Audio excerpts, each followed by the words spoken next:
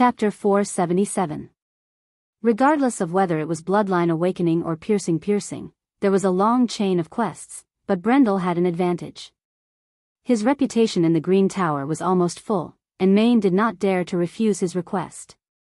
He was even honored to teach him the skills. After obtaining bloodline resurgence, Brando removed all the skills from the militia class and placed the Silver Elf skill, in-depth analysis, under the mercenary class. The special riding skill, Dragon Hunt, was only a temporary skill, so it was only natural for him to remove it. Power Burst, and Piercing Strike, could not be used at the same time, and Frontal Assault was also eliminated for the same reason. The White Raven sword art was a bit of a pity, but this skill had already reached a bottleneck. It would be very difficult for him to progress further without the inheritance. Moreover, he was about to learn the 9 Luminary sword art, so after some hesitation, Brando removed the skill that had been with him since the beginning. The White Raven sword art was originally a modified version of the Wind Elves' inheritance of the stars. Even though Orthless herself was a moon inheritor, the legendary sword art would only be stronger, not weaker. After removing the main skills from the mercenary class, Brando received nearly 6,000 EXP. He spent half of it to upgrade Piercing Strike to Master, level 10. Now, Piercing Strike dealt 425% damage in a 30-meter cone with a 12.7% chance to deal a critical hit. Master Attribute, double the damage dealt during charge. Even though the attack range was much worse than the White Raven sword art, it was nothing compared to the damage dealt. With the Master Attribute, if he was lucky, he could deal 15 times the damage. Even though the chance was not much higher than winning the lottery, it was still much rarer than winning the lottery. The reason why he chose to reset his stats now was because he had his own considerations. Before entering the loop of trade winds, his first consideration was how to solve his current predicament.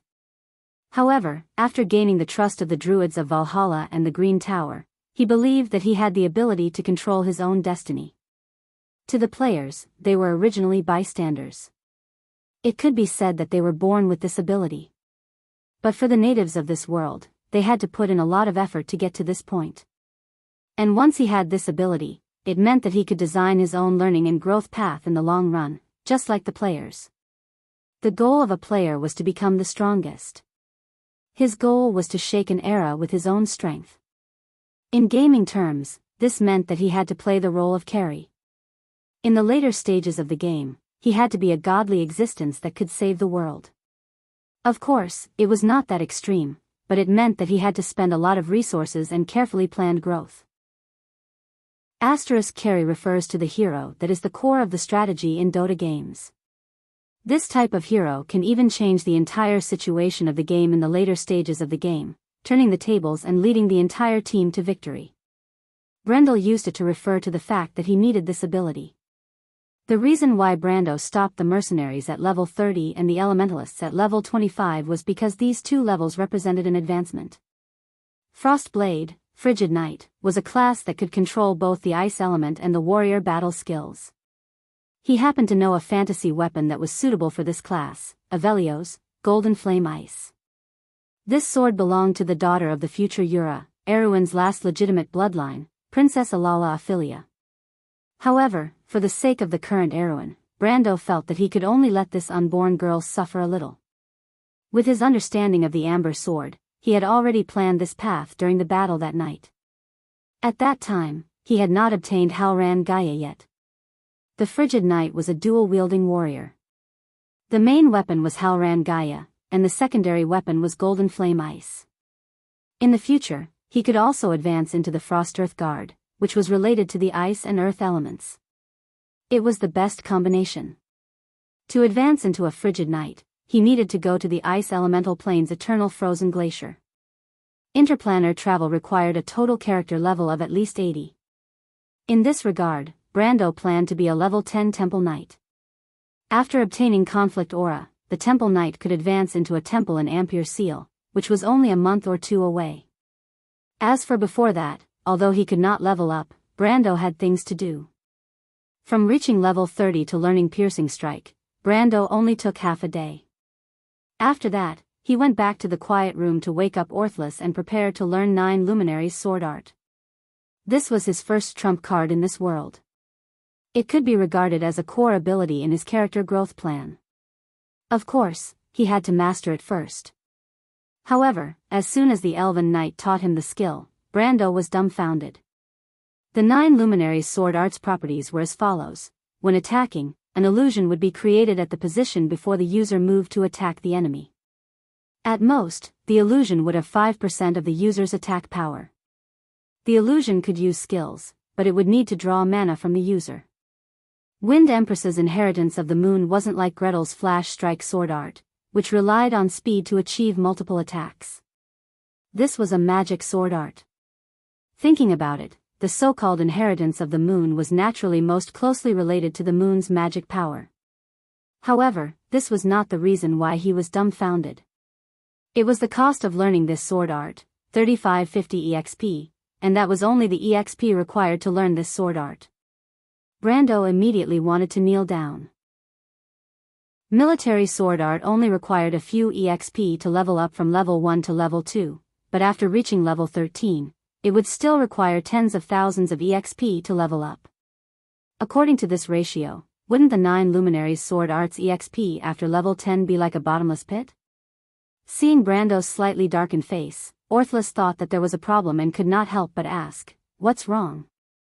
Brando shook his head. "It's too difficult." The Elven Knight was stunned for a moment, then she couldn't help but chuckle in his mind. Orthless had a smug look on her face. "So there are times when you find things difficult, little brother. I thought you knew how to do everything." She glanced at Brando and teased, "Ha ha ha, did you know that when I learned this sword art, I reached the beginner level before the age of 35. I was called one of the most talented inheritors of this sword art. How about it, don't let me down." Elves matured much slower than humans. A 35-year-old was equivalent to a 5 or 6-year-old human. Looking at the amount of EXP required, Brando knew how difficult this sword art was. To reach the beginner level at the age of 5 or 6, one could indeed be considered a genius. The so-called beginner level meant that one had to master the first 3 levels. This was not a problem for Brando. He glanced at Orthless. How could he let this big sister look down on him? After thinking for a while, he decided to put the rest of his EXP into this skill. Then, he took a step forward, leaving behind an afterimage that looked exactly like him. "This. You. Brando, how is this possible?" Orthless held her breath, her green eyes widening in disbelief. Even her mature and calm appearance looked a little cute.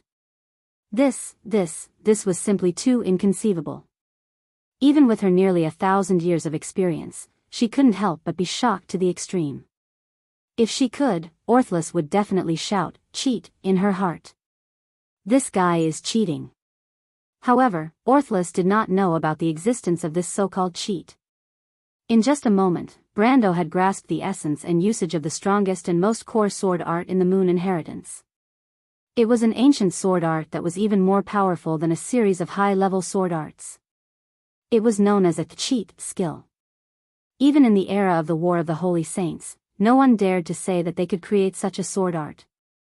Flash Strike sword art, 9 Luminaries sword art, and Cry of the Earth and Mountains were all such inheritances. Could it be that there really is such a genius in this world? Could it be that the legends of the divine people in history are true?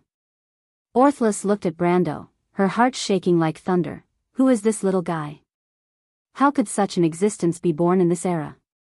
However, Brando did not notice Orthless's shock, because he was also shocked by the power of the 9 Luminaries sword art. Brando took a step forward, and the afterimage behind him seemed to have inherited all of his knowledge and sword art inheritance. It immediately took a step forward and corresponded with his position. If there were enemies around him at this time, the afterimage would be in a position to attack. Even if it was Brando himself, it would not be so. The afterimage only existed for a few tenths of a second before it disappeared. Since there were no enemies, it did not draw its sword. Although it was only a short time, it was more than enough for a battle where victory and defeat were often decided by a single line. Godly skill. What kind of skill could increase a person's combat strength by several times, and even give a person the ability to deal with multiple enemies at once? Even a high-level sword art would not be able to do such a thing. Brando looked at the 9 luminaries sword art's label, extraordinary ancient, shining like gold. In the next few days, Brando was completely immersed in the world of sword art. If he was as addicted to the game as he was back then, he had never even heard of such a powerful skill, let alone seen it in the game. After obtaining such a sword art, the first thing he needed to do was to raise it to the highest level possible. Although he did not have enough sword art EXP, it was not a problem.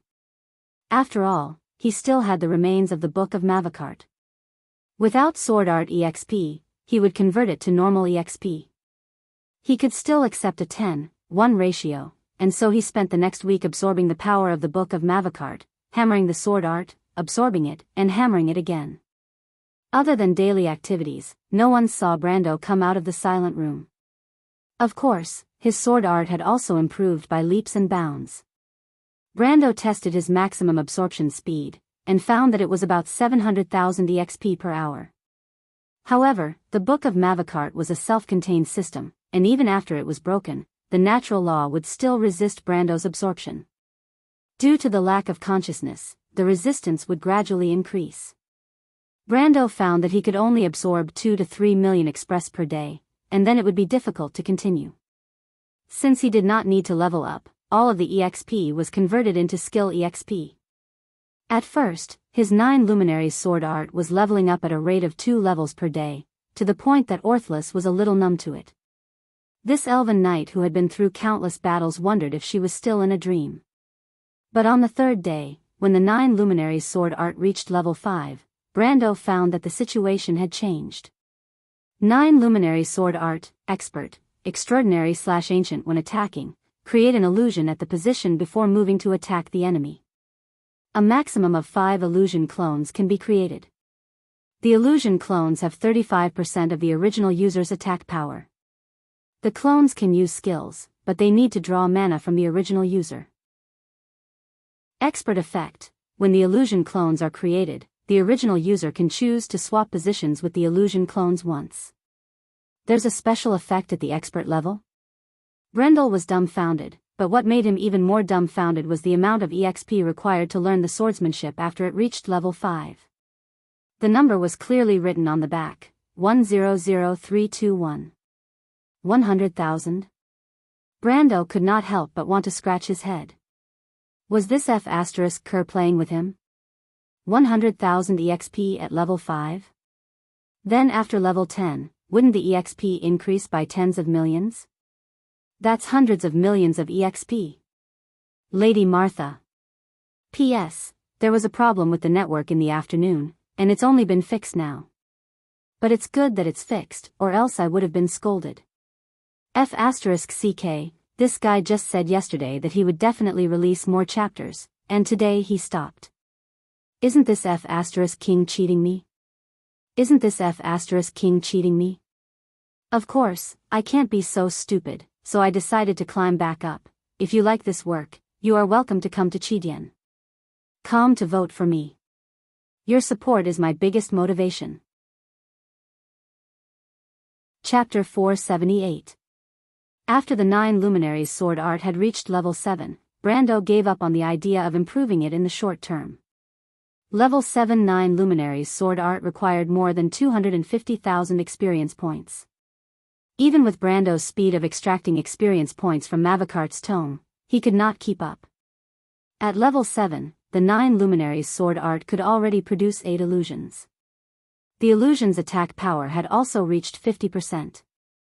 He was only one step away from the highest level, which was 9 illusions. Brando also discovered that the duration of the illusions was related to the level of the swordsmanship. When he first learned the 9 luminaries sword art, the duration of the illusion's duration was about 0.2 seconds. But at level 7, the duration of the illusion's duration was almost 1 second. It was an increase of 0.1 seconds for every level. When the illusions of the 9 luminaries sword art used skills, they would drain his mana. The method of extraction seemed to be converting the required stamina into mana. Charge required 6 points and Pierce required 20 points. Mana was much less than stamina, not to mention that 9 illusions were draining him at the same time. Brando had 250 points of mana, but the 9 illusions charge could drain half of his mana. Pierce could drain almost all the mana in his mana pool. If the illusions were to use magic, although the duration of the illusion's duration was not enough for them to use most of their spells, Brando just so happened to have the spell-like skill, Tough Bark. He had tested it with Tough Bark before. When the illusions used magic, the consumption of mana seemed to be double. Brando used Tough Bark to exchange 50 points of mana for 1 point of armor, but the illusions used 100 points. Brando had also tested it. The illusions themselves could not use the 9 luminaries' sword art to create more illusions, and they could not take the initiative to exchange positions with him. After thoroughly understanding the 9 luminaries' sword technique's operating method and usage restrictions, Brando began to look for people to practice this sword technique. The person he was most familiar with was the old swordsman, Coden. However, after 2 days of sparring with Brando, the old swordsman had complained that he wanted to quit. After returning from the loop of trade winds, Brando's strength had reached the level of a gold-ranked swordsman. Furthermore, the 9 luminaries' sword art was just too strange. Even with Coden's strength, he was still easily defeated. No normal person would be willing to do such a thing, let alone Coden's dignity as a gold-ranked swordsman. So the next day, the old man decided not to come. Coden was gone, but Greysword Saint Mephistopheles somehow heard that Brando was practicing swordsmanship and came looking for him. The Ash Sword Saint was never one to beat around the bush, and as soon as he found Brando, he wanted to spar with him. Brando was a little puzzled. With the Ash Sword Saint's level of swordsmanship, there was no reason for him to spar with him. The difference in strength between the two of them was too great. But this was in the category of someone giving him a pillow when he wanted to sleep, so he naturally could not refuse. What he did not expect was that Mephistopheles actually suppressed his strength and patiently sparred with him. As a sword saint, Mephistopheles was naturally more knowledgeable than Coden. When Brando used the 9 luminaries' sword art, Mephistopheles' expression changed. It was an ancient inheritance. Mephistopheles patiently countered Brando's moves and pointed out the flaws in Brando's swordsmanship one by one. Mephistopheles did not have much to say about the 9 luminaries' sword art. It was an ancient skill that was beyond his level. However, he was a master of military swordsmanship. In fact, the military swordsmanship of each country was similar in this era. After all, it was a basic skill. The only difference was that the swordsmanship of each country differed greatly. Mephistopheles had been practicing Cruz's military swordsmanship since he was a child. The Cruz's swordsmanship and Erewhon's swordsmanship were closely related. After Mephistopheles' advice, Brando felt that his military swordsmanship, which had been stagnant for a long time, showed signs of loosening up. This made Brando both excited and curious. He was excited because if he could improve his military swordsmanship to LV-16, the benefits would be earth-shattering. However, he was curious because every sword saint seemed to have their own unique understanding of swordsmanship. Orthless was like this, and the Ash Sword Saint was like this. Their insights seemed to be very beneficial for him to improve his swordsmanship after LV-15. Brando could not help but think that if he visited all the sword saints of Wonde and obtained their insights, would his swordsmanship directly enter the Holy Realm? Of course, this was just a thought at most. Although there weren't many people in Vaunt who could be crowned with the title of Sword Saint, there were still dozens of them. Among them, there was no lack of eccentric people, and there were even some who were evil. Compared to them, the Ash Sword Saint, Mephisto, was simply a normal person among normal people. To get the recognition of all these people, to be honest, this was an impossible task. Veronica was one of the extreme sword saints that Brendel knew, but he did not know if the Kurlet's goddess of war would be impressed enough to teach him her swordsmanship. Veronica had joked that she wanted to teach him swordsmanship, but the prerequisite was that he had to become a citizen of the Kurlet's empire, which was impossible. Clang! Brando, who was still thinking, heard a crisp sound. Halran Gaia clashed with Mephisto's grey sword, and a huge force almost made him lose his grip on the sword. He hurriedly retreated, and the three illusions behind him immediately blocked Mephisto's path of attack. Only then did Brando manage to escape. Mephisto watched the three illusions disappear in front of him. He did not intend to take another step forward.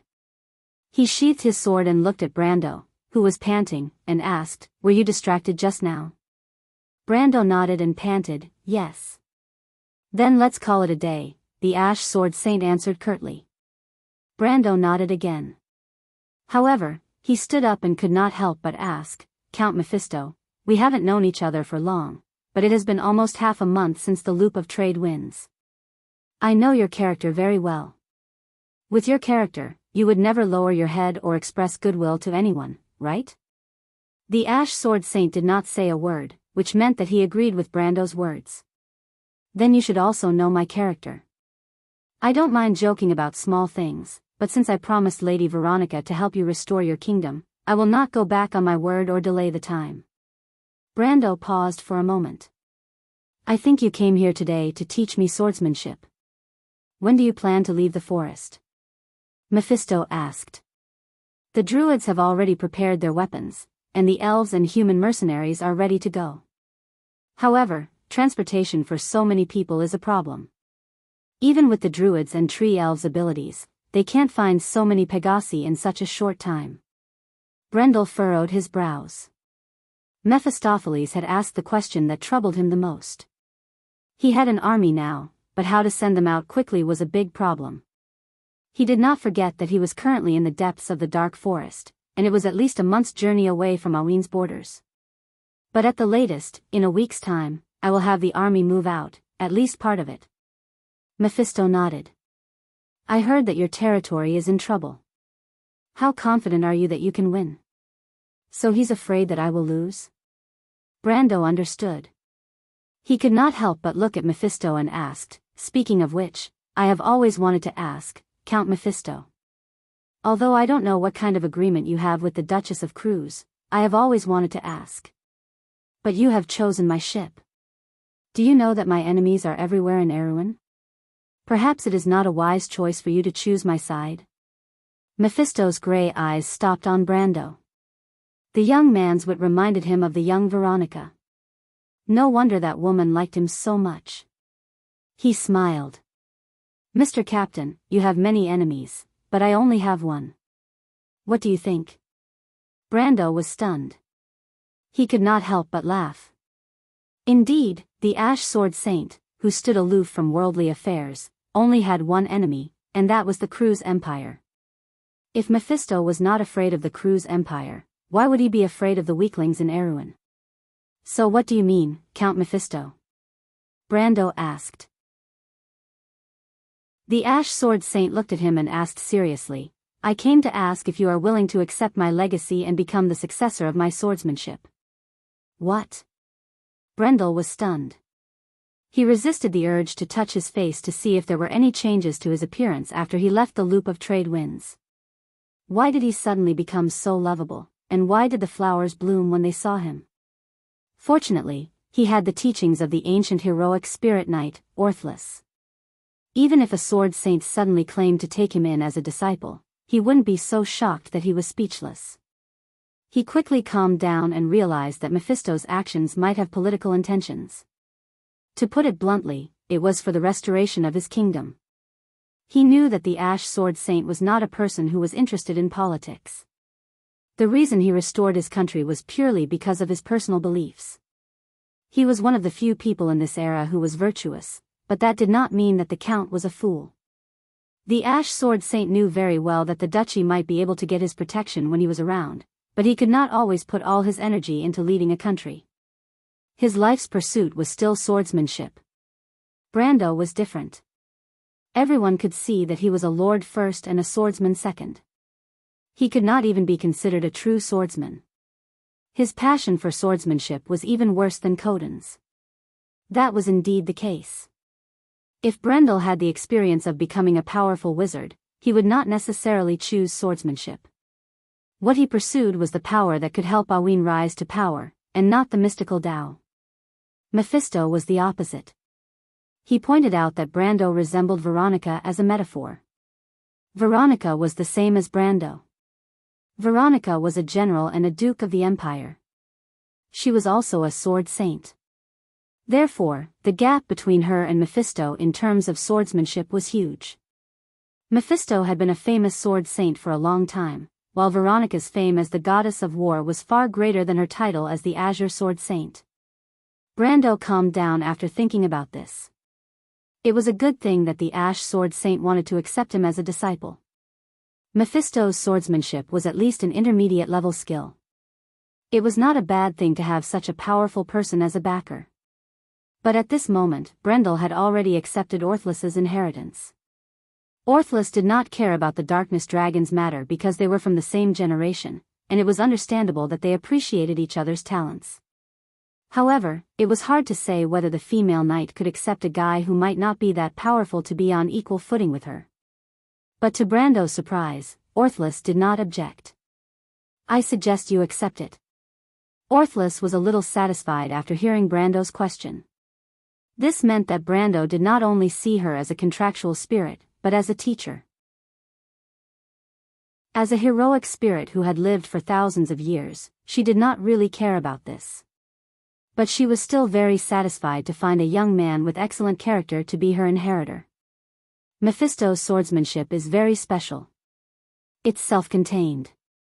After all, my vision is limited to 1,000 years ago.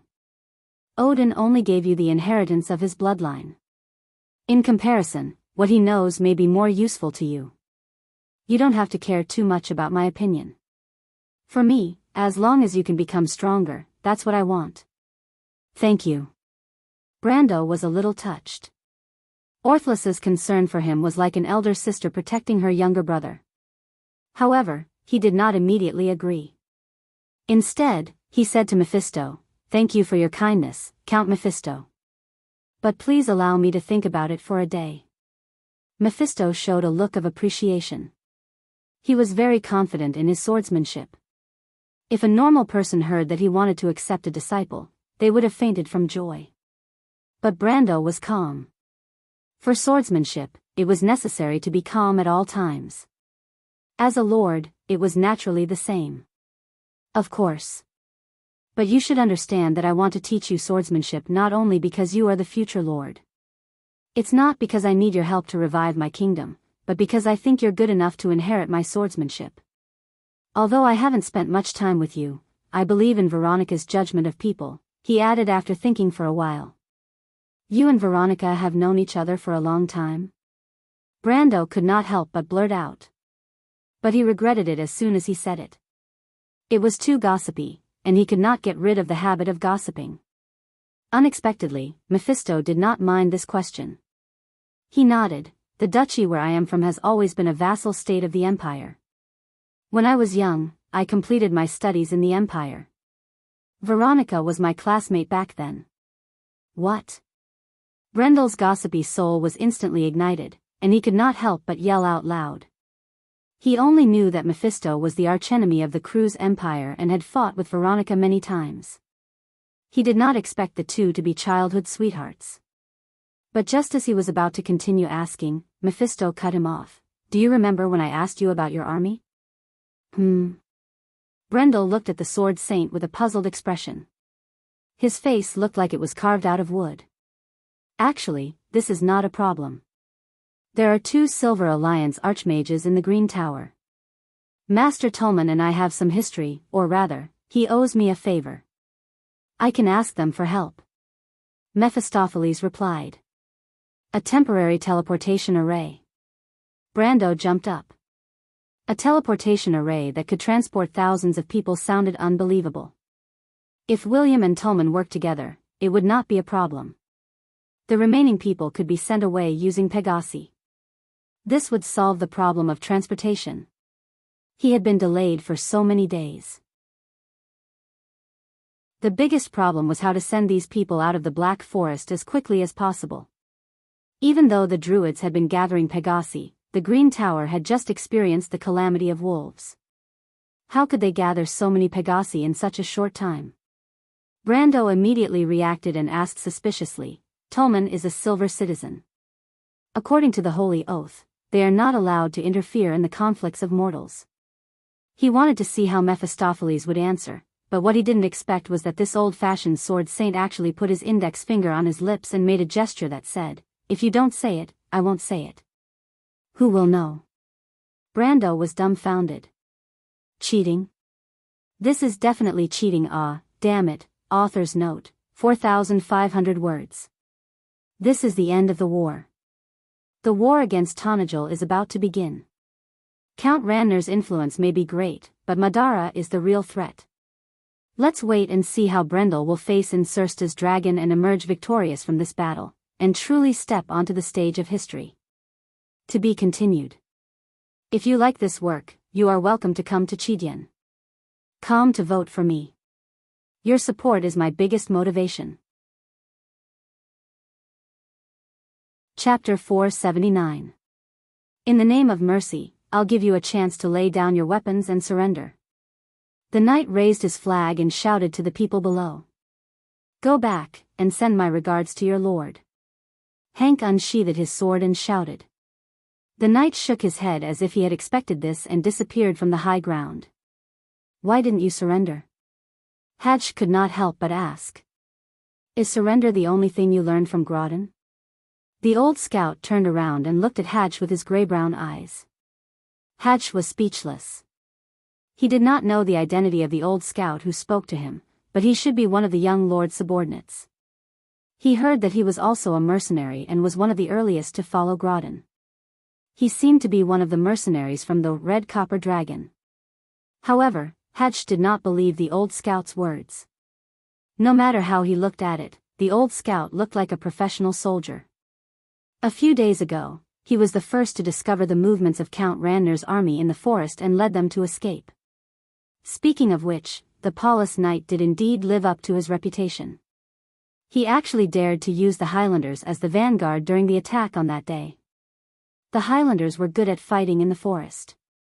It was said that when they moved in the forest, their movements were like migrating deer. In other words, unless one was an experienced hunter, it would be very difficult to discover their tracks. Hatch knew that this was not an exaggeration. Everyone in the outpost was an experienced veteran, but none of them noticed the movements in the forest. Hatch could not help but look at the old scout in front of him. If this old man was a scout, he must be the best of the best. But the old scout did not mind and knocked on Hatch's chest. Straighten up, lad. There's nothing to be afraid of. Abandoning Groudon was the best decision you've made in your life. Now that you're a true warrior, you must show me the courage of a warrior. The scouts burst into laughter. They were surprised that they could still laugh at this moment. The Highlanders were the first to arrive, and they were trapped in the forest until they were finally surrounded by Count Ranner's knight subordinates. Hatch blushed a little. He knew that he had misspoken, even though he was forced to work for the young lord. But Count Ranner would still see him as a traitor. The others could surrender, but he had no choice. He used to be a brave man, but Groudon's hands had slowly worn away his willpower. He took a deep breath, and his mind hardened like the sword in his hand. The older scout scolded the others. What are you laughing at? Get ready for battle. More than 20 riders faced different directions. In such a desperate situation, the recruits would have been scared to the point that their faces turned pale and they would be at a loss of what to do. However, these knights appeared to be calm and collected. Their breathing was even and their bodies were tense. They were as dangerous as wild beasts that were waiting for an opportunity to break out of the encirclement. Pay attention to the direction of the enemy's attack and look for an opportunity to break out. The old man's sharp eyes scanned the surroundings of the forest like an agile beast. He gave his temporary subordinates an order in a low voice. A sharp sound came from the cold air, and Hatch felt a rider beside him fall off his horse. He quickly grabbed the rider and fixed him on the back of his horse. After the sound of an arrow, the arrows in the forest were like locusts that blotted out the sky and covered the earth. Their ears were full of whooshing sounds. Hatch was distracted, and an arrow flew towards his face. But there was already a knight beside him who pulled out his sword and deflected the arrow. Banging sounds could be heard from the group of scouts. If it was a noble's private infantry, they would have already broken down in such an environment. They would either be frozen in place or run around aimlessly.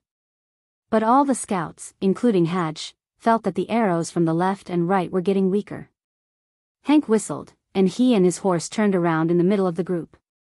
He pointed his sword forward. The riders understood what he meant, and the 20 or so men and horses did not collide with each other. They turned around beautifully and charged towards the right. Knight Wilson felt a chill in his heart. The report said that the ones who killed Groton and took over Abies were a group of rebels, but looking at the quality of the scouts below, they did not seem like rebels at all. Even the best regular army in the kingdom did not have such quality. He could only hope that it was just a coincidence. He immediately ordered his attendant to pass down the order for the knight to attack. The archers on both sides would definitely not be able to stop the enemy's charge. Even though the order was passed down, Wilson felt a little uneasy. The first to rush out of the forest were the infantrymen. The nobles' private infantry raised their spears high. Even though they could not form a formation in the forest, they were still a great threat to the riders. Hatch leaned back to dodge a spear that was thrusting towards him, and the blade of his sword sliced through the enemy's neck. It was the long-awaited feeling of a sharp sword cutting through a weak throat. Blood spurted out like rain, and Hatch's nerves tensed up. He turned his head to the side to prevent the blood from splashing into his eyes. On the other side, he saw 2 spears piercing through the back of a rider's abdomen. That person had treated him to a drink a few days ago. Even though the taste was not good, Hatch remembered that the person was a mercenary. The mercenary was on the verge of death, but his hand was still holding onto the reins as he charged forward and crashed into the noble soldier. The noble soldier was sent flying as if he had no bones. Then, the mercenary and his horse fell down together. Hatch saw that the mercenary was already dead by the side of the horse. Hatch could not help but take a deep breath when he saw this. He slashed the 3 men in front of him. The noble's infantrymen were at most at the lower tier of iron ranked, and some of them were even white ranks. He did not need to worry about them because of the difference in strength. Suddenly, a whistle came from the forest, and the sound of hooves could be heard from the right. More than 10 knights suddenly broke through the fog and appeared in that direction. "Turn around and face the enemy." The old man's voice came from the back. The situation suddenly became dangerous. The scouts were already surrounded, and only a dozen or so of the original 20 or so riders that had broken through the encirclement remained.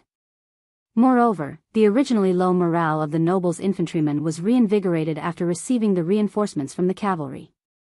These bastards were trying to restrain them and prevent them from escaping to face the enemy's cavalry. But when the others were unable to escape, a black shadow appeared. Hatch saw the old scout snatch a spear from one of the nobles' infantrymen and cut him down with his sword. The old scout then turned around and charged towards the knight with a spear in his hand. 1 man and 1 horse, like the champion knight in the arena, charged forward with an unstoppable momentum. Hatch was not the only one who was shocked. The knight of Count Ranner was also shocked. They were all light cavalry, and had never seen such a ferocious charge. While they were stunned, they were already pierced through by the old scout. The knight who was charging at the front screamed in agony, and his entire body was sent flying by the spear. But the spear was not meant to be used in a cavalry battle. The huge impact caused the spear to break, and Hank charged into the enemy's formation. He immediately unsheathed his sword and cut down another knight from his horse. Hatch almost bit his tongue off. In his opinion, the old man's strength was not that high. At most, he was at the level of an iron-ranked warrior, but not everyone could do such a smooth action. Which army did he belong to? This thought immediately appeared in his mind. Even Erwin's frontline army could not nurture such an excellent soldier. Especially the aura of a veteran, it was definitely not something that could be faked by an ordinary person. Hatch suddenly reacted and shouted at the others behind him, "Archers, archers! Cover him!" There was no need for him to remind them. A few of the knight of Count Ranner had already taken out their longbows from their backs. They were about to surround the old man after their momentum was interrupted by Hank, but a few arrows pierced through the air and disrupted their formation. Hank took the opportunity to charge out from behind the cavalry's thin formation. The old man immediately turned around and raised his sword, nodding to his comrades. Seize the opportunity and break out of the encirclement. Hadj seemed to have been possessed by a god at that moment. He understood the old man's intention in an instant. He felt his blood boiling, and adrenaline surged through his body, causing his eyes to turn red. He pointed his sword forward, and a dozen riders behind him responded in unison. The infantrymen of the nobles could no longer stop the crazy scout knight. Count Ranner's Knight of Count Ranners had just reorganized their formation, and an evenly matched opponent had already pounced on them. Knight Wilson almost fainted when he saw this scene. He originally thought that he had caught a juicy piece of meat, but he did not expect to kick an iron plate. He had more than 100 men and a dozen cavalrymen under him, but they could not stop more than 20 people. At least half of the enemy had escaped. F***CKU. How are we going to fight a veteran of the November War? Wilson was the most capable knight under Lord Paulus. Due to his rich experience in fighting against the Highlanders, he did not even think highly of Erwin's regular army, much less the rebel army. But this time, Wilson was sure that he had never fought such a strange battle in his life. He was much more knowledgeable than Hadj, and he could tell that Hank was a veteran of the November War. More than half of the veterans who survived the November War had received the Candlelight Badge before. Even if they were not knights, they would at least have half a fief. How could there be such a person in the rebel army? Wilson could not help but feel a chill run down his spine. He thought that he and his lord had fallen into a huge conspiracy. Just as Wilson was feeling the pain of losing his men, a steady stream of reports had been sent to Lord Paulus, who was now in charge of the army. This time, although this old knight had formed an alliance with two of his colleagues, with his rich combat experience, the other two knights could at most be his deputies. In this war, the only one who could be on equal footing with him was the famous general of Madara. Even though Tarkus wasn't considered young compared to humans, he was still considered to be one of the younger generation in Madara. In this War of the Black Rose, Madara's younger generation of generals had emerged one after another like the stars in the sky. Although the old knight Lord Paulus was working together with Tarkus, he could not help but sigh in his heart. Compared to Madara, his own country, Awin, was like an old man on the brink of death, with a gloomy atmosphere. For some reason, the old knight suddenly thought of the enemy standing in front of him. He heard that the enemy was also a young man. All of a sudden, Lord Paulus was interested in his opponent. However, this interest did not waver the old knight's will.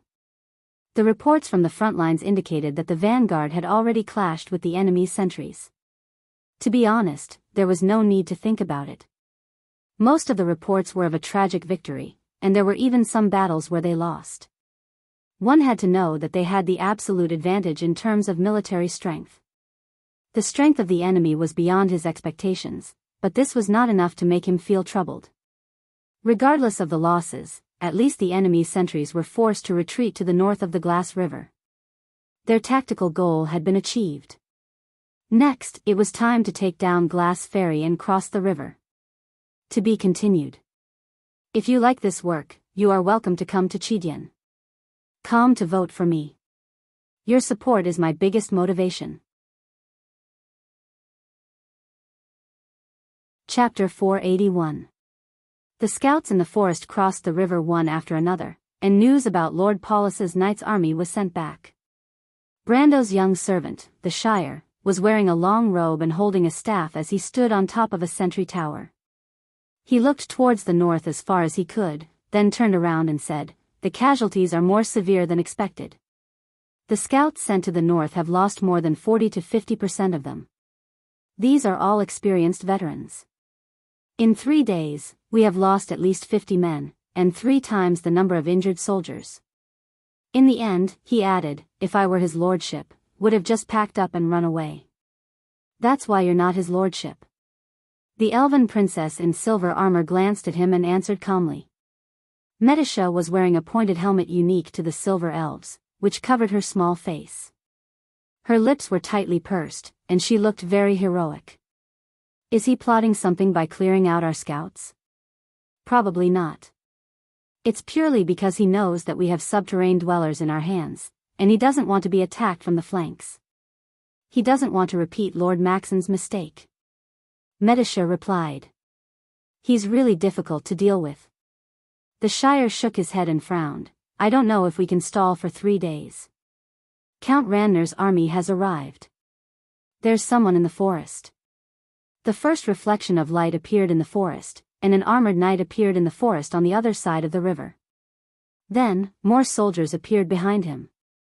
The knight stabbed the flagpole in his hand into the soft soil of the river bank, and a sky-blue emblem unfurled in the wind. It was the emblem of Lord Paulus's hunting dog. There's also one in the north and east. So many. Soldiers wearing red and blue battle robes filed out of the forest, and there were no less than 1,000 of them. Are they preparing to attack the city? The Shire asked when he saw an archer shooting an arrow at the River Gree from afar. The arrow fell powerlessly on the river bank when it was about 50 steps away from the earth wall. Medisha shook her head. The enemy was just estimating the distance. They might launch a probing attack, but before that, they should observe for a while. As the youngest princess of the Silver Elves, Medisha had experienced as many battles as the other Silver Elves. The atmosphere before the great battle did not make her feel nervous. Instead, it gave her a sense of familiarity. It was just that there were too few enemies. There were too few enemies. The Silver Elf girl shook her head. Medisha wasn't wrong. At this moment, on a small hill 1,000 meters away, Lord Paulus was standing upright on his horse like a sharp sword. Grodden's most trusted retainer was surrounded by knights. His hand was on the hilt of his sword, and his eyes were as sharp as an eagle's as he scanned the river bank from afar. Lord Paulus was the oldest among Grodden's retainers. Even though he had a personal relationship with Lord Maxon, there was a huge difference in their ages. Lord Maxon was in his prime, while Lord Paulus' hair was already white. This old knight could be said to be a veteran of hundreds of battles. Although his fame did not spread as far as Ampere Seal and Buchy, he was a character that could make children stop crying among the barbarians of Trentheim. The Gree River ferry was right in front of them. Lord Paulus had been here once or twice before. He remembered that there was a flat grassland on the other side of the river, but what he saw now made him wonder if he was getting old. The lush forest completely covered the ferry, and only the shoal extending from the woods to the mouth of the river proved that they had not come to the wrong place. This was the season when the water level of the Gree River was at its lowest. Even infantry could wade through the cold water and cross the river from the shoal of the ferry. There seemed to be fortifications in the forest in the distance. The sentry towers that stood in the canopy proved this point. Since when was there a forest here? Lord Paulus remembered that the last time he came here was only 2 or 3 years ago, but the forest on the other side did not seem to have grown in such a short period of time. The towering ancient trees needed at least 2 or 3 people to wrap their arms around them, and they were more than 10 meters tall. Not to mention 2 or 3 years, even 20 or 30 years might not be enough. There's a fort on the other side of the river. The sentry said that he saw a wall made of mud. This forest proves that the rumors of the Druids working for the rebels are true, one of Lord Paulus's adjutants said. The Druids have a way to turn the forest into this in such a short period of time? Is this an illusion or a forest that was transplanted from somewhere else? Lord Paulus looked at the forest in front of him. It was clearly a primitive forest that was easy to defend and not easy to attack. It was unbelievable that the Druids had such an ability. Even if the forest was transplanted from somewhere else, it would not be easy to grow it in such a short period of time. It was not that he had never seen magic before, but most of the spells cast by wizards were fleeting. Even though it was powerful, it was still acceptable. However, this forest was right in front of their eyes. It stretched for at least a dozen miles, and was clearly presented before their eyes. It was neither an illusion nor an illusion. The knight beside him kept quiet. The Druids were a mysterious race. No one could tell what they were capable of. In most legends, it was not even certain if the Druids could cast spells. One said that the Druids were good at taming animals to fight for them. Another said that the Druids could transform into powerful animals to fight for them, just like the beastmen. However, Lord Paulus quickly called for a wizard to explain the situation to them. The elder wizard was shocked when he heard that the forest had appeared out of thin air. The druids could accelerate the growth of plants, but they were definitely not this powerful. The fact that the enemy could create such a large forest in such a short period of time meant that they had a shocking number of druids. Or that the druids working for them were at least at the level of the druid masters in the Circle of Sky. A druid master was similar to the leader of the Silver Alliance's wizards. Lord Paulus did not believe that Brando had such people working for him, so he asked, how many druids would it take to create such a large forest in a few months? A few months? The wizard screamed and almost ran away. It would take at least a few thousand druids to create such a large forest in a few months. A few thousand? That's impossible. The rebels don't even have a few thousand people, a knight retorted. That means they have a druid grandmaster in their hands, or they have 30 grand druids forming a ring.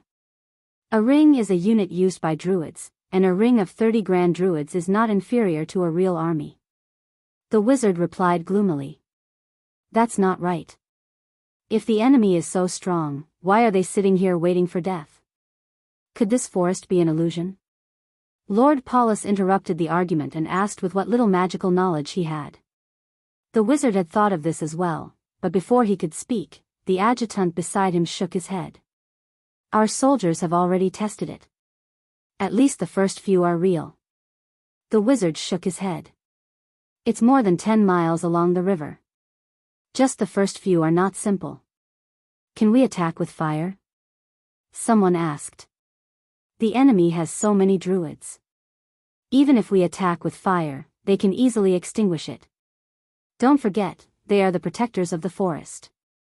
They are much more skilled in dealing with fire than you are. In any case, let's try it first. Lord Paulus made a decision without batting an eyelid. Let the soldiers prepare the fire arrows and launch a probing attack. Whether it succeeds or not, let's set up camp here. Let the knight of the grizzly bear domain prepare to chop down the trees. Count Ranner's army had moved. A row of soldiers appeared from the forest. They wore gray-green battle robes and held shields in their hands. Their swords were strapped to their waists. The 3 rows behind them held long halberds, and long gray triangular flags were hung on the tips of the halberds. There were 3 knight domains north of Tonagel. Lord Paulus's family emblem was a hunting dog, Raleigh's family emblem was a grizzly bear, and Crewe's family emblem was a silver full moon. Thus, the flags raised by the soldiers were full moons. I thought the large forest behind us would scare them off.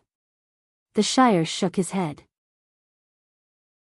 Even though the druids had contributed precious magic seeds and worked tirelessly to complete this line of defense, there was still not enough time. This forest was actually only a part of the original forest from the fortress. The rest of the forest was created by him using illusions. The soldiers from Crewe's domain slowly moved forward. They were flanked by a large group of barbarians who wore ragged clothes and thick leather armor. They held sharp axes and round shields in their hands. The 3 armies slowly waded through the river and approached Gree Ferry. What did the Lord say? The Shire raised his hand and was about to give an order. They are just some nobles with shields and halberds who are not even tier 1 soldiers. Just get rid of them. Is there a need to ask for my permission? Stupid. Medisha imitated Brando's tone and replied. Tier 1 soldiers? What the hell is that? Seal's eyebrows were almost knitted together. His lord seemed to like to talk about weird things. He still couldn't figure out the level-up theory from Fortress Reedon, and now he was talking about a grade 1 troop class. However, he did not have time to think about it. Rows of Count Ranner's archers walked out from the back of Crewe's infantry. These professionally trained longbowmen were all elites under Lord Paulus. They held their longbows and used their arrows to draw a trench in the ground. They opened the leather pouches at their waists and poured the liquid inside into the trench. It's oil. Fire arrows. The Silver Fairy Princess's expression changed. A fire dragon ignited in the forest. The human soldiers had already raised their longbows. Burning arrows were knocked on their bows. Following a command from the forest, the bowstrings vibrated in unison. The next moment, almost everyone in the forest saw a cloud of fire fly into the sky, turning the sky blood-red. Then, the cloud of fire stopped at the highest point and smashed down on their faces. Fire arrows. Accompanied by a scream, the fire arrows whistled and smashed into the forest. Fortunately, the trees were extremely dense, and most of the arrows were blocked by the canopy and branches. Only a small number of arrows passed through the gaps and fell into the mercenaries' camp. The fire arrows did not cause any direct damage, but Lord Paulus, who was watching from afar, did not have any expression on his face. He was waiting for the follow-up effect, and he was about to see it. The longbowmen raised their longbows, and the second wave of fire arrows was already knocked on their bows. P.S. Update late. I have no way to go online these few days. I hope everyone can forgive me. To be continued. If you like this work, you are welcome to come to Chidien.com to vote for me. Your support is my biggest motivation. Chapter 482. As soon as the fire arrows came into contact with the trees, they immediately burst into flames. The water in the trees evaporated and turned into thick smoke. The Crus infantrymen and mountain warriors in gray-green battle robes took the opportunity to sneak into the forest. The attack was so successful that even Lord Paulus, who was observing the battle from afar, raised his eyebrows slightly. But it was at this moment that a muffled sound of thunder came from the distant forest. A large patch of dark clouds gathered above the canopy at a speed visible to the naked eye.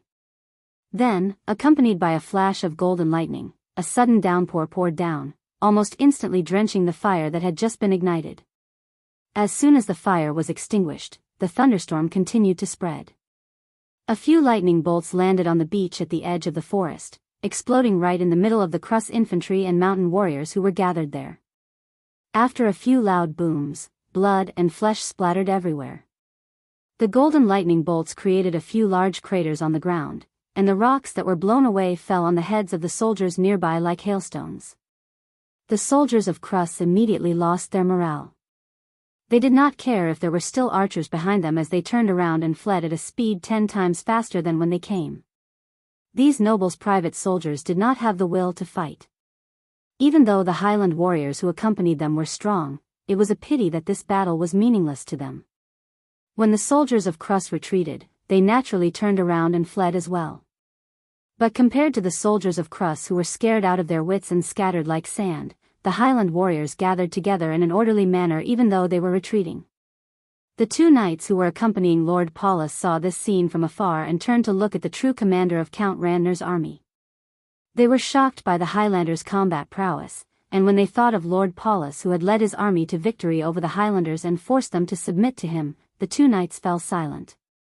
Of course, they were unwilling to submit to Lord Paulus, but when they saw the performance of their own troops, they could only remain silent. At this moment, the dark clouds had already passed over the soldiers of Crus and arrived at the archers' formation on the other side of the river. A premonition of impending doom filled the heart of Sir Wiggins, the commander of the archers. "Retreat! Quickly retreat!" He immediately screamed, but he was still one step too late. He saw a golden net fall from the sky, instantly exploding among the three groups of archers. Almost in the blink of an eye, more than 2 groups of noble archers who had been trained for a long time were directly reduced to ashes. Sir Wiggins was struck by the lightning as well, but he was protected by the electric cage effect from head to toe. However, the adjutant beside him was not so lucky and was turned into charcoal. Wiggins crawled up from the ground, his face covered in dust and grime. He couldn't help but grieve. An entire company of archers had been crippled in a single round of attacks. Although they had only lost 20 to 30% of their archers, the rest had long since been scared out of their wits. They wouldn't be able to return to battle for a while. Not to mention that the dark clouds above were still surging, and the second round of lightning was about to descend. The archers immediately collapsed like the soldiers in front of them. They screamed and turned to flee. Mortals had no way of resisting such a powerful force of nature. Lord Paulus's knowledgeable and experienced knight subordinates might be a little better off, but they definitely wouldn't be the noble's private soldiers. But at this moment, the sound of chanting suddenly rang out from the forest. The cadence of the incantation seemed to gather an invisible force in the air, and even the air pressure dropped a little. The dark clouds in the sky suddenly paused, and then dissipated piece by piece. In the blink of an eye, the clouds parted and the sun could be seen. The forest was silent at first, and then cheers rang out from the north bank of River Gree.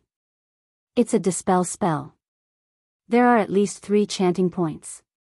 On Brando's side, a druid covered in grass from head to toe listened attentively and said, "No, it's 4. The Shire shook his head. 4. The others didn't dare to refute. The first batch of druids sent to Abies didn't have any great druids, and the Shire could be said to be the number 1 spellcaster in the area. High-ranked spellcasters were rare to begin with. It was said that Count Ranner had 2 gold-ranked magi by his side, but this time, there might not even be 1. If there are 4 magi here, it doesn't mean that there are only 4 of them. It's a pity that we don't know how many of them there are. According to the reports, there might be more than 30 of them, including silver-ranked spellcasters. From the looks of it, it's very likely." Cornelius replied. He was the nominal commander of the mercenaries here, and the more reliable Rabban was sent to help command the 800 subterranean dwellers. Other than that, Brando also ordered Copper Dragon, Reto and the others to replace Yuta's mercenary group in the silver mine. Count Ranner should not know that the silver mine had fallen, so Brando hoped that Reto would be able to surprise him. It was a dangerous mission, and Reto and the others were veterans of the November War, so they were naturally more qualified than Yuta's mercenaries. As for Yuta, she had already been transferred back to the front lines against Count Ranner's army. She was also very satisfied with this arrangement. The beautiful red-haired mercenary leader stood beside Medisha and voiced her doubts. How can Lord Paulus have so many magi? Even if Lord Paulus has been on the front lines for years, it's still impossible. Don't forget about Lord Cruss and Grizzly Bear, but I think Count Ranner had also transferred some of his own magi, or else there wouldn't be any silver-ranked magi. Cornelius replied. 30 magi. Ever since the November War, Erewhon has never had a magi group with more than 30 magi. Count Ranner really spared no effort to intimidate these small fries. Gaspard, who had been following Brando since Fortress Reden, could not help but mock him. As a half-noble, he was very clear about Erewhon's past battles. Gaspard's words made everyone laugh. They had more than 100 druids on their side, not to mention the fact that the young lord's magi was a gold-ranked magus. The young lord did not have a large army, but the quality of his soldiers was unbelievably high. Ordinary soldiers were either experienced mercenaries or veterans of the November War. At the very least, they were soldiers of the Erewhon army who had fought against Madara. Very few of them were below iron-ranked, and some of them were even above the mid-tier of iron-ranked. Other than that, there was also a group of subterranean dwellers. Their individual strength was at least above iron-ranked, and there were quite a number of them who were at the peak of iron-ranked. The 2 armies added up to close to 3,000 men, and mages accounted for more than a tenth of this army. This was extremely rare in the entire history of Awin's wars, and it was simply inconceivable. If this news were to spread, it would probably cause an uproar in the outside world, and they would have to re-evaluate the strength of the new Lord of Tonajul. However, Brando deliberately suppressed this news because he knew that sometimes, a surprise would leave a deeper impression than an established fact. This time, the young lord wanted the whole of Erewhon to remember his name, and who was the rightful Lord of Tonajul. Gaspard's words made the dark clouds in everyone's hearts dissipate, as if the forest had made Count Ranner's army less terrifying. However, the Shire still had to give them a heads up, and he waved his hand. Even if that's the case, the enemy's absolute strength is still much greater than ours. Count Ranner's army is led by 3 Knight Lords, and they have an army of 20,000 men. The Highlanders have about 10,000 men, which means that the army hidden in the forest in front of us, the Shire pointed to the north of the Gree River, they might be 30 times more powerful than us. Everyone became solemn again. This was something that they had known for a long time. Furthermore, the 3 Knight Lords have elite knights under their command.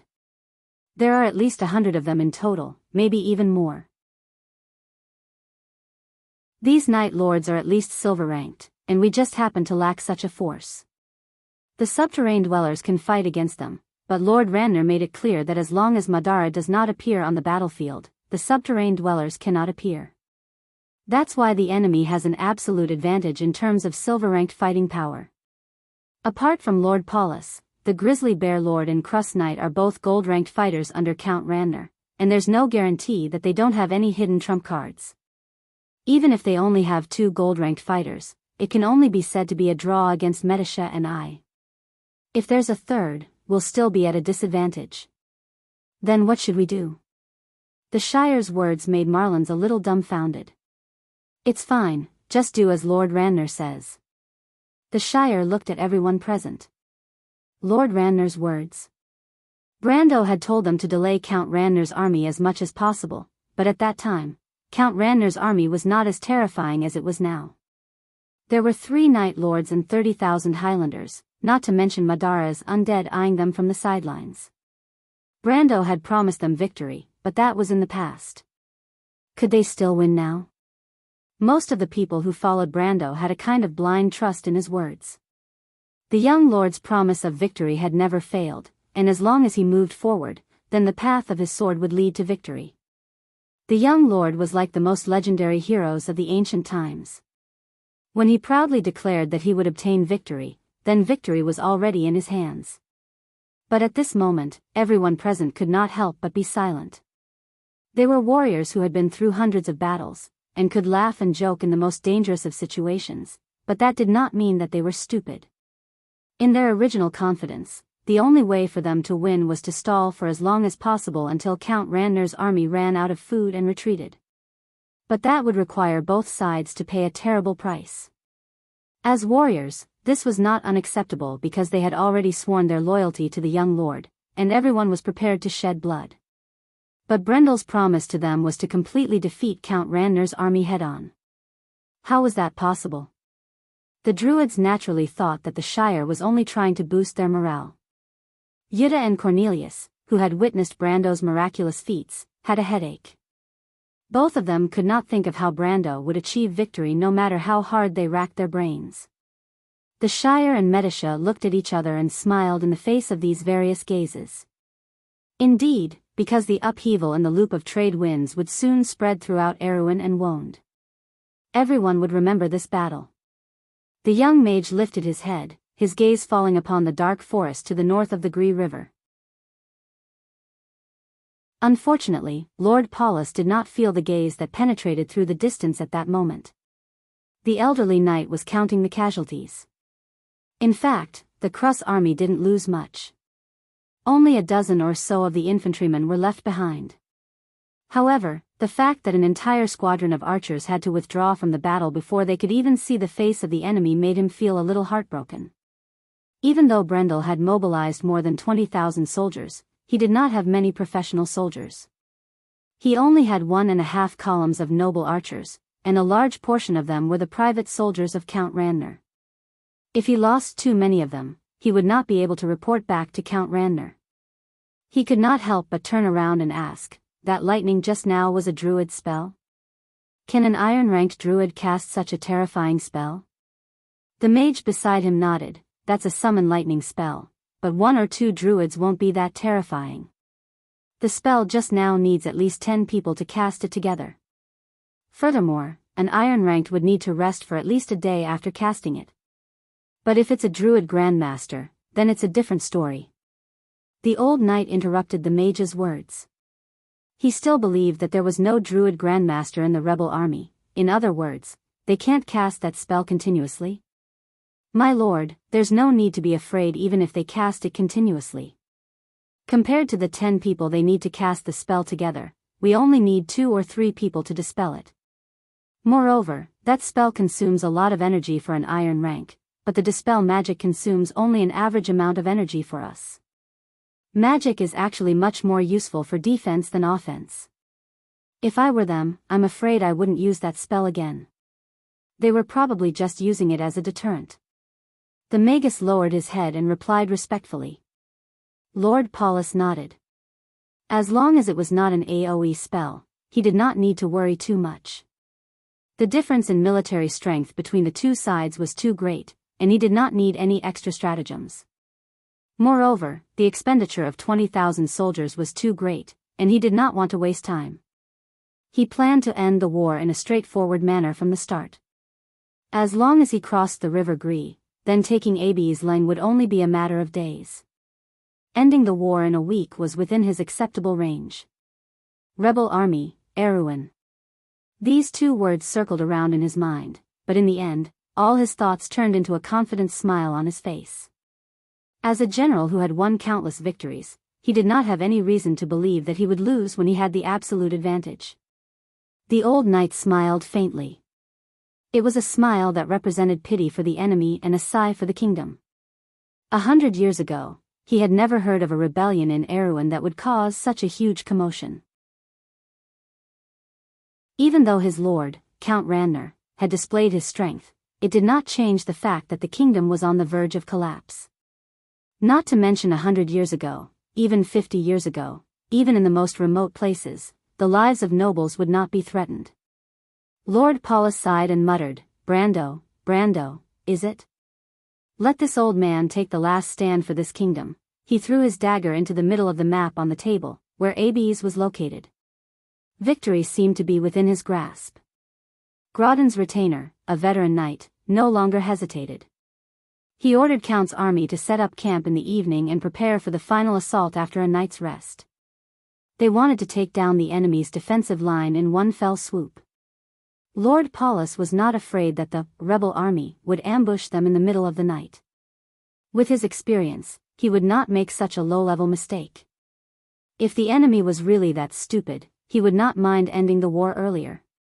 Unfortunately, the enemy's leader was as shrewd as he expected. After a night of silence, the real attack began the next morning. The sky was just beginning to brighten, and Charles and Medisa could already see the shadows of countless soldiers in the forest on the other side of the river. They are cutting down trees to build bridges. They are definitely taking advantage of our lack of manpower. Charles turned back and said. Medisa nodded. The test had begun. Both of them had the same thought in their minds. P.S. I'm back. I'll be back to normal from today onwards. The weather is cold, and I'll catch a cold if I go out. Everyone, remember to wear more clothes. I'm not in the best condition, but it's the end of the month. I'll be leading a party tonight, so you don't have to wait any longer. Thank you. To be continued. If you like this novel, you're welcome to vote for it at Chidian.com. Your support is my greatest motivation. Chapter 483. Battle cries shook the heavens and earth. It was as if black arrows covered the sky, and countless undead swarmed past her from the crimson earth. Behind her, she could not tell if it was the screams of human misery, despair, or anger. Freya tried her best to turn around, but she could not move. Then, she saw a knight wrapped in white phosphorus flames riding on a skeletal warhorse towards her. The knight looked down at her from above, and she had to relive that burning gaze every night for the past week. But the dream was so real that Freya was too nervous to speak. She stared at the knight with wide eyes. You shouldn't have woken up. The fate of the descendants of the Valkyries is too heavy, the knight said with a hoarse voice. Don't give up everything for an unrealistic belief. The knight raised his sword. Back off, or you will have nowhere to run. The voice was like a stern warning. The knight's hand moved forward, and the cold blade pierced her heart. Ah, Freya screamed in fright. She sat up on the bed, drenched in cold sweat. She could not help but hold her chest and gasp for breath. She did not know when this nightmare that tormented her every day started to haunt her. She did not know if it was some sort of omen, or if it was because of the pressure from the recent training. She could feel her heart pounding, but the sound of hurried footsteps in the corridor soon drowned out the sound. The dim light made Freya realize that she had returned to reality. The footsteps outside should be the knight's messenger. Ever since the war in the south began, the number of messengers had increased by several times. Large and small factions were temporarily attracted by the sudden war, and even forgot that the kingdom itself was on the brink of civil war. Everyone knew that the dukes in the north would wait until the snow melted before they would cross Ampere Seal to the south.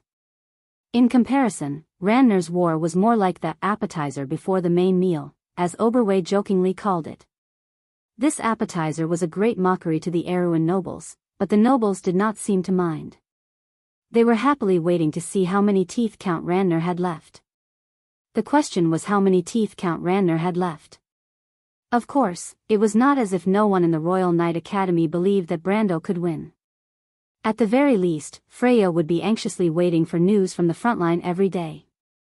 The messenger passed through the long corridor and through the courtyard behind the dormitory, where news of the war was first delivered to Princess Griffin. The half-fairy princess coldly read the few lines of words on the parchment in her hand before putting it down. News of Lord Paulus's army clashing with the rebels had reached her, but there was no substantial progress. In a day or two, Griffin thought to herself. She said to the messenger, "Make a few copies and give them to the other lords." Should I call the other lords over? There's no need for that. There will be a tournament in the month of winter and a hunt in the twilight of winter. Help me prepare them, I want to see it personally. The messenger bowed and left. Cunning Fox Makarov could not help but shake his head and chuckle after reading the report in his hand. He wanted to put the report on top of the tall stack of documents on the desk beside him, but after thinking about it, he stopped and walked out of his room with the thin piece of parchment in his hand. He went straight to the Violet Count's residence with the report in his hand, but was stopped by a servant who told him that his friend had gone to the tournament. Makarov remembered that there was such a matter and hurriedly borrowed a carriage to go to the tournament a few miles away. The tournament in the month of winter had a long history in Erewhon and even the whole of southern Cruz. The events included horsemanship, spearmanship, and swordsmanship. The main purpose of the tournament was to prove the glory of the knight of each region. The youths were passionate about such events and the citizens could also satisfy their hero complex. In the Royal Knight Academy, such events were even more meaningful. The students of the academy would compete fiercely to prove that they were the best knight of the year and would compete fiercely for the crown woven from holly leaves. Preparations for the tournament started in the wee hours of the morning and there was already a sea of people in the morning. However, Makarov was indeed Bali's good friend. It did not take him long to find him in the crowd. The Violet Count, who was also from Lantern Island, was meticulously dressed in a purple coat with silver trimmings that matched his identity. There were 3 silver leaves on the cuffs of the coat that represented his identity. He did not wear a hat, but he held a goblet in his hand. He stood alone at the highest point of the wooden grandstand that had just been set up, enjoying the cold wind. Bali saw his good friend walking towards him and raised his glass with a smile. "I know you don't like to drink Toldo wine of 5 or 7 years. Actually, I don't like to drink any kind of wine." Makarov replied unhappily. "I know. Alcohol affects your judgment. I don't make judgments anyway." The Violet Count shrugged. "Did you receive the news from Tonajol?" Makarov did not want to continue the topic. "You mean the joke about how many teeth an old dog has?" Bali asked casually. "I want to ask you, how long do you think the rebels can last? What do you think? Don't you think that young man has a chance of winning?" Bali played with his glass. "He has the silver elves and the dragons behind him. The silver elves are just passing by. What about the dragons? The dragons wouldn't think that their interference in the affairs of the humans would cause a backlash from the Holy Cathedral. No one wants to start a holy war, not even the most lawless Grand Dukes in the kingdom." "That's true. But that young man is not as useless as those Meng family members. With Lord Paulus's personality, he might suffer a great loss." Makarov sneered. "Is that so?" "I think he's laughably stupid." "What do you mean?" Bali asked deliberately. "I thought that he would split up and drag Lord Paulus back to Tonajol. The cost of 30,000 soldiers is an astronomical figure, and with the distrust between the humans and Madara, Lord Paulus will definitely lose. But that young man has built a line of defense on the spot and is prepared to fight Lord Paulus in a fair and square battle, disappointing our Mr. Cunning Fox, right? Indeed, it's troublesome to have one less person to restrain Count Ranner, but I heard that he managed Tonajol well." Perhaps he's doing this to ensure the next year's harvest. Have you ever thought that if he survives this battle, he will become a real threat to Count Randner? The Violet Count raised his eyebrows and asked. Makarov looked at his good friend. Bali laughed. Indeed, I also think that he won't be able to survive, but there might be a miracle. You know, miracles will always appear when people hope for them. Right now, we need this miracle, so I'm praying with all my heart. Maybe Lady Martha will give me a miracle because of me. However, it was a little too unreliable to pin one's hopes on something as intangible as a miracle. That was why Makarov knew that his friend was just joking. That was how Makarov always was. However, the two of them who stood at the top of Erewhon probably did not expect that their unintentional conversation would be overheard by a young girl who was preparing for the upcoming match. Freya, what's wrong? A female student nudged the girl who was at a loss, and the latter seemed to have just regained her senses. Why do you look like you've lost your soul? Are you thinking of a man? The girl could not help but giggle. What nonsense are you talking about? Freya's face turned red. When it came to matters between men and women, the noble girls were much bolder than her. Even though everyone was still talking about it verbally, the girl who came from the countryside of Bucci was still unable to take it. However, compared to this, she was more concerned about the things she heard earlier. She could not help but ask, Disha, who were those people talking up there? She was asking the girl beside her, who was her roommate. Her name was Disha, and just like what she said, she was a girl from a small noble family. She was chosen to be here because of her talent in magic. It seems to be the viewing platform for the nobles. Those people there are all big shots. The girl replied, small nobles like us compared to the real big nobles up there is like the difference between a commoner and a noble. If we don't get permission, we can't even talk to them. It's extremely rude. She seemed to have just remembered Freya's background and could not help but exclaim, I'm sorry, Freya. You know I didn't mean it that way. But then again, once you leave this place, you're at least half a noble. The girl said in a somewhat unhurried manner. Freya only smiled at her, but her heart was in a mess. She did not know what the situation was like on Brando's side, but now that the big shots who controlled the fate of the kingdom did not think highly of him, did it mean that the situation over there was very dangerous?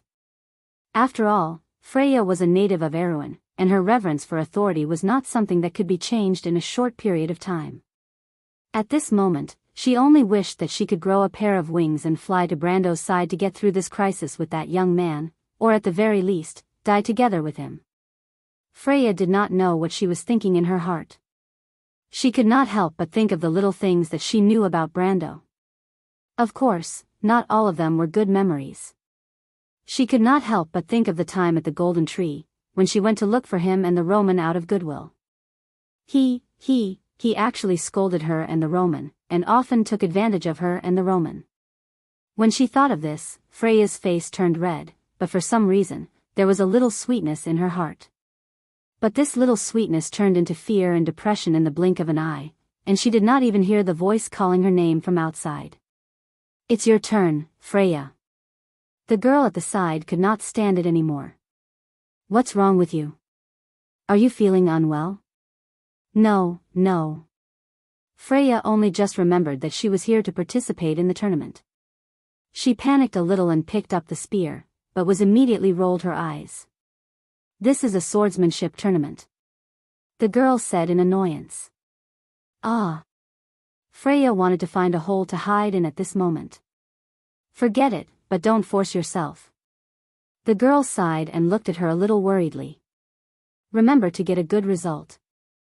Sigh, if I didn't know you well, I would have thought that you were infatuated with some guy. Freya had just walked out of the spectator stand, and when she heard this sentence, she almost fell to the ground. Of course, she would never admit that she was thinking of Brando before. But it was easier said than done to get a good result. Her spear and equestrian skills were at the bottom of the rankings. Although her swordsmanship was slightly better, it was still not good enough among the outstanding youths in Erewhon. To be continued. If you like this work, you are welcome to come to Chidyan. calm to vote for me.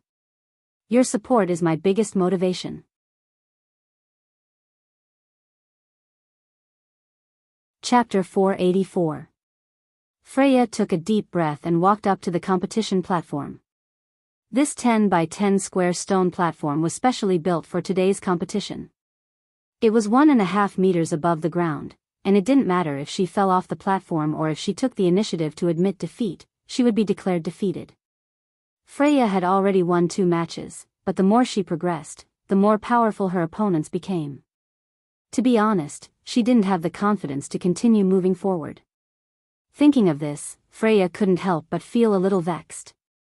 Brando had sent her here so that she could become stronger and protect everyone in the village.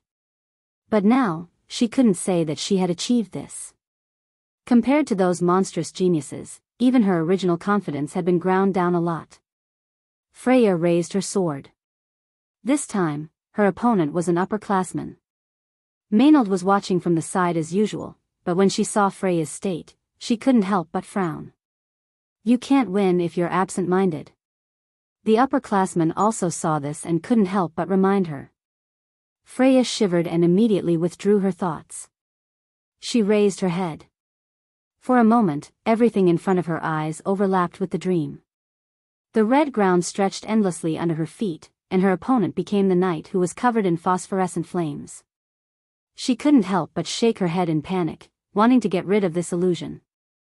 But her opponent had already pulled out his sword and was coming towards her. Freya was startled, and couldn't help but think of the scene in her dream. At this moment, she had completely forgotten the essence of swordsmanship, and only subconsciously wanted to retreat. There was a roar of laughter in the stands. Apart from the nobles, there were also the students of the academy. They had never seen anyone run away from a competition in such a sorry state. Freya, what are you doing? Maynard couldn't help but frown and shout in a low voice. But at this time, a white light suddenly flashed on Freya's forehead, and a pair of wings of light stretched out from her back. With a ding sound, it knocked away the sword in the hands of the student. What is that? Beside the princess, several important ministers stood up. They had witnessed the scene in the arena. They only saw a flash of white light, and the sword in the hands of the senior student flew out of his hands. And this was not the end. There was a soft buzzing sound, as if there was a resonance. Suddenly, a white light rose from the distance of the academy. That's the direction of the Song River. Someone among the nobles immediately recognized it. Before he could finish his sentence, everyone saw the rising white light suddenly change direction in midair, drawing a long arc as it headed straight for the academy. This is, under everyone's watchful eyes, the white light landed vertically on the competition stage, right in front of Freya. Then, the white light disappeared, revealing the true body of a stone sword that was inserted into the ground. At this moment, not to mention the others, even the person involved was shocked. Freya had no idea what was going on. She only felt that the sword in front of her seemed to be calling out to her. The voice was so friendly, it was like Brando's gentle encouragement. However, Freya's heart was pounding at this moment. She did not know what to do for a moment. The arena was silent for a moment. Not a single sound could be heard. Phew, Freya, you have a strange pattern on your forehead. However, Freya suddenly heard Disha calling out to her from below. She subconsciously touched her forehead and felt a piercing pain. She put down her hand and saw that it was covered in blood. Was she injured? How could this be? The girl clearly remembered that there was a flash of white light on her body and that the sword was sent flying. How could she be injured when the sword did not even get close to her? She could not help but raise the shining sword in her hand and look at her forehead. Only then did she realize that there was a beautiful azure emblem on her forehead. What is this?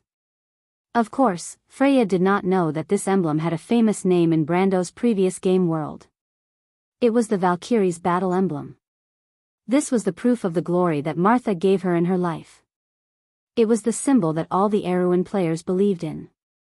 It was the lighthouse and flag of Erewhon. However, she did not notice it at all. She only felt it a loss. She raised her head in fear and met Maynard's pair of dark and calm eyes. "Pick up that sword. It belongs to you, Freya." Maynard had an indescribably complicated look on her face, but her first sentence was so resolute. Freya was startled. Maynard nodded at her again. The girl took a deep breath and raised her head to look around. Everyone seemed to be holding their breaths as they waited for her next move. She hesitated for a moment before gathering her courage and approaching the stone sword. She held the sword hilt and felt that it was cold. Then, she gently lifted it. Then, a miracle happened. Everyone saw countless rays of golden light shoot out from the stone sword. Then, the rocks that covered the sword fell off one by one, revealing a golden longsword. The sword was more than 3 feet long. The handguard was like a pair of open wings. The lionheart emblem was on it. The whole sword was brilliant as if it was made of gold. The lionheart sword. Beside the princess, her teacher, the old man who everyone respected in Erewhon, could not help but shout in surprise. "No, it's not the real lionheart sword. It's different from the description. It seems that some rules have changed." The half-fairy princess was much calmer. However, when she looked at the sword in Freya's hand, her eyes flashed with an indescribable light. The previous movement seemed to be the awakening of the bloodline, right? She immediately turned around and asked Oberway behind her. "It seems so. The bloodline of the Everton family is not that simple. Pay more attention to her. Just the lionheart sword alone is enough." Oberway replied, "Speaking of which, the lionheart sword appeared in the south and recognized a master. This time, the northern barbarians should be panicking. But first, we have to make sure that the little girl is on our side." A noble said with some worry, "If the lionheart sword falls into the hands of outsiders, don't worry. Freya is a simple girl. I believe that she will stand on our side." Griffin looked at him and replied, "Yes."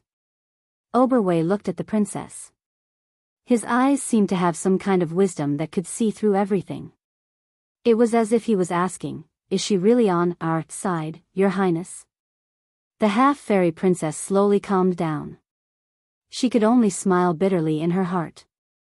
She thought of the young knight in the story. Indeed, even she could not tell who held Erewhon's future in their hands. Griffin looked at the sword in Freya's hand and could not help but wonder if this was the punishment given by Lady Martha for breaking the oath. But why was he spared? Lady Maynard, the expressionless female knight, turned her head and looked at Freya, who took the initiative to call out to her. She tilted her head as if to ask, "What's the matter?" This sword." Freya felt like she was still dreaming. The sword in her hand was definitely not an ordinary weapon. But why did the sword take the initiative to find her? She was still a little uneasy. "This is yours," Maynard replied. "But, isn't this?" Freya thought of the legend of the Lionheart sword and her heart pounded. She was a pure Erewhon citizen and had grown up listening to those stories. But when she thought of everything that happened in those legends was related to her, whether it was the late King Eric or the Lionheart sword, she felt that it was a little too surreal. "Freya, I used to know a girl who was similar to you. She was as stubborn and strong as you. She also had her own ideals." Maynard looked at the girl and suddenly said, "At that time, I was still young. I had always admired her. I remember that she had a sword that was similar to yours." "Huh?" Freya was stunned. "That sword was sharper than this one, but not as strong as this one." Maynard said, "I think this sword is more suitable for you, Freya.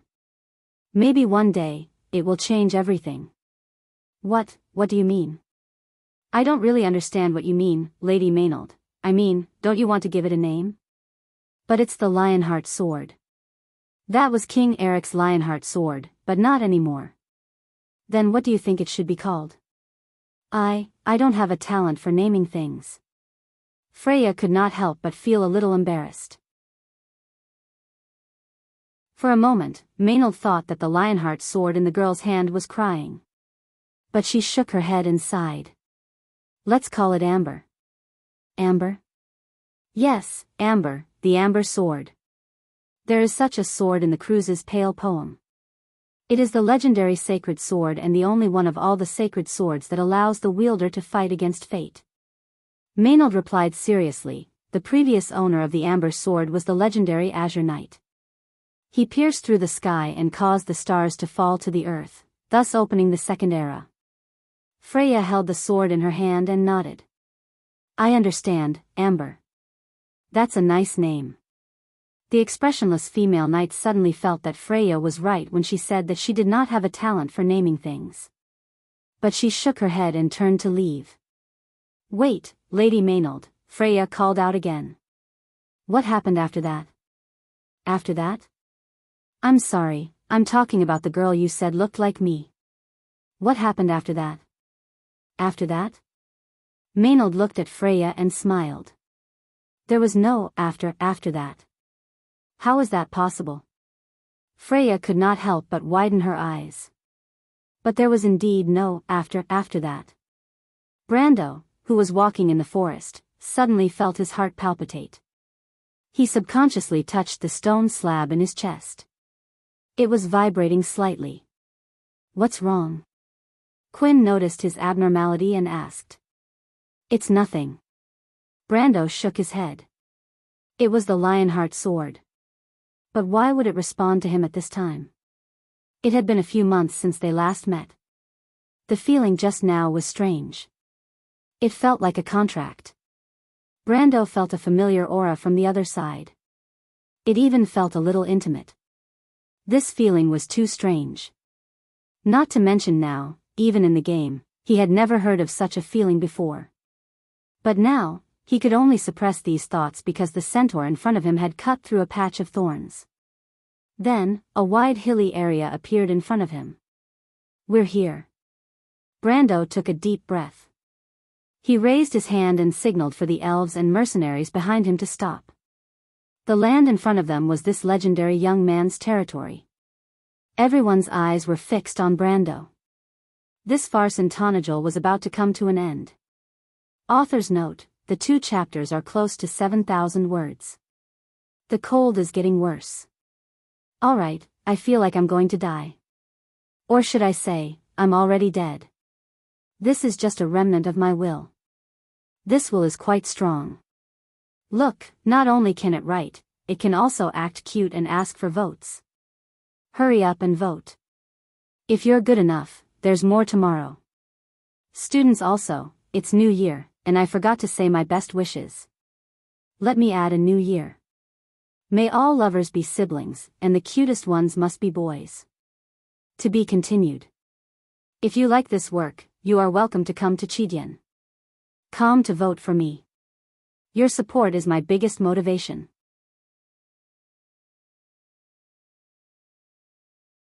Chapter 485. Even though the soldiers from the Grizzly Bear domain and the Crus army were able to scale the walls several times, the resistance of the mercenaries far exceeded the expectations of the Eruin nobles. Their attacks were neutralized at the last moment, and Count Randner's army was unable to advance for 2 days and 1 night. The battle was extremely intense, and the river of Gree was dyed red with blood. Lord Paulus remained unmoved. The Knight General was like a grim reaper who guarded the entire battlefield, stubbornly maintaining the pace of their advance. At this stage of the war, there was no longer a need to care about the number of lives lost. Victory was just a step away. The experienced general was looking for an opportunity to strike the last blow. Over the past day, the rebel army's geographical advantage had been worn down. On the other hand, the morale of the rebel army was still high. Suddenly, his eyes lit up. Lord Paulus pointed in a certain direction. Let Lord Wade go up. Don't ask for my orders, he will know where to attack. The messenger was speechless for a moment. Is this how you pass down orders? For a moment, the nameless man even suspected that the Count had not slept a wink and was a little dizzy. But when he raised his head, what he saw was a pair of firm and hardy eyes. It was confidence. I understand, my lord. The messenger bowed. The Nightsong Tiger whistled and gathered the people around him. Do you see that? He pointed to a corner of the forest on the other side of the river and asked. Everyone saw a red swallowtail flag appear in that direction, and several spears pierced through the canopy. Then, a whole group of cavalry covered in red armor appeared at the edge of the forest. The Crimson Banner Cavalry, that's Count Randner's private army. One of the mercenaries immediately recognized them. How generous! Another mercenary spat out. His spittle was stained with blood. How strong are they? The Nightsong Tiger asked.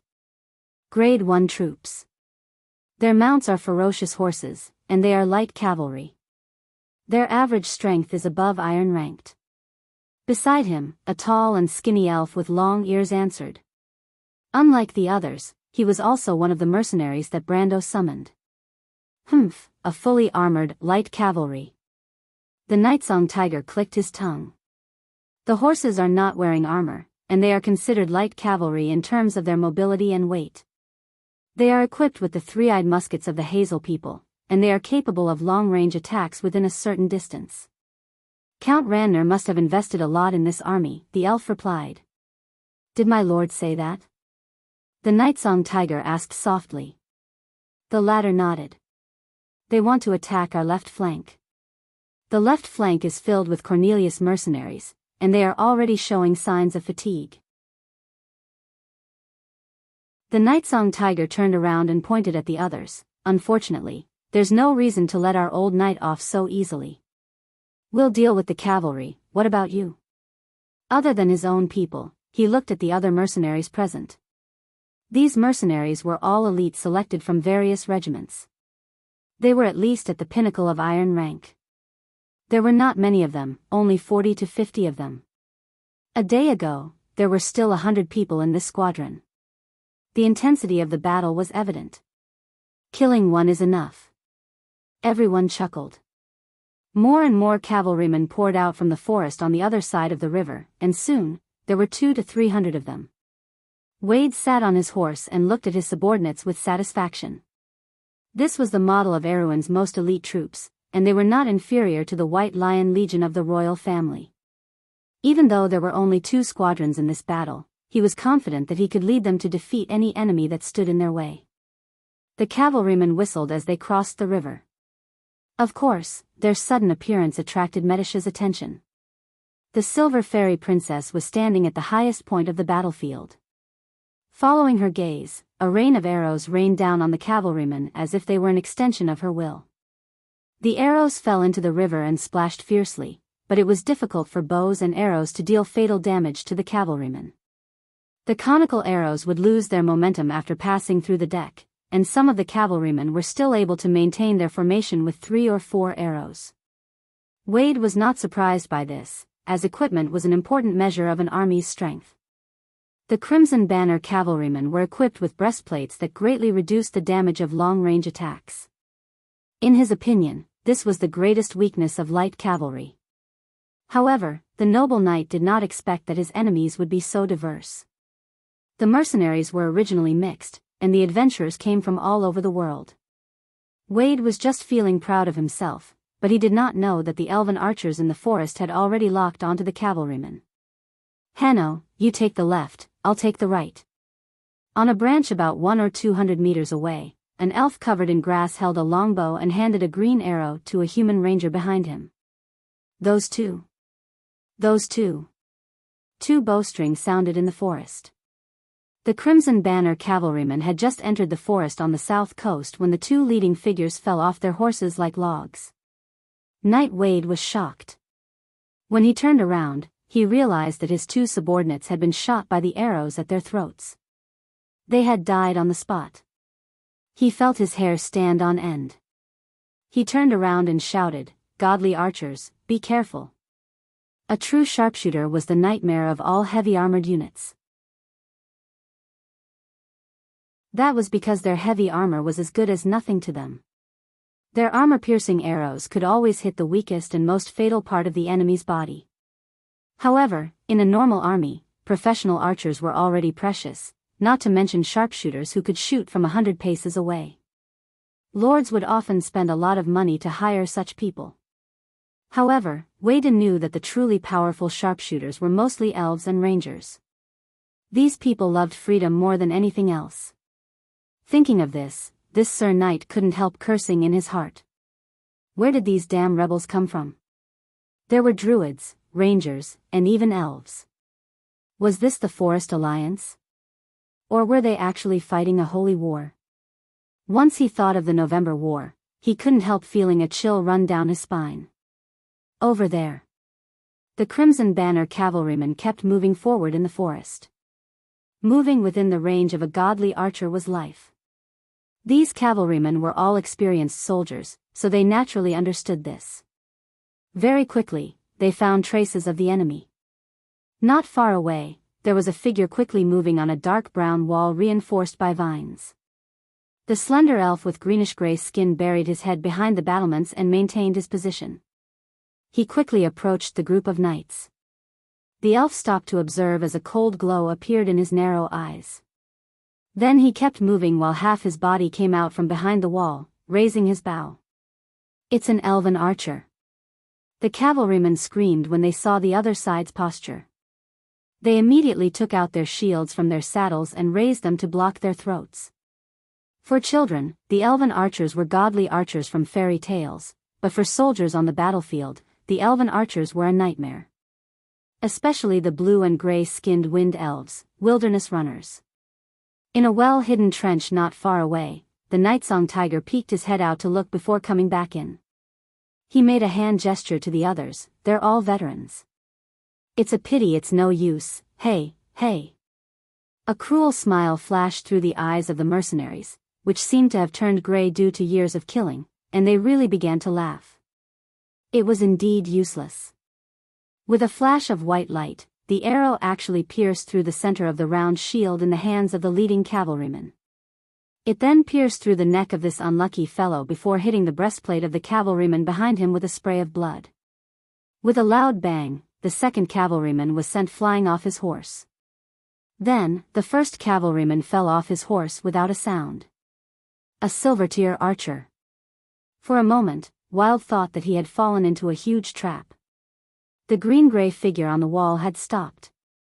He was now a cannon, but to Wild, he was more like the Grim Reaper. Every time the green-gray elf raised his bow, at least one of the Crimson Banner cavalrymen in the forest would fall off their horses. Wade only felt that his scalp was in trouble, but he was still an excellent commander after all. He immediately drew his saber and waved it forward, ordering resolutely. "Get close, use your handguns to suppress that bastard." The killing power of a silver-ranked archer was too terrifying. By the time he finished firing 2 arrows in a second, the morale of his troops would have collapsed. The whistling of arrows in the forest was like a divine talisman, but at this moment, the Crimson Banner cavalry displayed their strength as elites. Even in such a situation, the cavalry still maintained their high morale and charged forward. Furthermore, they were about to enter the firing range of the handguns. Wade heaved a sigh of relief. He ordered the cavalrymen to raise their spears and let the Crimson Banner flutter in the forest. Victory seemed to be right in front of them. As long as they went around the defensive line, they would be able to deal a decisive blow to the rebels. But it was a pity that victory could only be seen from afar. The Nightsong Tiger snapped his fingers. "It's our turn to show off." The uneven ground of the forest was covered with fallen leaves and snow.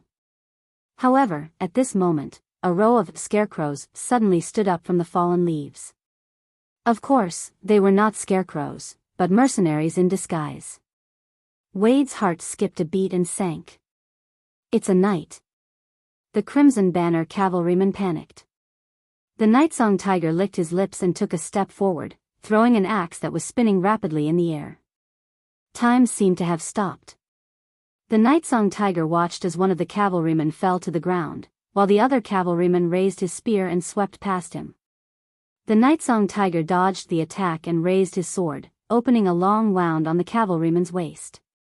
Rose-colored blood and warm white mist formed a string of sparkling pearls in the air. The cavalryman cried out in pain and used the momentum of his horse to charge forward a few steps before falling to the ground. Wade looked at the scene in horror. It was indeed a knight, at least the ones at the front were at least silver-ranked. Hope was like a fragile crystal statue that fell to the ground and shattered into pieces. Fuck the rebels. The noble knight suddenly felt a little sad, but he did not retreat and raised his sword. The knight's eyes flashed with determination as he charged towards the Nightsong tiger. Die. A long arrow pierced through his throat. On the wall, the elf put away his bow. To be continued. If you like this work, you are welcome to come to Chidian. Come to vote for me. Your support is my biggest motivation.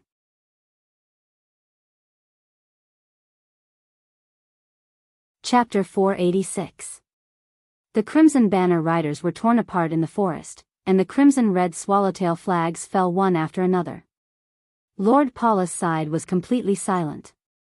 His knuckles turned white as he gripped the hilt of his sword tightly. This is the mercenaries of Lopez mentioned in the intelligence report. They actually endured until now. The old knight closed his eyes, and his wrinkled face revealed a deep sense of fatigue. Lord Wade was a young man he admired, but there was no room for regret in war. Erwin had already lost too much blood. When he opened his eyes again, there was only a cold determination left in them. Since the rebels had revealed their trump card, the outcome of the battle had already been decided.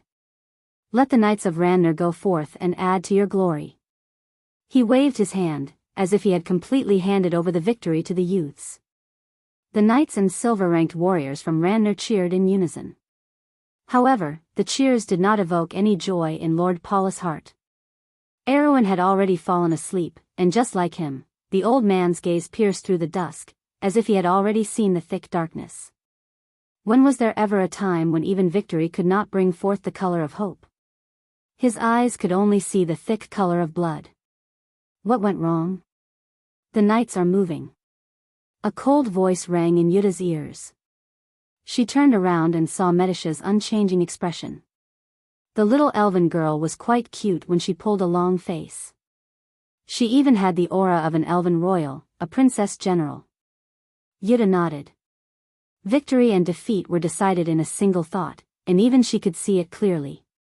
However, she could not see the opportunity for victory.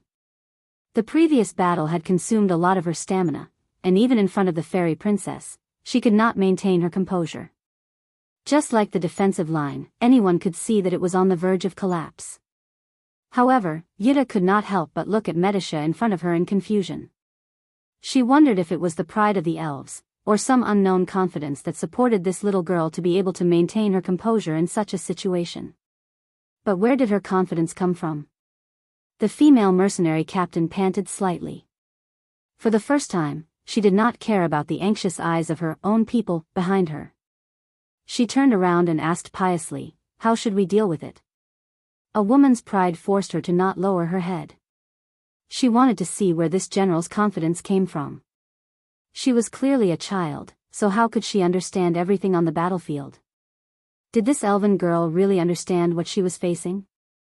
Yutta was very suspicious. However, Medicia was very clear-headed. "Blow," she said.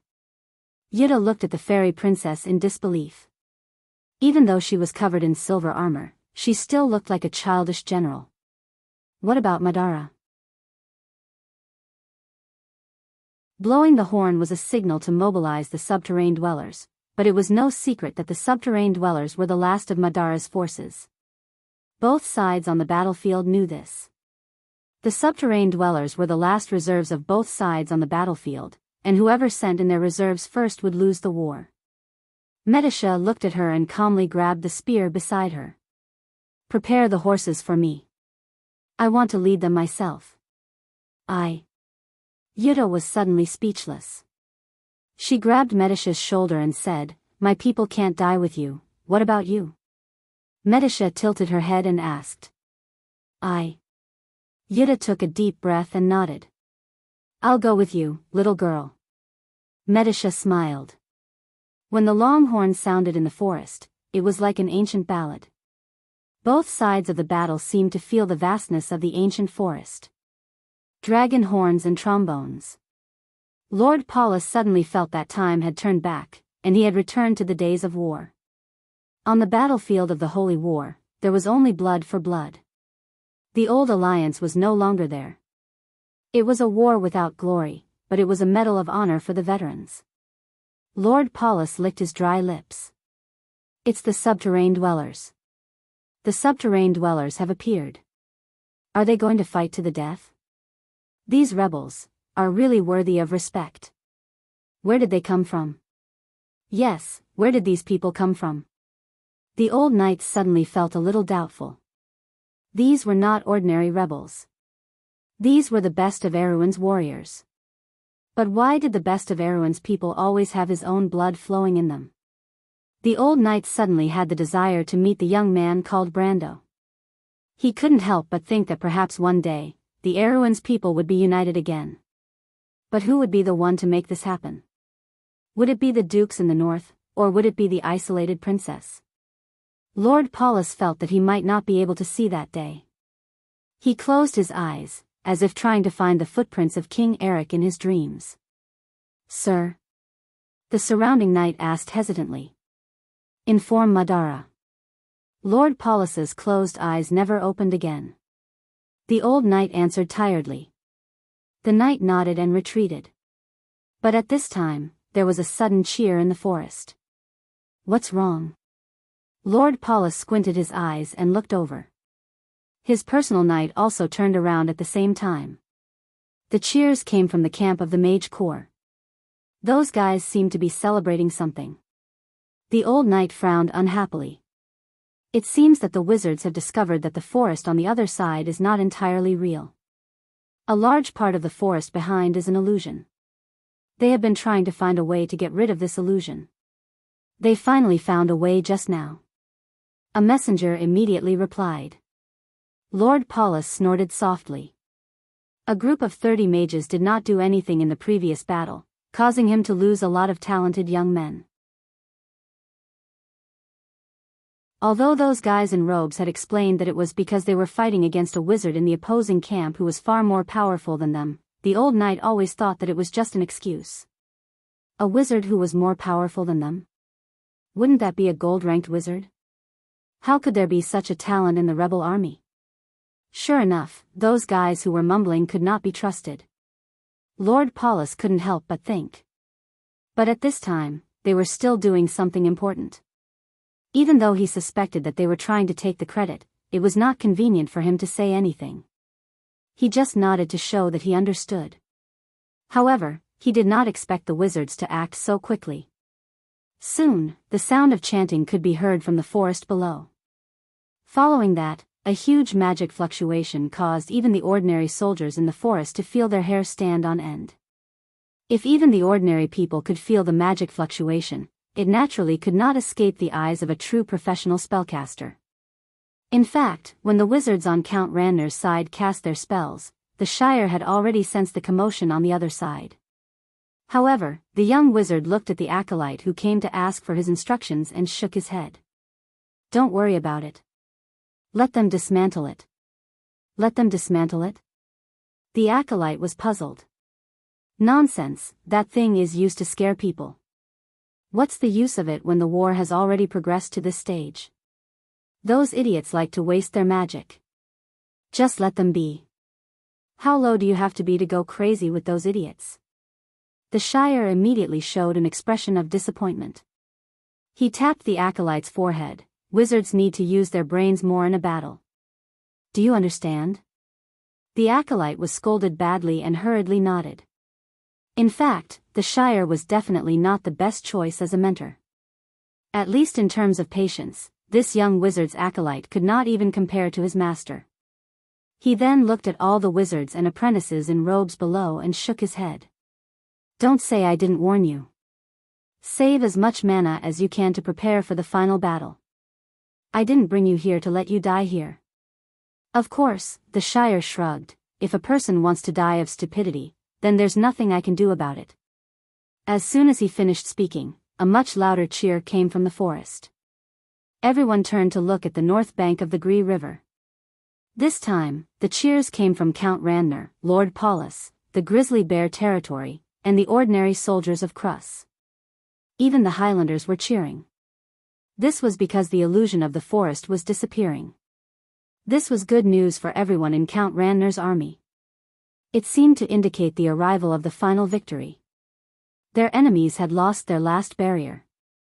Tarkus and his Black Knight guards stood in the forest like shadows. Their golden pupils shone with a cold light, as if the outcome of this battle, or even the battle itself, had nothing to do with them. Behind them were thousands of undead soldiers. As they did not need to breathe, the entire army was silent like a steel wall. The one-eyed general's gaze fell on the subterranean dwellers who were covered in thick armor.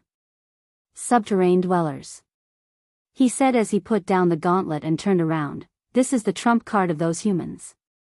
Let's go, I want a Madara-style victory, for the Emperor. The Black Knight unsheathed their shiny scimitars and replied in a low voice, with the will of the Mercury staff. But it was at this moment that the sound of a horn rang out from the forest. It was a long sound that lingered in the forest. Tarkus stopped. He seemed to be listening to the horn. It's the assault horn. They dare to attack. Lord Paulus suddenly shut his mouth. The cheering soldiers of Count Randner also shut their mouths. Because behind the melting forest, they actually saw something that shouldn't belong there. All troops, pay attention. An unfamiliar army has appeared on the left flank. The enemy did not respond to the signal. It might be the enemy. The shouts of the messengers echoed one after another. When Brando parted the layers of branches in front of him, he saw such a scene. Rows of elven archers on Pegasi appeared on both sides of him. He turned around and glanced at Quinn. Where do you think their great chieftain is? You humans should call him a general, right? I think he's on that mountain. I'm just saying that because when in Rome, do as the Romans do. Brando looked at the tree elf leader in surprise. We don't have a great chieftain either. You're talking about the orcs. Quinn gritted his teeth. Something like that, Brando shrugged as he looked at the undulating forest and the river Gree that was almost dyed red. But I don't think Lord Paulus is stupid enough to expose himself in such an obvious place. That might be the base of one of his Night Lords. He thought for a moment, but it's something like that. As a surprise, I think it's enough. Brando turned his head again. Scouts, have you cleared the enemy's whistle? Yes, a centaur immediately replied, but my lord, but? We found a hunter's hut. A hunter's hut? P.S. I still have a cold, and I even had a few nosebleeds yesterday. What a tragedy. Anyway, it's 2 chapters again. Students, keep voting, keep up the good work, and I'll update 2 chapters again tomorrow. Also, to answer a few questions, some of the students in the comments section said that the background and setting are difficult to understand. How should I put it? As a self-created world, there must be a lot of background and culture. If I were to write these into a book, I'm afraid it would take up to 1 million words. First of all, you won't have the time to read it all. Second, I'm sure I won't be able to handle it. Rather than that, it's better to spread it out bit by bit. If you feel that you don't understand some of the settings, you can choose to skip them and just treat them as background. I'll also explain the important settings in detail. You may not understand them at first, but you'll understand them after a while. Second, Freya's sword isn't the real Amber Sword. It's just a name. Maynard hopes to use the sword's will to fight against Erwin's fate. Also, yesterday on Tiaba, someone asked if Maynard had transmigrated. I didn't answer this question because I thought that many people would want to know the answer to this question. I won't say much about the plot, but I can tell you with certainty that she didn't transmigrate. To be continued. If you like this work, you're welcome to come to Chidien. Come to vote. Your support is my greatest motivation.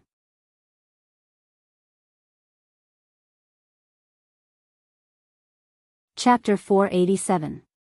Most of the residents in remote areas such as Tanajul and Usong did not live near the city. Even in Wonde, the more prosperous the area, the higher the degree of urbanization. Probably because of trade and other reasons, there were a large number of craftsmen, monks, artists, city officials, and their relatives, as well as people who relied on these people to live in the city.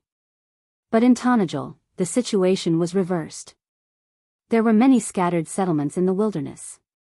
Farms were scattered around the edges of the forest, and there were hunters' huts in the hills. The centaurs discovered this situation, and there was a family living in the hut. They were afraid that they were Count Randner's scouts, so they brought them along. The leaves on the trees rustled softly. The centaur warriors were tall and strong, with reddish-brown muscles, and purple and white battle tattoos on their cheeks and shoulders. They brought along trembling men and women with them, as well as their children.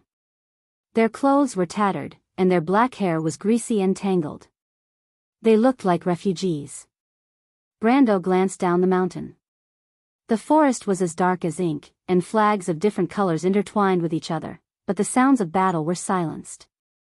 The entire battlefield came to a standstill because of their sudden appearance. He noticed that the soldiers of Krus were secretly adjusting their formation, and the grayish-green nobles' private soldiers were faintly discernible in the forest. But he did not mind and turned back. They are not scouts, just refugees. My lord, we. The man's eyes flashed with fear. Refugees who were caught by the nobles were usually beheaded. There were many headless corpses on the road from Dowling to Summer. Most of them were refugees, while the rest were bandits. Who are you? The child broke free from his mother's pale hands and asked loudly. The sudden appearance of the army on the flanks caused Lord Paulus to feel uneasy. However, when he heard that there were only a few hundred of them, he heaved a sigh of relief. His index finger tapped on the smooth hilt of his sword as he turned around and asked, "Any response from the scouts?" "No." Lord Paulus nodded. "Only a few hundred people dared to appear?" The old knight heard the knights beside him discussing in a relaxed tone. The soldiers seemed to be mocking the enemy for overestimating their strength. Even though an arrogant army was bound to lose, there was no general who did not like a confident army. He was very satisfied with the morale of his subordinates. The enemy's reinforcements seemed to have become a laughing stock. The reinforcements are stopping. He's probably considering whether to retreat or flee. Coward, if you had caught us off guard when you first appeared, you might have been able to catch us off guard. What a waste of time. To be able to circle around our flank, they must be quite capable. That's because Krus is too incompetent. Lord Paulus couldn't help but shake his head. Who would consider the enemy? His subordinates were a little too arrogant. He took a deep breath and replied, "If there's no response, then they're enemies. Have the Krus men stop them. They've already lost enough face. The morale of the army could be used. Then let's go." The old knight pulled down his mask and stood up from the rock. His attendants had already brought his warhorse to him, and his knights were already ready to go. Even the slightest change on the battlefield could not change his decision. Although Lord Paulus was cautious, he had the decisiveness of a general. He nodded to the attendant, and the metal armor clanked as it rubbed against each other. The attendant in leather armor picked up the horn hanging at his waist and blew it.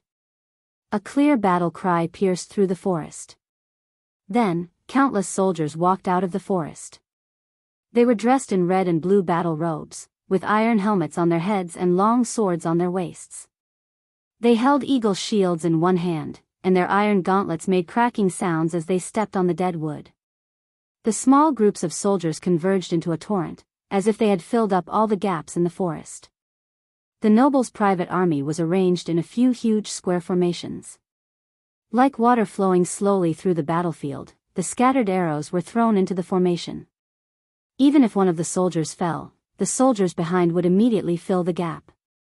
The enemies in front of them seemed endless, and it made them feel helpless. The army was approaching.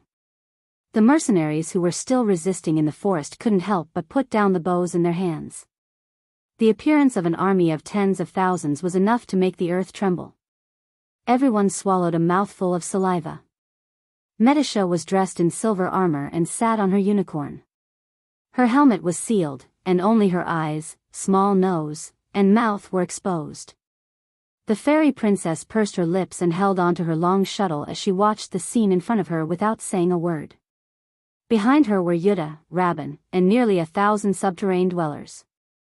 The subterranean dwellers were hunched over, covered in black and spiked armor. They held huge spears in their hands like war monsters. However, this army did not block the path of Count Randner's army. Medisha was silently watching the battle. Yuta did not understand. Are we not going to attack? They are not our enemy, Yuta. I never said that our target was not Madara. Medisha looked at the distant mountain and replied. This. But they can't stop us. The female mercenary leader looked at the approaching army with slight nervousness. My lord has his own plans. Medisha looked back at her and smiled slightly. Her calm eyes were filled with unquestionable trust. You're too nervous. My lord doesn't have many people with him. Yuta looked at Medisha strangely. Enough. Medisa said, I'm the main commander of this reserve force. First of all, I have to obey the tactical arrangements. My lord said he can do it, so I have to believe in his judgment. Our target is Madara. I think I'm crazy. Yuta shook her head and muttered. Medisha smiled, thank you for accompanying me, Yuta. You're just a little girl. Yuta sighed and thought of her sister. She touched her sword and suddenly felt that her hand was a little cold. Brando looked at the thin boy. The mother ran over and protected her child in fear. She raised her head and looked at him with pleading eyes. My lord, the enemy is moving. At this time, one of the mercenaries said. Brando nodded and looked back, I'm your rightful lord. No matter if you're refugees or my people, as long as you live in Tanajil, I will protect you. Just remember this, and that's enough. After that, he pulled the reins and was about to leave. But at this time, to everyone's surprise, the child loudly retorted, Liar, you're all bad people. Brando was startled and could not help but stop. Father said that if you weren't here, there wouldn't be a war. My lord. The man pulled his son with an uneasy expression. Brando shook his head and looked back at the people he brought out of the Black Forest. Everyone was also looking at him, the tree elves, the centaurs, the druids, and the human mercenaries. Brando nodded at them, then jumped off the horse and pulled out his sword in front of everyone's eyes. The poor woman suddenly let out a frightened scream, but Brando walked to her side and held her skinny hand. He gently shook his head and comforted her, It's okay, don't worry. The woman and the man looked at him nervously. He turned back and patted the little boy's face. You're a little man, let me ask you a question. The little boy stared at him. If one day, someone wanted to take your parents away from you, what would you do? If they dare, I'll beat them. The little boy answered confidently. Well said. Brando praised, Then let me ask you, little man, if one day someone wants to take you away from me, take away this country, guess what I'll do? The little boy looked at him with a puzzled expression. I'll beat them up too. Brando smiled faintly. He got up on his horse and pointed his sword forward. Count Randner's army was moving in the forest, but the two armies were still looking at each other from afar. The situation in Tanajil, and even the whole of Erewhon, seemed to be gathering into this final confrontation. Who will be able to change the fate of the kingdom? Brando looked forward, but turned his head. So you all heard it? Beat them up. The mercenaries roared in response. Beat them up. The centaur's blood was boiling. This was the life they pursued. They chased after glorious battles until the last drop of blood was shed. Perhaps war itself was meaningless, but the most precious thing between faith and hope was always worthy of respect. The tree elves placed their bows in front of their chests and sang the war song that was widely spread between the humans and elves in the early years. The eagle Zhangyu, bow and crossbow high, light triumphs over darkness, hope protects faith. It was an ancient song that was spread before the War of the Holy Saints. At that time, the intelligent beings of the land were still able to unite against the dark dragon and sign a sacred and solemn oath. But in the blink of an eye, 1,000 years had passed. Brando and Quinn looked at each other and smiled. How do we fight? The leader of the tree elves asked. You will stop Count Randner's army, Brando replied casually. since Lord Paulus wants Crus to stop me, I will crush his left wing. These nobles always like to look down on people, and I hope they will remember this lesson from today onwards. You alone? Quinn looked at him in surprise. Me alone? Brendel shook his head with a smile. He turned his head, put his index finger and thumb to his lips, and blew a long whistle. The whistle traveled far and wide in the dark coniferous forest, and everyone on both sides could hear it. The forest suddenly became quiet. Suddenly, a wolf's howl could be heard from afar. A moment later, howls echoed through the forest. The distant howls seemed to be approaching at an astonishing speed. In just a moment, the howls seemed to be right next to their ears. The earth began to tremble as if 10,000 horses were galloping. Lord Paulus pulled on the reins of his warhorse and stopped. The old knight's expression changed slightly under his iron mask. All the knights around him also stopped and turned their heads towards the direction of the howls. It was a pack of wolves, and not just any wolves. The people who lived at the edge of the Black Forest naturally knew what kind of creature the howls came from. Black wolves. The first to panic were the mountain people. They had lived in the wilderness for generations, and there were countless legends about these terrifying creatures. There was only one thing they could think of at this moment. The wolf tide. The wolf tide is coming. The old knight's face turned pale. Quinn looked at Brando, who was standing alone in the midst of the galloping wolves like a knife. It was as if he was looking at a mythical wolf herder. Brando turned his head and smiled at him. Is that enough? Quinn did not say a word. He raised his bow and gestured for the tree elves to attack. In an instant, countless Pegasi soared into the sky from the forest. Author's note: my cold is slightly better, but I have to go out to get some medicine, so I'll stop here for today. Tomorrow, Brando will start his killing spree. You know, maybe I'll give him a little boost. Also, those comments in the book reviews section that said, "I'll combine my breasts," please have some self-respect. Can you be any more vulgar? Brando felt that the Lionheart was indeed a divine weapon, and the Lionheart was indeed a fantasy weapon. As for the reason, I'll leave it to you to guess. Also, Mothering, I found out that you were talking bad about me in the book review section. The Nightwing staff is a bug in itself. If you like this work, you are welcome to come to Chidien. Come to vote for me. Your support is my biggest motivation.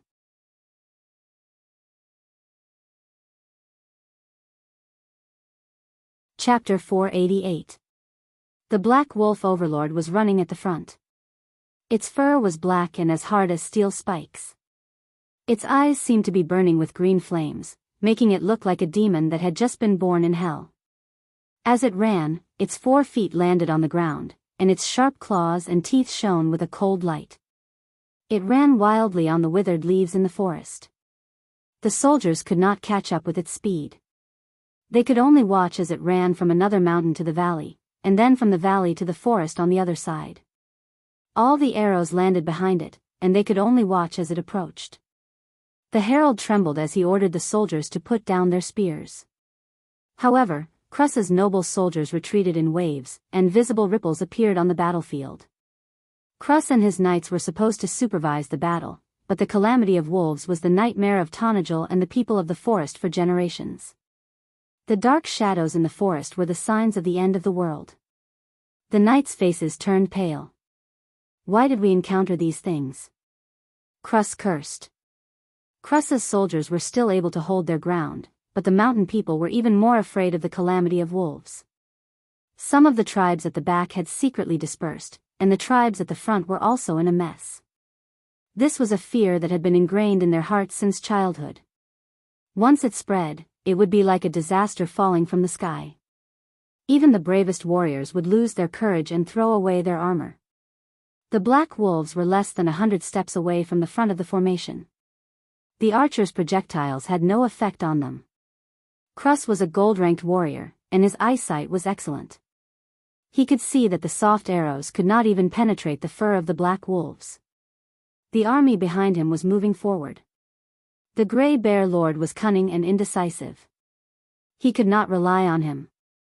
He could only order his soldiers to move forward. Men could not outrun the black wolves, and neither could horses. Crus had lived in the south for 30 years, and he knew this very well.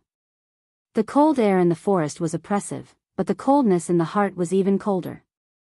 There were only a few hundred black wolves, and they looked like colts. They were so fast that it seemed like there was no end to them. His palms were sweating, and it condensed on the hilt of his sword. It was as if his breathing had stopped. However, a young knight ran out of the forest first. Brando raised his head. Crus first thought that it was one of his scouts, but then he realized that it was not.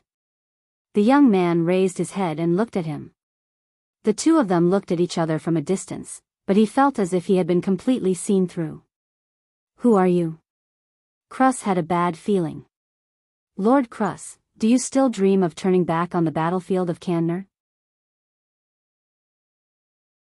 You lost your honor on the battlefield, and I've brought it back to you."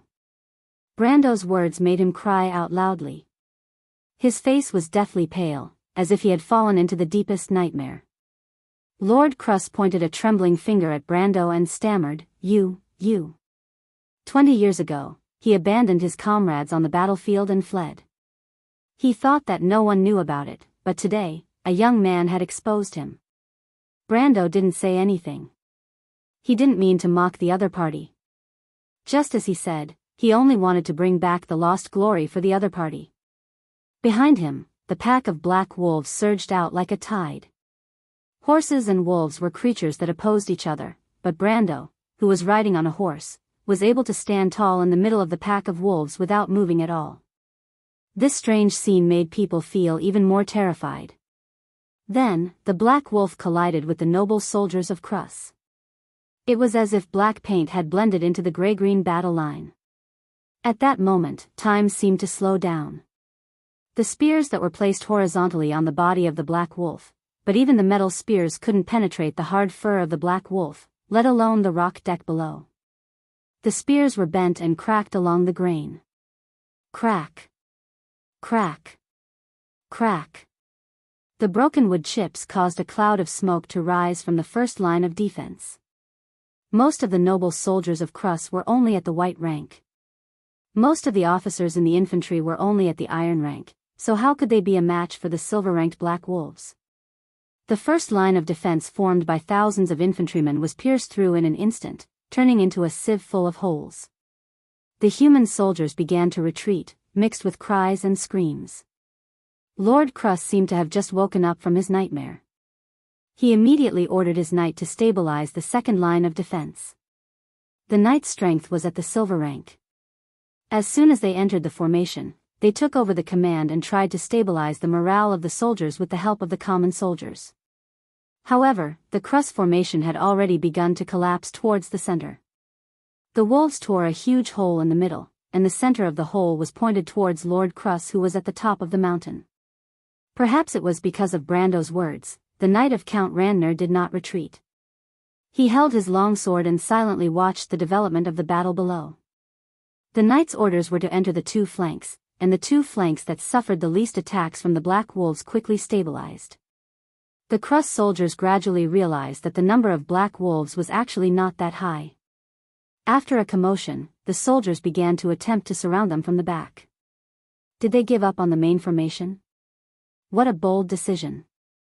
Brando raised his head and looked at Lord Crus from afar. The distance between them was less than a kilometer. This distance was neither close nor far in the battlefield of Wound, and it could be said that it was a test of the courage and wisdom of the commanders on both sides. Lord Crus stood there motionlessly, looking at him. He actually wanted to use himself as a stake to surround him and the wolves. Such courage did not surprise Brando, because he had already expected this. In just a short moment, the wolves were completely surrounded. 200 black wolves and more than 100 iron-ranked shadow rock beasts were facing 10 times the number of human soldiers. Retreating was no longer an option.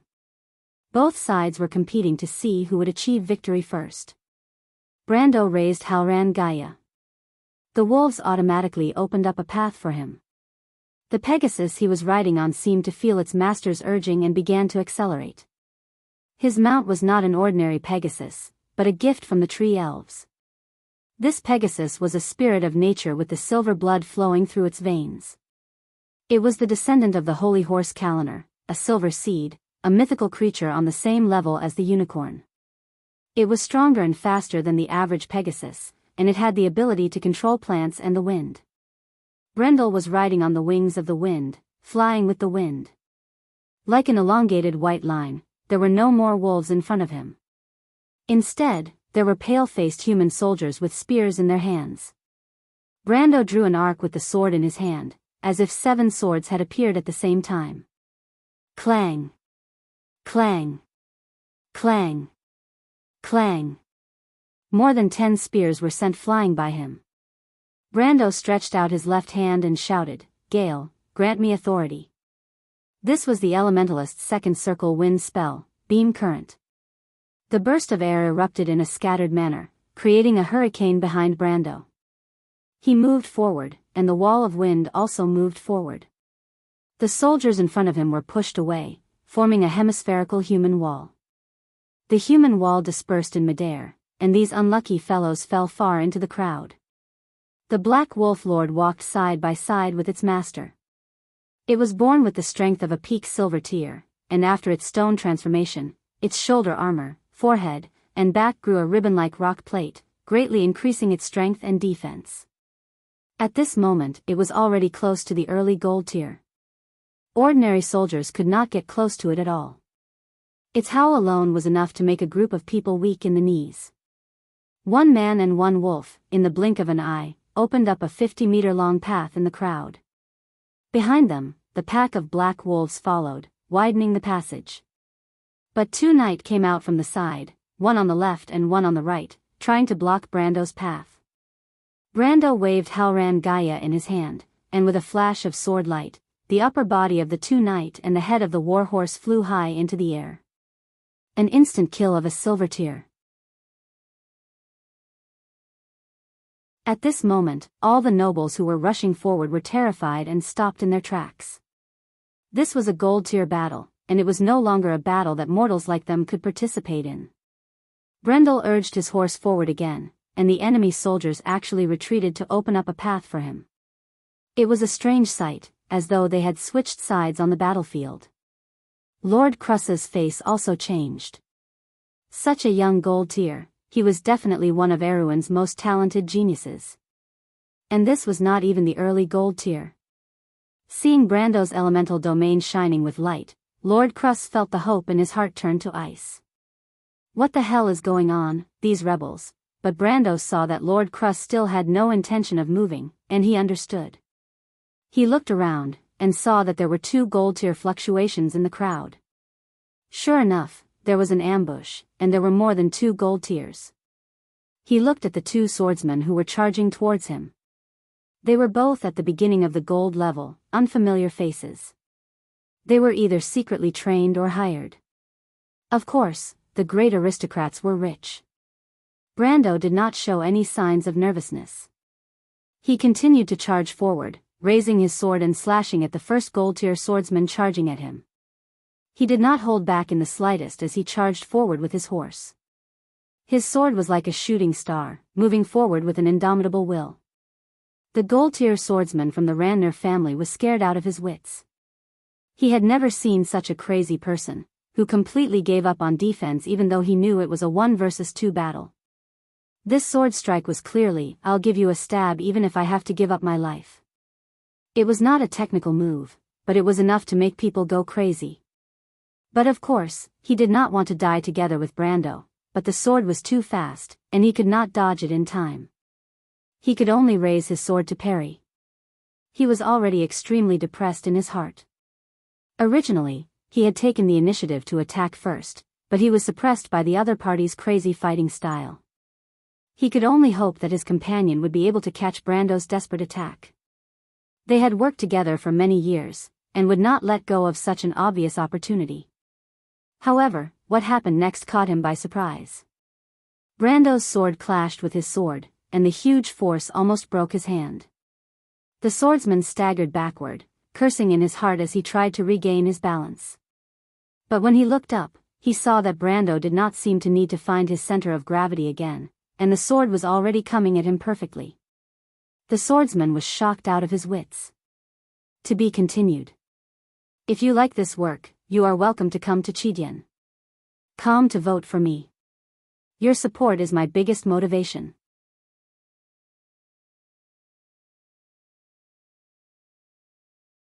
Chapter 489.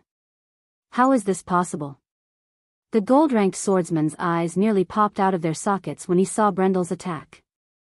Brendel had used up all of his strength to execute a perfect attack, and if a normal person did not manage to land a blow like that, they would be in a state of paralysis. But Brendel did not even bother to pull back his sword, and immediately followed up with another attack. No matter how he looked at it, it was a strike that used up all of his strength. There was almost no difference between this strike and the previous one. It was a complete reversal of the laws of physics. It was as if two people had struck out at the same time. The gold-tier swordsman from the Diener family could not comprehend it, and he did not need to. If he did not raise his sword to block the strike, he would have to say goodbye to this world. However, he could imagine that if he tried to block the strike, he would be smashed to the ground. He did not even have the time to regain his balance. But he could not care about that at this moment. The gold-tier swordsman from the Diener family wanted to cry, but no tears came out. He did not know what was going on and could only raise his sword. Then, with a loud bang, Brendel was sent flying along with his sword. It was as if he was swatting a dead fly as he fell to the ground. The two strikes were completed in an instant. In the eyes of the bystanders, Brando seemed to have transformed into two figures and slapped the swordsman to the ground as if he was teaching a child a lesson. It was at this moment that the swordsman's companion arrived. In fact, the second swordsman who had just arrived was also going crazy. If it was any other time, the difference of a few tenths of a second would not have much of an effect. But this time, when the second swordsman arrived, he discovered that Brendel's third sword was already on its way to his fallen comrade. It was as though the second sword had not returned, and the third sword was already on its way. If he could, the swordsman from Count Ayre's family wanted to bang his head on the ground and bawl out loud, "This bastard is using a cheat." But he did not have the time to do so. He realized that if he did not act now, his companion would really die. Even though he was also a gold-tier swordsman, he did not even have the chance to retaliate before he was forced to retreat. This was unacceptable. He immediately drew his sword. In theory, Brando's 3 consecutive strikes meant that he had given up all his defense and attacked his companion with all his might. Even if he did not seize the opportunity, he would at least be able to achieve his goal of attacking Brando. However, the swordsman from the Diener family vomited blood when he saw Brando completely ignoring him and stabbing his sword into the heart of the swordsman who was lying on the ground with an expression of disbelief. The expression on the face of the swordsman saying, "Do you hate me that much? Do you not care for your own life?" But at the same time, he saw Brendel's sword slashing towards him. A perfect slash with all his strength. This is impossible. The swordsman from the Diener family almost dropped his sword and screamed as he clutched his head. But regardless of whether it was possible or not, Brando's sword accurately struck his blade. What happened after that was a carbon copy of what happened before. 6 sword strikes in a row, and 2 gold-ranked swordsmen were easily killed by Brendel in a matter of seconds. In fact, it was not as easy for a normal person to kill a dog. For a moment, the entire left wing of the battlefield was silent. Brando pulled his sword out from the corpse of the second swordsman and wiped it on the latter's clothes before looking around. Wherever he looked, the noble soldiers of the Kruss family were so frightened that they retreated like a receding tide. Their fear was contagious, and it quickly turned into a message of despair. Brando moved forward, and thousands of soldiers screamed as if they had seen a ghost. The people at the front could not take it anymore. They threw down their weapons and ran away. At first, only a small portion of the soldiers were in front of Brando, but it destroyed the last of the Kruss family's confidence, and the soldiers began to scatter in large numbers. With one person as the center, they began to scatter. On the battlefield, Lord Kruss's personal guards and his knights were the ones who held the fort. Brando was still looking at him from afar, but the distance between them was less than 100 meters. However, both sides did not seem to have the intention to continue fighting. Brando stood under the encirclement of the wolves, and he saw the human knight in front of him opening a path for him. Behind him was Lord Cruss, who was fully equipped and mounted on his horse. In fact, Lord Cruss knew that he had lost, but he did not admit defeat. This knight, who had abandoned his comrades on the battlefield in Cantner, was now sitting on his horse with a long sword in his hand. He ordered everyone to stay, but he wanted to fight Brando alone. He held the long sword in his right hand, sat on the horse's back, and stretched out his left hand towards Brando. Brando looked at him and understood what he meant. This was a challenge. He nodded. Lord Cruss raised his long sword and shouted, "Erwin, your sword will always shine." The wolves also separated. Brando rode forward, but his speed was not fast. Lord Cruss rushed down the mountain, and Brando slowly ran up the mountain from the foot of the mountain. The two crossed paths. Brando directly transferred the long sword from his right hand to his left hand, and used Bahamut's claw to grab Lord Cruss's long sword. Without any fancy moves, he stabbed the long sword with his left hand into Lord Cruss's chest. With a bang, the huge force knocked Lord Cruss off his horse. This veteran of the November War rolled a few times on the ground, his face covered in dust. Using the last of his strength, he raised his head to look at the young man on the horse's back. "The glory you brought back, cough cough." The muffled voice under the mask said, "I accept it." Brando looked down at the man and said, "Actually, I came to tell you that they did not blame you. That war was not your fault." Lord Cruss froze. "How is that possible?" "Cough cough, you are not lying to me? You should know about the oak tree in Dakota's hometown. He asked me to let you take care of it. His father planted it when he was young," Brando replied in a low voice. "It really is him," sob sob sob. The knight cried like a child. "I am sorry," Brando did not say anything. The November War itself was a mistake. He knew that Lord Cruss' story came from a quest in the game. Lord Cruss was full of remorse for his mistakes. 10 years later, he would issue this quest to all the players he recognized. It was a quest that everyone in the South knew. The quest's name was Atonement. Brando admired the old knight because he was willing to repent for his actions. In fact, he did not make any big mistakes on the battlefield in Cantner. He only carried out his orders. Lord Cruss wept and died. Brando sighed. The blood of Erwin's people flowed on the battlefield. He had no choice but to end the war. Perhaps only through the baptism of blood and fire could the kingdom be reborn. He raised his head and looked at the remaining Grodin knights on the battlefield. "Leave," he said, "this is no longer your battlefield." But the knights shook their heads. "We don't know what you know, sir, but you have brought glory to our Lord. This is a noble act." "Thank you," the leader of the knights replied, "but this is where we will die." The sound of swords being unsheathed could be heard. Brando shook his head and turned around. The black wolves swarmed forward. The Highlanders fled out of fear. Lord Cruss died, and Lord Cruss's army fell apart.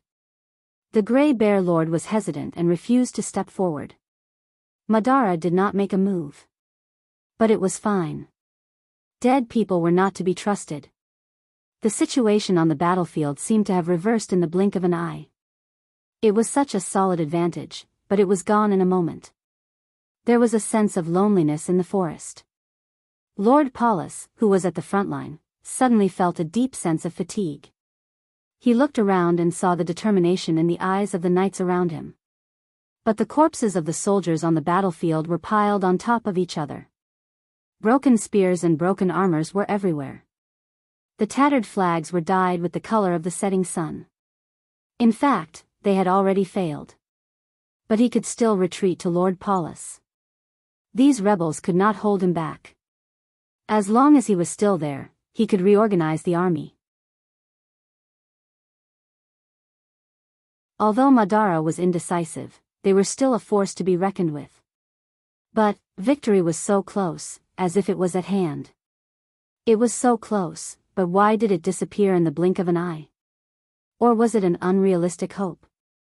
Aween, what's going on? Everything he was familiar with was already far away, leaving behind only the taste of the past memories. The older knights took the younger knights to battle.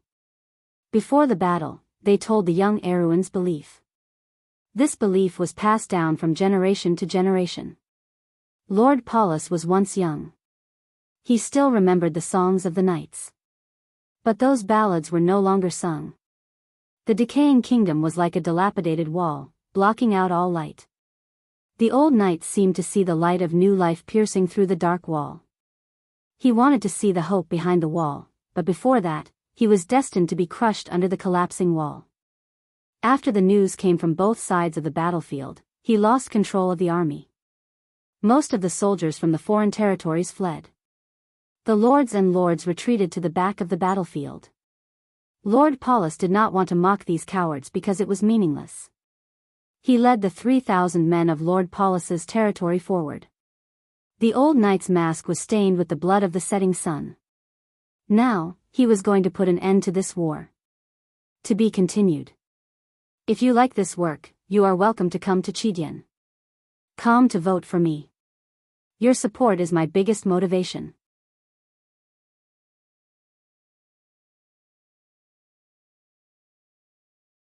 Chapter 490. Madara's proud and fearsome army did not dare to cross the line. This was because there were two people standing in front of the undead army, a man and a woman.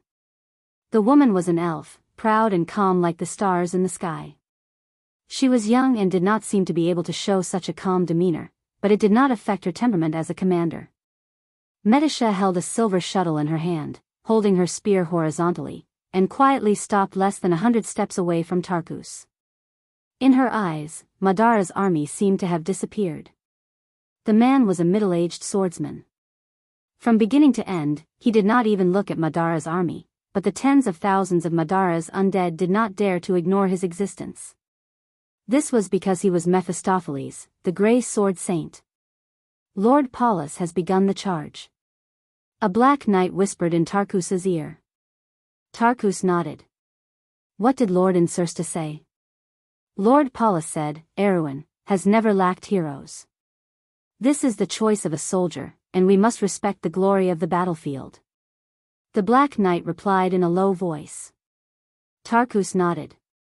The vampire commander looked at Medisha, then at Mephistopheles, and replied, Then let's retreat. I hope we can set foot on this land again in our lifetime. We are already dead, Lord Paulus, the Black Knight replied in a low voice. Tarkus thought for a moment and nodded. The figures of the undead disappeared from the forest bit by bit. There were only 2,000 people left on the battlefield. Their enemies were only a few hundred mercenaries, tree elves, and centaurs. But the result was already decided. 2,000 low-level iron soldiers and less than 100 silver-level knights. Their enemies were hundreds of silver-level knights, and even silver-level knights who had survived the calamity of wolves. The Pegasi soared into the sky, and the tree elves' longbows did not miss their targets. It was a one-sided massacre on the battlefield. Lord Paulus felt a sharp pain in his heart when he heard the screams of the young man beside him. These were once Erewhon's future that he believed belonged to. Yes, generation after generation, Erewhon, the older knight, led the younger knights to the battlefield, sang the knight's battle song, and brought them supreme glory. But the older knight found himself powerless. The assault had been stopped long ago. Just on this side of the battlefield alone, Lord Paulus saw at least 4 gold-rank combatants. A red-haired girl with a ponytail who used a spear, a tree elf, a centaur, and an unbelievably beautiful girl with short hair who was dressed in men's clothing. This was the so-called rebel army. At some point in time, the golden flags on the battlefield had been dyed with the color of blood. The old knight watched as the young faces disappeared from his sight. Suddenly, he felt that it was time for this farce to end. Yes, it was time to end this. The spear in Scarlet's hand was no longer the original spear of lightning. The spear of lightning was lost in the dark forest and could not be found. What she was holding now was just an ordinary magic spear. Brando had promised her that he would help her find a suitable weapon after leaving the dark forest, but she did not want to trouble him with this matter. She was afraid that Brando would find her troublesome and despise her like Makarov did. But it was not a good idea to not have a weapon. She was now the strongest person in Brando's camp. Although she was still far from Mephisto's level, Mephisto was not actually one of Brando's men. At most, he was an ally. As for Brando, although he was strong, he was only at the middle of gold rank.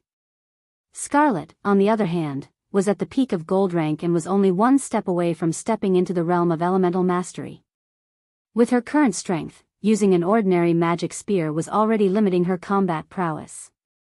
However, the girl was a little worried about her personal gains and losses. She gripped her spear tightly and pursed her lips as she slaughtered her way through Count Randner's remaining troops. The remnants of Count Randner's army were only Lord Paulus's own troops. The knight and gold-ranked swordsman reinforcements had already fled long ago. The remaining soldiers were not a threat to her at all. She and Mephistopheles weaved through the enemy's formation in an attempt to completely divide and defeat them. In fact, even Scarlet herself could feel that the enemy was at the end of their rope. At this moment, the spear in her hand trembled as she felt an obstruction in front of her. The girl was slightly startled.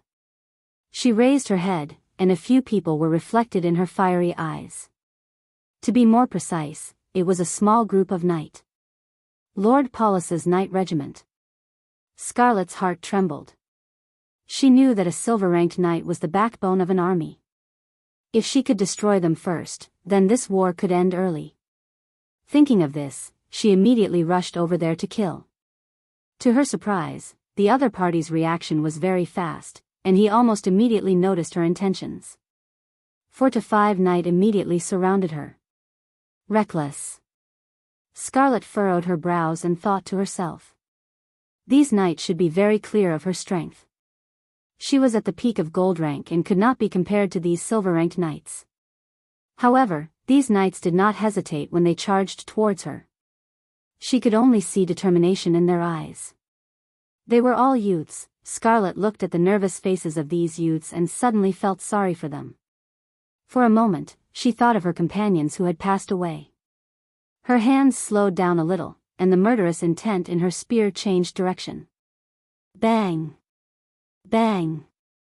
Bang! Bang! Bang! The knight was knocked down from his horse.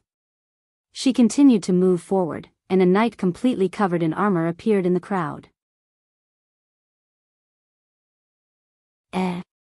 Scarlet noticed that the knight was only a silver-ranked, but he was unbelievably experienced. He actually dodged her spear.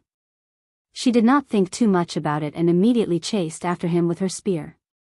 However, she did not expect the knight to parry her spear with his sword and slash at her at the same time. Scarlet was a little nervous. She subconsciously thought that the enemy was a gold rank who was hiding his strength. She immediately retracted her spear and no longer held back.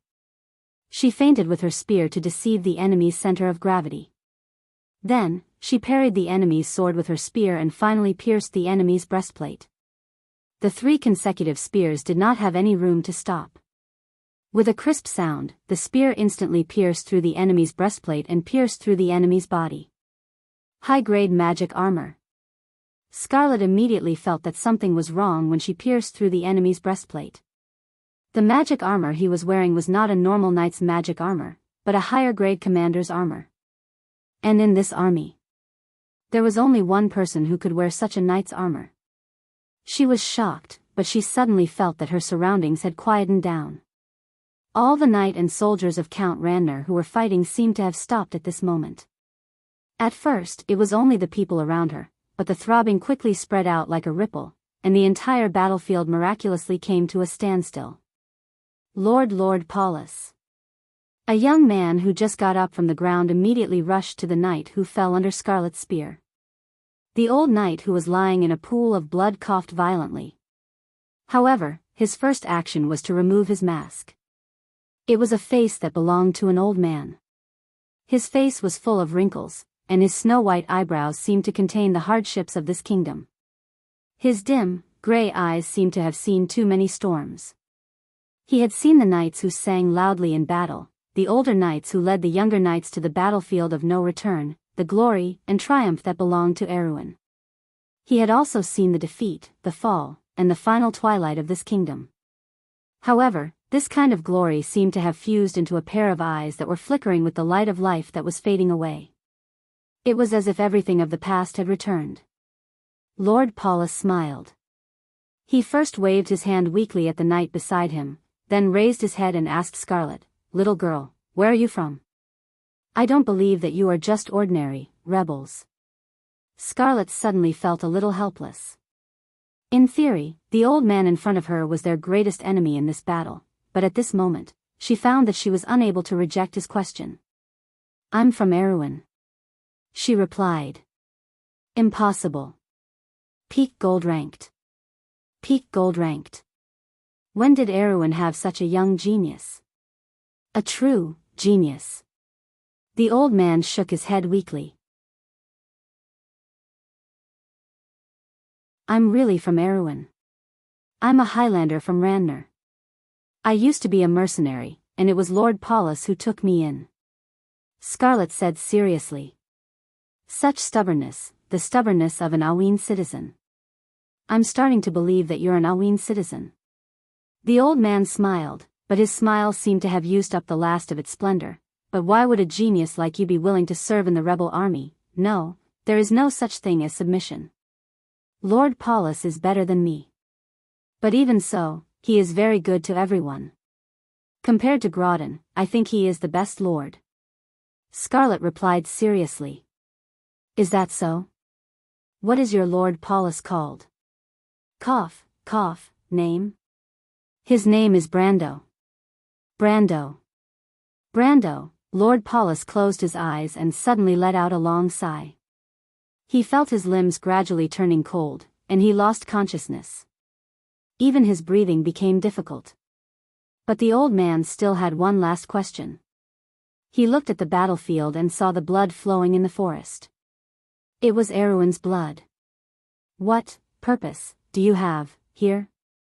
"I don't know, but Lord Paulus said that he is here to save Erewhon." "Save Erewhon?" Lord Paulus's eyes lit up.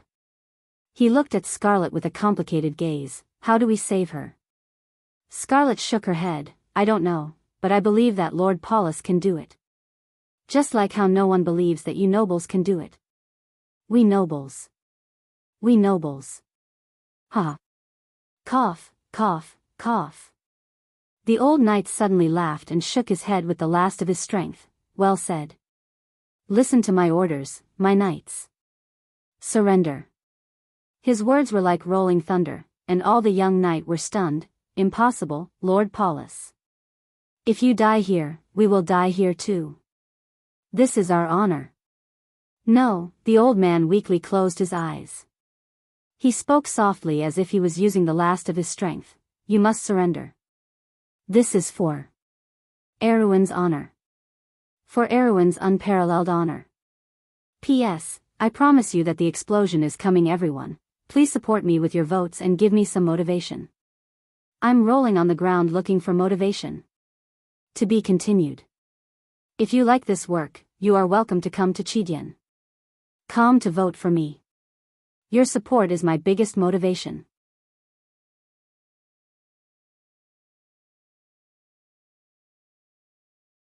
Chapter 492. Count Ranner lost? The parchment in Oberway's hand slipped to the ground, and he had to grab it before he could regain his footing.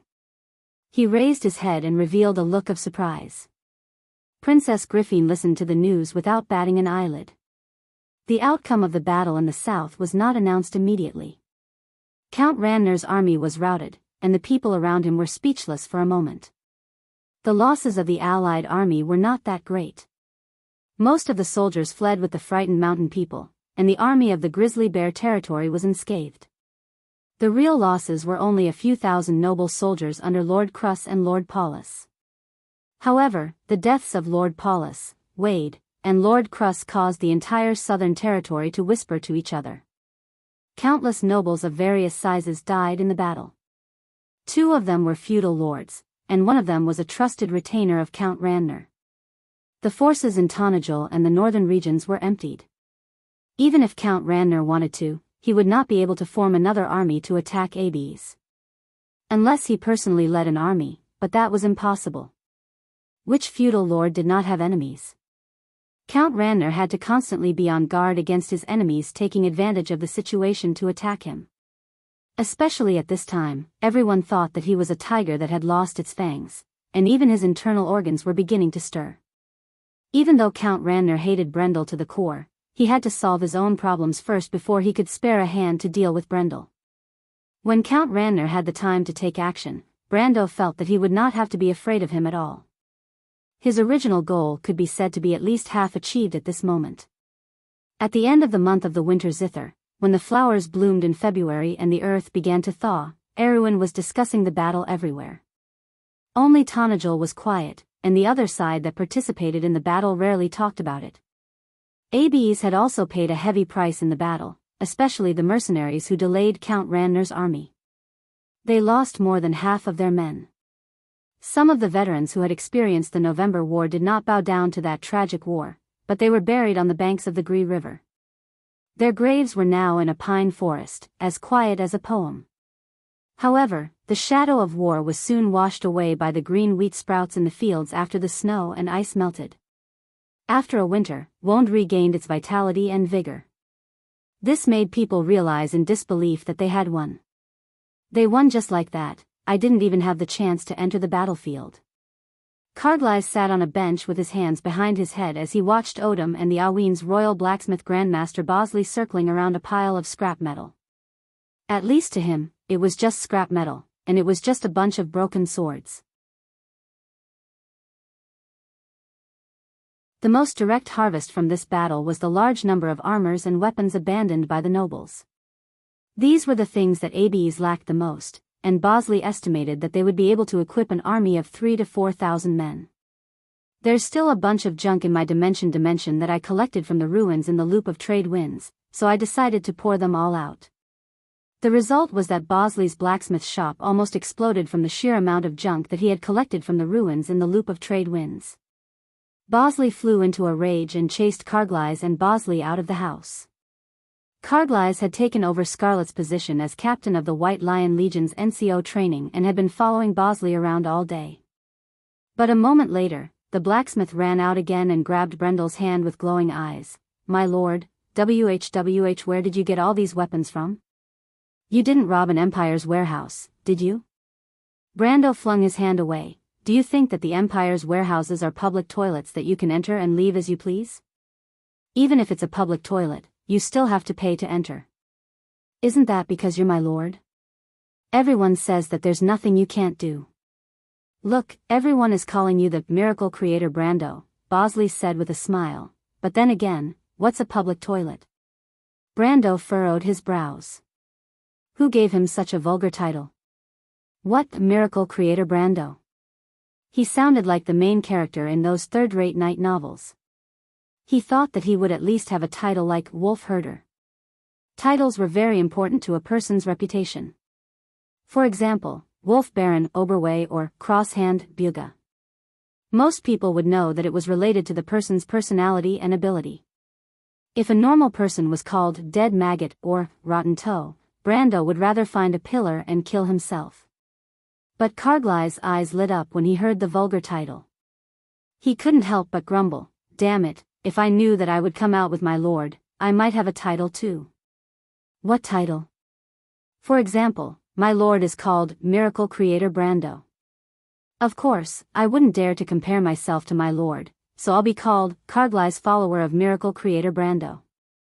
The young man thought for a while and said seriously. Brando staggered and almost fell to his knees. He immediately looked at the noble descendant of Erwin, the second son of Lord Maxon, with a look of disdain.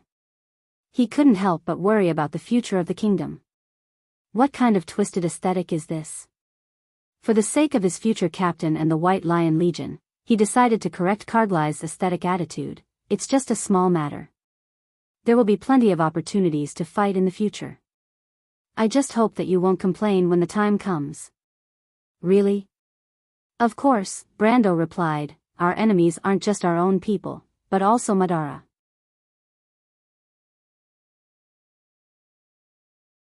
Madara didn't even use their regular army in this war. Do you know why? Madara didn't use their regular army? Bosley didn't experience the first war of the Black Roses in the dungeon, but Carglass had more or less heard about this war. The young man couldn't help but widen his eyes. Madara invaded Erewhon because of the endless internal disputes and unequal distribution of benefits. The new emperor ascended the throne, and the court was in turmoil. In order to divert the internal conflicts, Madara expanded outwards. In fact, the real war was just a legal plunder. The only ones who acted were the nobles. Brando replied seriously, it's just that this expansion is the external manifestation of Madara's internal changes over the past 10 years. The Black Knight of Madara, in Sursta, received the support of the Targus family due to his talent and entered Erewhon to seek the capital to rise to the top. Before that, he was just a young man who had just inherited the territory. In this war, there are many young men like him in Madara. In Sursta isn't the only one. This was the first time Brando spoke frankly about Madara's threat to his subordinates. In fact, he knew that he wasn't exaggerating. Bosley and Carglass both gasped, how strong is the real Madara? The main forces of Madara's regular army are the Black Knight, the Dark Crusader, the Vampires, and the High Necromancers. The Black Knight and the Dark Crusader are at the bottom of the hierarchy in Madara's regular army. Their strength is at least above the silver rank. Normally, I would call them Tier 3 soldiers. Brando replied, as for the high-ranking forces, there are the Bone Dragons, the Vengeful Banshees, and the Blood Throne Lords. If Erewhon had relied on the Temple Guards, the earliest White Lion Knights, and the Iron Horse Knights created by the late King Eric, they might have had a chance. But now, Brando left some things unsaid. In fact, Madara wasn't the strongest force in the world yet. Whether it was the Cruz Empire, Saint Tassol, or the Craftsmen of Byuga, they were all much stronger than this new Dark Empire. At the very least, Byuga's gargoyles and gemstone dragons had once dominated the battlefield. Byuga's sky is the sky of the world. Such domineering words could only be uttered by the artisan mages. It's a pity that the training methods of the Iron Horse Knight have long been lost. Grandmaster Bosley sighed, even the training methods of the White Lion Infantry have been lost many years ago, and the strength of the White Lion Infantry is much weaker than before.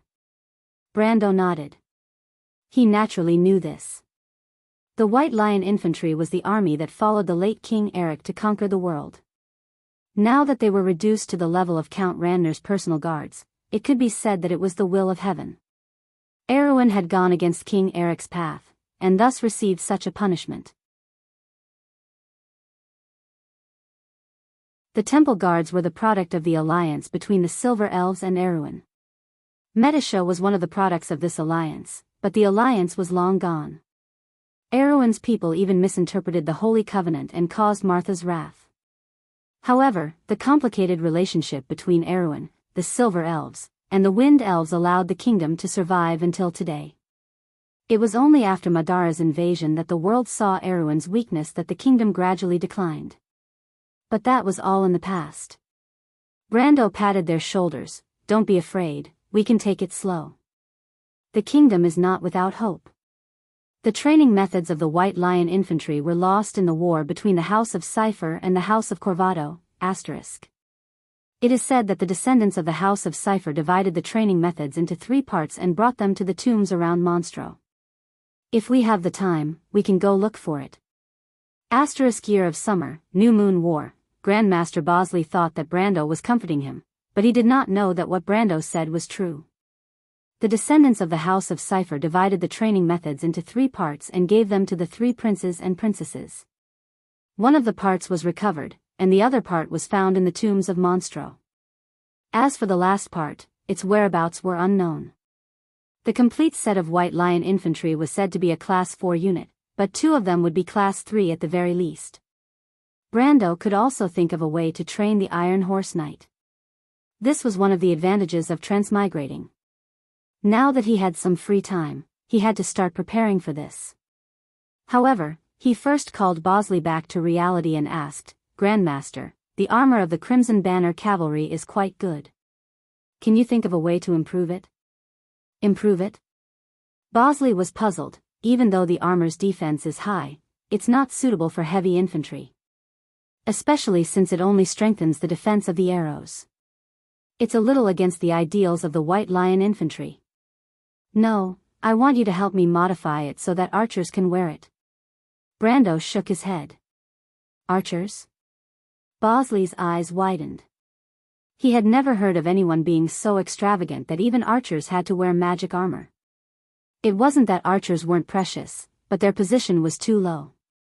Using magic armor on them was too wasteful.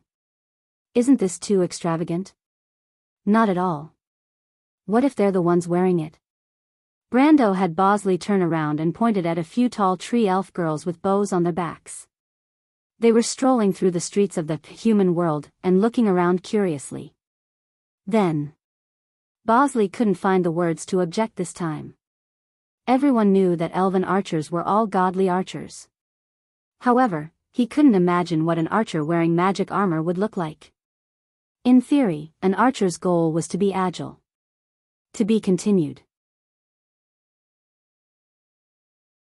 If you like this work, you are welcome to come to Chidien. Come to vote for me. Your support is my biggest motivation.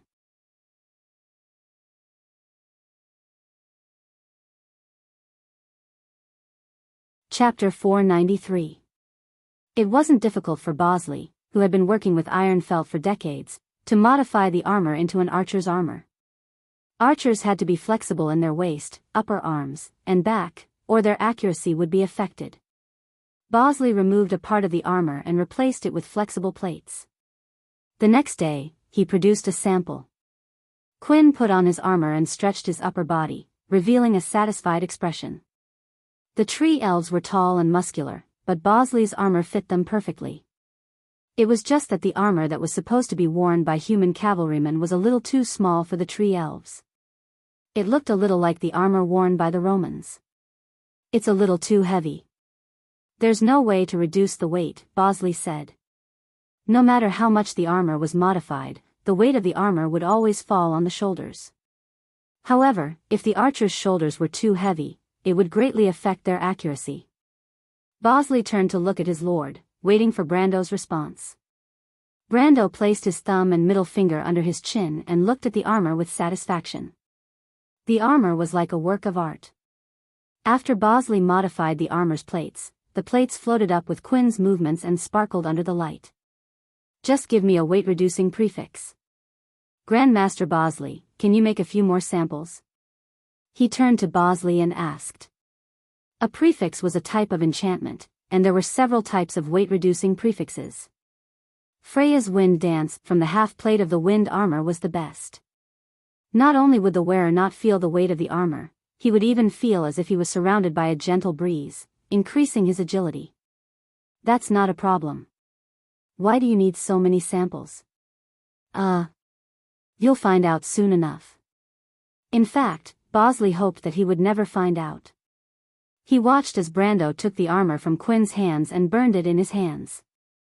The intense magical reaction turned into bright sparks that shot out in all directions. Crackle. Crackle. Crackle. The armor melted and formed a huge hole in the armor. It looked like the scene after a candle melted. The metal melted into liquid and sank inwards. The liquid state then solidified again, leaving behind a hole the size of a fist. Brando shrugged. No matter how he looked at it, the armor in his hands was ruined. Alchemy was a job with a high degree of randomness, especially when he wanted to figure out an effective wind elemental magic formation. He could only use the finished product to fill in the gaps. In the next few days, the green flames in the furnace never went out, and the clanging sounds in the smithy never stopped. One set of modified armor after another turned into scrap metal in Brendel's hands.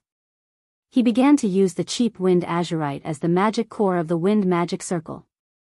This kind of gem was the most common main material in Vaunt that contained wind elemental magic. It was also the cheapest kind. Although it was called a gem, it was actually cheaper than most magic crystals. Even in the past, when inflation was at its peak, this kind of gem could only be sold for a few thousand tor. However, the results of his experiments were not ideal. The best result he got from the wind azurite was the clumsy prefix. The weight reduction never exceeded 5%, and there were all kinds of negative effects. Brando then tried using celestial stone, green olive, and azure crystal. Each material was more expensive than the last, and the weight reduction increased from 10% to 15%. On the morning of the 5th day, Brando and Bosley, who had dark circles under their eyes, finally came up with the lightweight prefix. Lightweight archer armor, defense +4, arrow resistance +2, weight reduction 20%. However, it was still much heavier than expected. Quinn also said that only the best archers among the tree elves could wear it in battle without any hindrance, but most people could not reach that level. At this time, the rate of archer armor that was modified from the Crimson Banner cavalry's armor had already reached 10%. This result was obviously not what Brando wanted.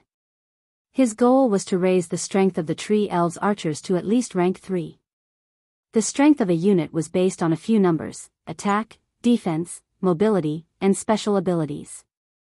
As for increasing attack power, Brando could only do so if he could create a tree elven longbow.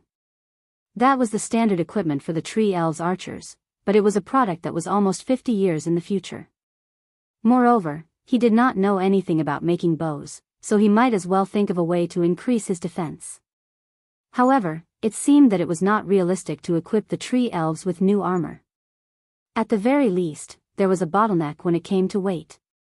If this problem was not solved, it would be impossible to equip the tree elves with new armor. The solution was to increase the lightweight prefix to agile. That way, a 30% weight reduction would be enough to meet his requirements. However, the cost of modifying the armor had already exceeded 30,000 tor coins. If it continued to increase, Brando believed that Amandina would come to him to hand in her resignation letter. There's no other way. Grandmaster Bosley was sprawled on his workbench, his hair messy like a bird's nest. This is the limit. If we don't increase the weight, it'll affect our defense. Grandmaster Bosley muttered weakly as he lay on his workbench. Let's equip the elites of the tree elves first, Tamar suggested. He was invited by Brando to participate in the plan. The future master alchemist had been helping Amandina and Seal design the mage tower that they had been planning for a long time. Amandina's magicite laboratory was also part of the plan. Magic was an important resource in Won's world, and the importance of a wizard tower to a territory was self-evident. Moreover, the wizard tower could gather mana from the public mana pool. Not only could it greatly increase the strength of the spellcasters under him, it could also speed up the development of wizard apprentices. Even the lowest level alchemy laboratory could provide the alchemists working in it with an additional alchemy level bonus. An advanced alchemy laboratory was equivalent to directly providing the Lord with a number of professional alchemists. As long as there was a little bit of money, there was no lord who would not be willing to build a wizard tower in his territory. Moreover, a good mage tower could attract even more mages to become his subordinates and advisors, so why not? Originally, Brando did not want to delay Tamar's progress. But with his black hole of funds, Amandina had no choice but to ask Tamar to help. Otherwise, she was worried that Brando would use the entire territory's wealth to create a super army. In her opinion, her lord seemed to be such a militaristic person, as if he never had a sense of security and always prioritized the development of military power. But Brando still shook his head at Tamar's suggestion. He did not want a small group of elites. In fact, he did not lack such elites. He had the Planeswalker system and the Nest system. If possible, he could form an elite army by himself. What he needed was a main force. A main force like the centaurs, subterranean dwellers, and tree elves. And this main force had to be able to stand firm in the upcoming war. He thought for a moment and replied, "Continue to experiment and see if you can use the same materials to create better enchantments. I'll think of other ways." Brando's method was simple. It was the dragon blood potion. Just like what Quinn said, the tree elves' final product was not completely useless, but it would more or less limit their combat strength. In other words, it was still a matter of weight. But for armor, other than reducing the weight, why not increase the weight of the tree elves? When it came to increasing strength, Brando could not think of anything else other than the dragon blood potion. However, the first batch of dragon blood potion was given to the future officers of the White Lion Legion. The second batch was given to the mercenaries, centaurs, and the tree elf archers to deal with the upcoming battle. There were only a few tree elves, only a few hundred of them. The tree elves in the forest could at least form an army of 1,000. Similarly, Brando did not only want to create rank 3 tree elves, but also the centaurs. This way, he would need thousands of bottles of dragon blood potion. This was not a small number. The blood from the multi-headed dragon would definitely not be enough, and Brando needed to find more materials. There wasn't enough time to acquire them, and Brando didn't want this to drag down his trip to Ampere Seal. He quickly thought of a way, and that was to breed the multi-headed dragon himself. And when it came to breeding the multi-headed dragon himself, it was natural to use a nest. But normal territories did not have enough space to accommodate a nest. For example, Abies did not have a natural place to gather mana. Brando naturally placed his plans on Valhalla. Speaking of which, ever since he left the Dark Forest, it seemed that it was time for him to rebuild this fortress that had borne countless glories. Brando simply threw the blacksmith's workshop to Bosley and Tamar, and buried himself in the research of the core magic circle of Valhalla. The core magic circle of Valhalla was not complicated, but it required a large number of magic crystals. If this was in the past, Brando would have gone crazy. But at this time, the first batch of people who went to the Black Forest had already returned. Under the protection of the mercenaries, the immigrants built a small mine in the forest. Although the first batch of magic crystals mined was not much, it was enough to satisfy Brando's initial needs. But although Brando was wholeheartedly focused on the magic circle, it was not to the point where he could not extricate himself from the outside world. He knew very well that at this time in history, Princess Griffine should be preparing to go to Ampere Seal to negotiate with Duke Erek. Since the month of spring's dawn in the Year of the Sword, Princess Griffine had already reached a certain degree of agreement with Duke Erek. He was actually a little hesitant about whether he should let the princess and Erek meet first. After all, with Erek in the north in front of them, Tonajul would not be the first to fall into the biggest whirlpool of the battle for the throne. But Brando quickly made up his mind. As the princess's supporter, he would not allow history to repeat itself. Since he had already made up his mind to put on a good show when the princess went to Ampere Seal, the stage this time was naturally the largest trading port in Erewhon. The time had been set, and everything he was doing now was actually to prepare for the upcoming trip. Brando did not put down the work at hand, but sent the Shire and his subordinates out to look for planeswalker cards. He was very clear that he could not bring an army to Ampere Seal, and even the Black Wolves could not follow. The only things he could rely on were the planeswalker system and his own strength. But after the battle in the Black Forest, the planeswalker system was now in a semi-crippled state. In order to revive the system, Brando knew that he first needed a new method of digging up graves. He planned all of this. Starting from the end of the month of the Winter Harp, the upgrading of the army, the rebuilding of Valhalla, and the search for planeswalker cards were all carried out in an orderly manner. To outsiders, Tonajul seemed unusually quiet, but inside, slow and shocking changes were taking place. This silence lasted until the first week of the month of spring's dawn, when a piece of news was sent to Brando's desk. To be continued. If you like this work, you are welcome to come to Chidien. Come to vote for me. Your support is my biggest motivation.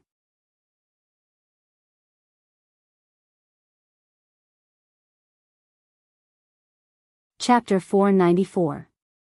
Looking down from the sky, the Tonajul region was high on both ends and low in the middle. There was a basin in the southwest, and Abies Castle was located in that direction. Looking east from Abies Castle, one could see the undulating shadows of the mountains under the azure sky. A large hilly region extended from the western foot of Mount Greyhar, where the tributaries of the Gree River converged. It was the best hunting ground in autumn and winter, and the densest forest was located there. This place was located at the border between Tonajal and Abes. To the north, it was connected to Paulus, and to the east, one could enter the Shaflund mines. It guarded the most important passage out of Tonajal, and it was the best location in Brando's vision for the Tonajal fortress. Although the terrain was uneven, it was never a problem for the dwarves. It was only because of the lack of funds that the plan had only just begun. Some troops were stationed in the hills, and only a few fortresses were erected on the main roads. In the central region of the hills, the forest was divided into an open space. This should have been a place of lush greenery, but now the open space was covered with rocks collected from the forest. On the uneven gray surface was a huge magic formation. Multiple concentric circles formed the main body of the magic formation, and many mysterious runes were written on it. Even the most famous masters in the Royal Society of Erewhon might not be able to recognize these ancient words. To Brando, this magic formation was at least from the era before the Darkness Dragon, and it could be traced back to the Twilight War. A mysterious power flowed in the magic formation, like the whispers of the forest. A pure natural power overflowed in the forest, and green vines grew at a speed visible to the naked eye from the cracks between the rocks. Although the magic formation had only been built for less than a week, the overgrowth of the vines made it seem like it had been sleeping in the forest for hundreds of years. The lush vegetation had been maintained for several days, and the magic formation seemed to be able to gather the magic in the forest. This was the completed Valhalla Central Magic Formation. There was a groove in the center of the magic formation, and it fit perfectly with the city core in Brando's hands. The magic array doesn't require an external source of mana. Once it's completed, it'll be able to extract free mana. Even us silver elves don't have such a powerful law. Medisha looked at the formation in the forest and praised, "What a pure aura of nature, Sir Ruler, you are truly amazing." "It's not my work," Brando replied, embarrassed. Behind Brando, the wild elf elder sister also agreed with the fairy princess. "That's true, but no one can decipher the information about this magic circle on the crystal. Even the druid elders from the dark forest couldn't do anything about it. However, my lord has coincidentally read some ancient books about this. This is definitely a choice of fate." Brendel smiled when he heard Falern's words. He could decipher the crystal more or less because of his special identity. He could understand the real purpose of an item through the extra information projected on his retina, but the natives could only guess the function of a magic item through archaeology or general appraisal. Then Brando, "When should we put the crystal in?" The Roman sat on a rock and asked. "It should be now," Brando replied. He had seen the process of cultivating a city core in the game. A city core was actually a semi-intelligent artificial life. It was planted underground like a tree, and then injected with mana to make it grow. However, before it was planted, it needed a magic circle to reinforce it. This was the first time Brando had seen it. He inserted the crystal in his hand into the groove in the center of the magic circle. He felt the crystal vibrate in his hand, and it seemed to emit a faint light. The light flowed along the runes of the magic circle like golden water. Brando quickly shook his head. At that moment, he almost thought that his eyes were playing tricks on him, because a row of green text appeared on his retina. An unfamiliar request, connecting to the Lord system. Brando's Lord system was actually activated when he first became a Lord. The Lord system was a bit like the town panel in SLG. It could be used to monitor the operations of his territory. For example, Brando's Lord system currently had two submenus, the Loop of Trade Winds and Tonajal, 2/3 territories. He could see the income and expenditure of the two territories, their specialties, population, mines, forests, and security, etc. At the same time, there was also a set of personnel appointment data. For example, he could see who was in charge in different submenus. For example, the person in charge of Tonajal's finances was Roman. If Brando transferred Roman from this position, he could see a series of effects on the territory's finances in the future. This system already existed in the game, but it was more powerful in the game. Players could even use this system to make personnel appointments and issue government orders. However, in the world of Wond, the Lord system could not be used in real life. It was basically a surveillance system. Just the surveillance alone was already very powerful.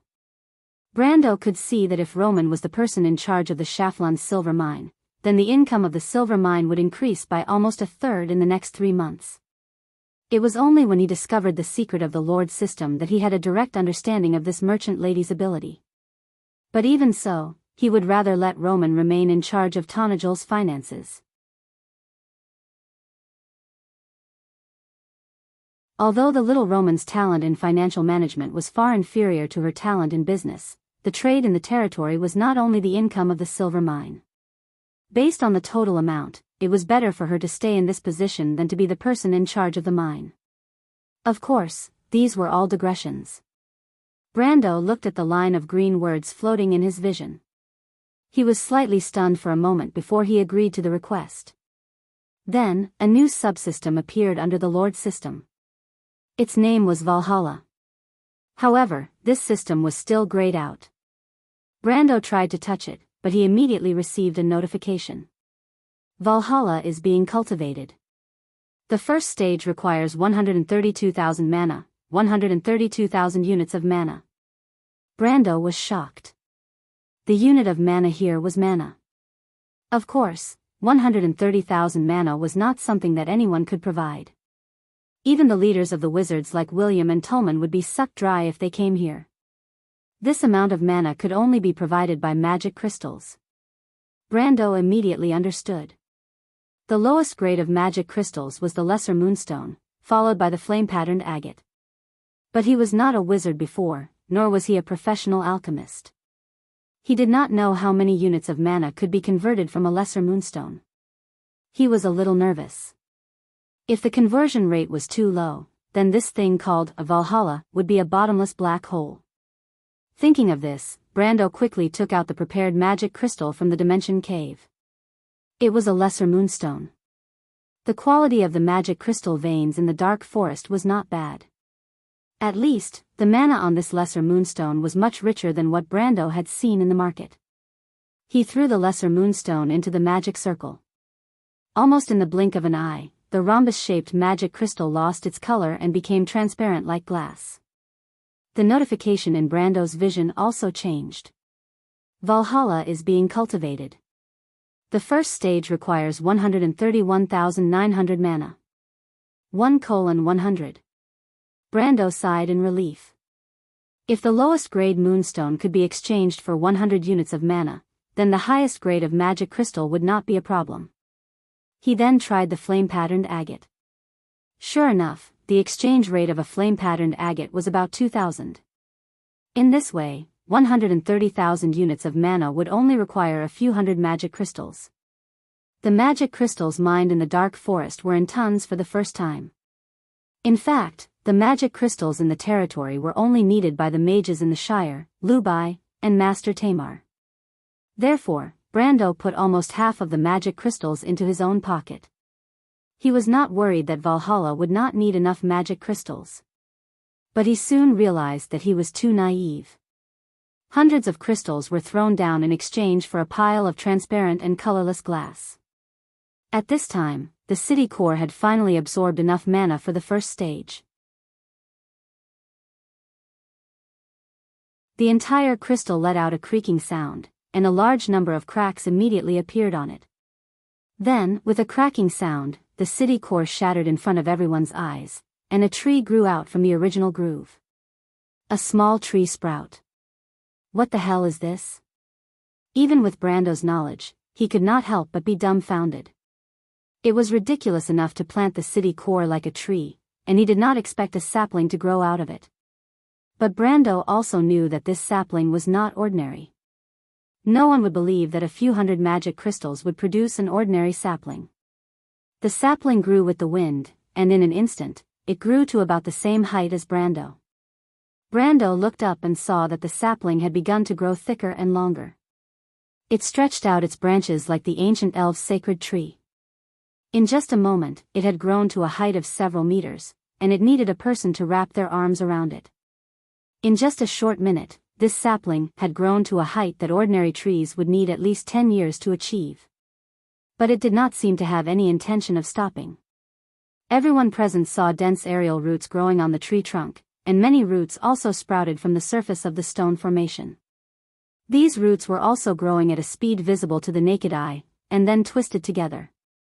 In a few breaths, the sapling had grown bigger. They could only watch helplessly as an ancient tree grew. This is. At this time, Orthlis, who had been sleeping in Brando's mind, was awakened by the drastic changes in the surrounding magic. She was speechless when she saw the tree. Brando was speechless for a long time. Because right in front of him, the sapling was getting thicker and thicker. Countless roots and branches extended from the trunk, and it had grown to a height that 7 or 8 people could wrap their arms around it. However, the height of the tree was not very high. It was only a few meters above the ground. At this time, Brando gradually saw the shape of the tree. It formed a natural square between the canopies. Holy shit!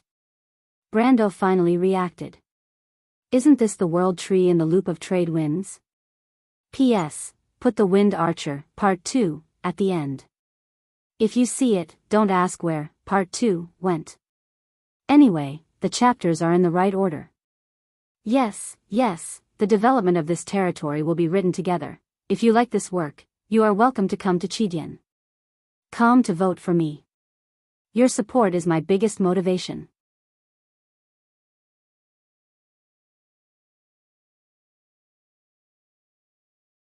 Chapter 495. The world tree stopped growing when it reached a radius of about 10 meters. The huge canopy stretched out in all directions and then stopped, as if it had been there for hundreds of years. The emerald green leaves covered the canopy layer by layer, forming a quiet hole with the surrounding forest. Rays of sunlight shone down from the branches and leaves like golden swords. Brendel looked up and saw the green veins on every leaf, as if a layer of jade-green blood vessels were distributed all over the tree crown. An ancient tree quietly sat in the center of the ancient and mysterious magic circle. The Roman was stunned, and Romaine's mouth was wide open in shock, as if she was letting out a short ah.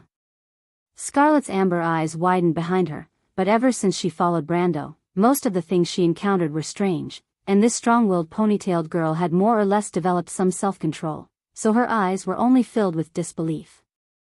Medisha, who used to be the youngest silver elf princess, was slightly better. At least she still maintained the dignity of a silver elf, but her eyes flashed. Only the wild elf elder sister, Falerne, still had a poker face. This was not because of her personality, but because she was a part of the rules of a planeswalker. Unlike Medisha, who later became a knight, she had a lot more experience.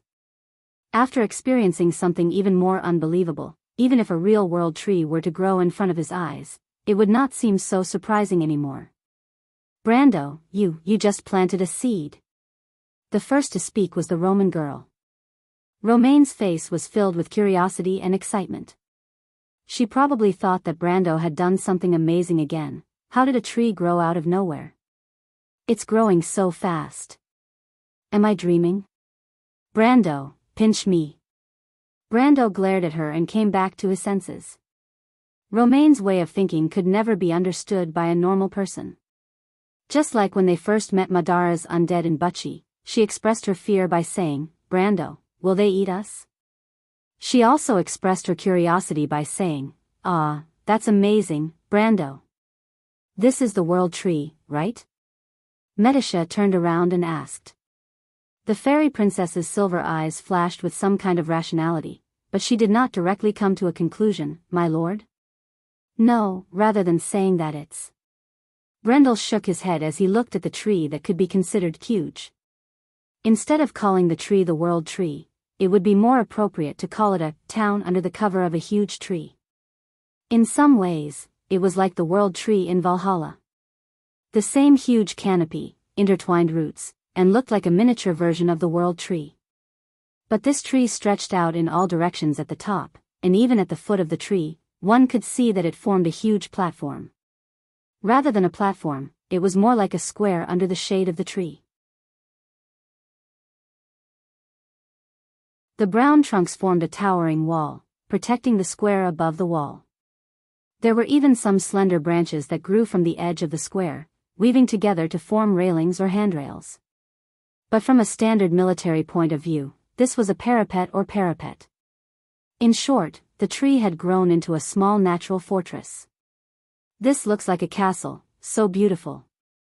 Scarlet looked at the tree, or rather the small castle, in a daze. It was just like the castle in the forest described in fairy tales where the sleeping princess lived. It had a dreamlike verdant color. Even though the red-haired girl had long since tied her long hair behind her head like a true daughter of the mountain people and picked up a spear to throw herself into battle, she would still occasionally reminisce about the days when she longed for the fairy tales of the past. After all, compared to that, she would rather be a normal girl with the right to dream. Of course, if the Lord was willing to give her such a castle. Scarlet couldn't help but stare blankly for a moment. The Roman had already begun circling the tree, and it was obvious that she wanted to go up. After a while, the cute girl found a treasure. "There's a ladder here, Brando." There was indeed a ladder behind the ancient tree, like a spiral staircase to welcome guests, or rather, to welcome the master. The spiral staircase hung from the top of the tree. It grew naturally from the vines attached to the trunk, but it didn't look thick at all. Instead, it looked like it had been artificially woven, exquisite and beautiful. The width between each step was just right. The moment you saw this ladder, you would know that it wouldn't take much effort to climb it up. Moreover, it had a kind of intimate atmosphere, and no one would suspect that it was a trap. "Are we going up?" The merchant girl looked up, her beautiful bangs sliding to the sides, revealing her flat forehead.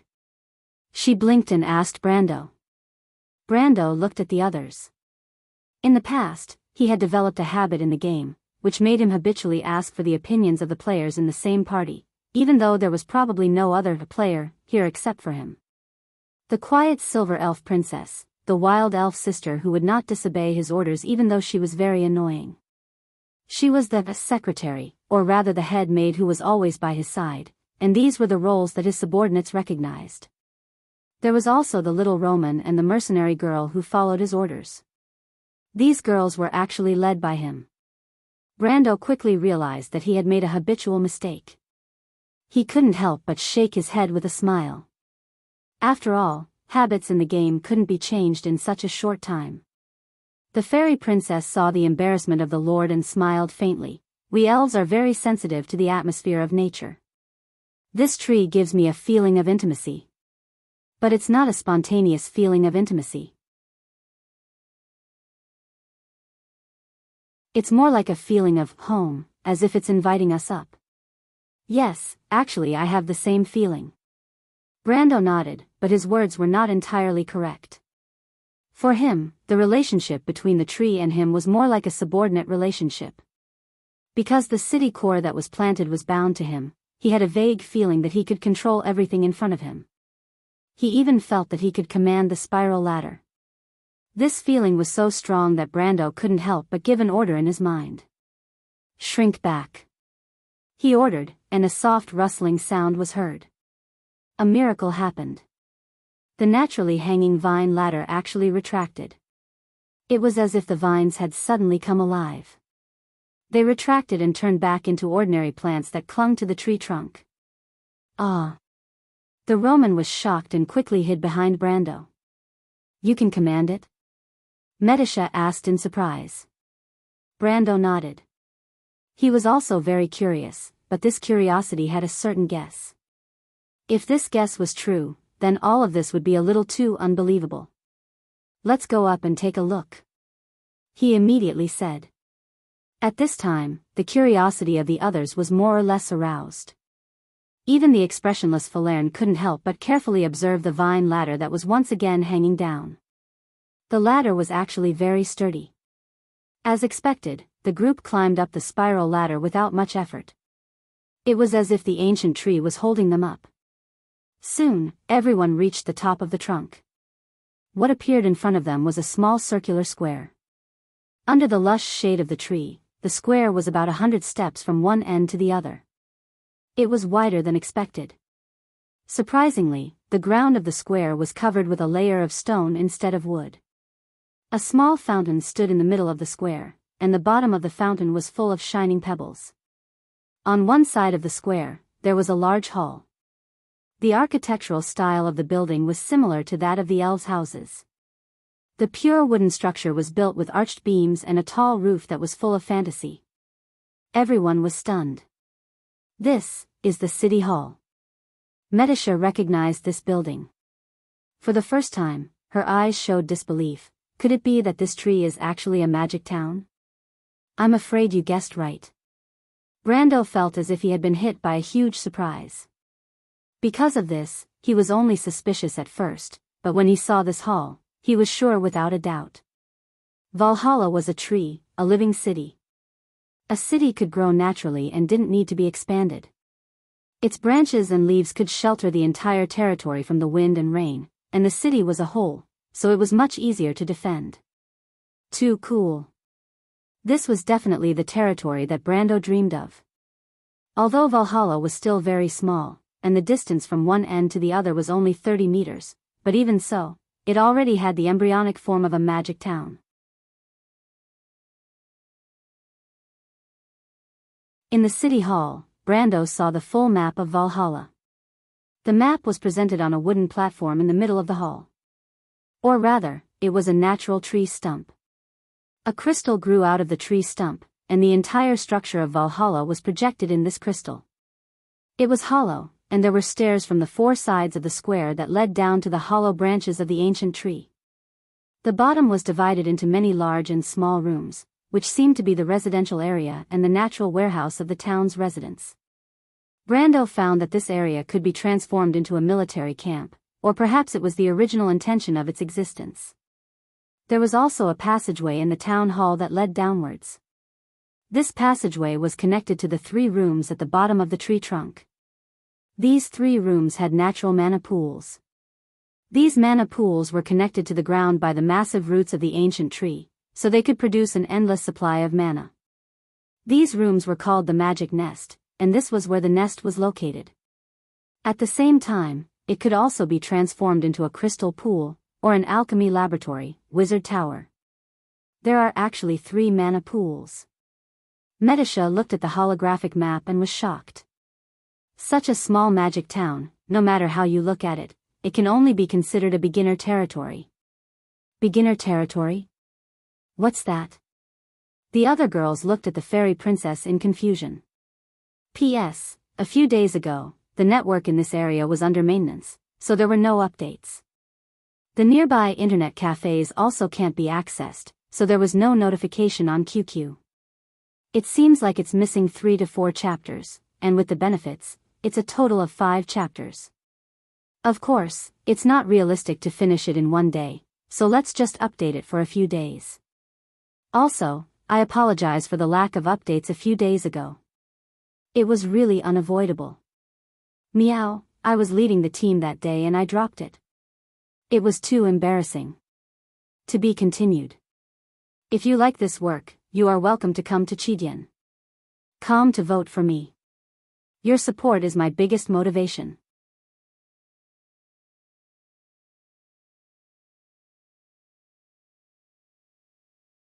Chapter 496. I'm sorry for my rudeness. The silver elf took a deep breath to calm herself down and explained, before the War of the Holy Saints, a concept used to differentiate the strength of a territory. Half of what we call a primary territory refers to a primitive area like Tonajal that has yet to be developed by magic. The girl gently pressed her hand on her chest. In such an area, the scattered mana is in a state of chaos.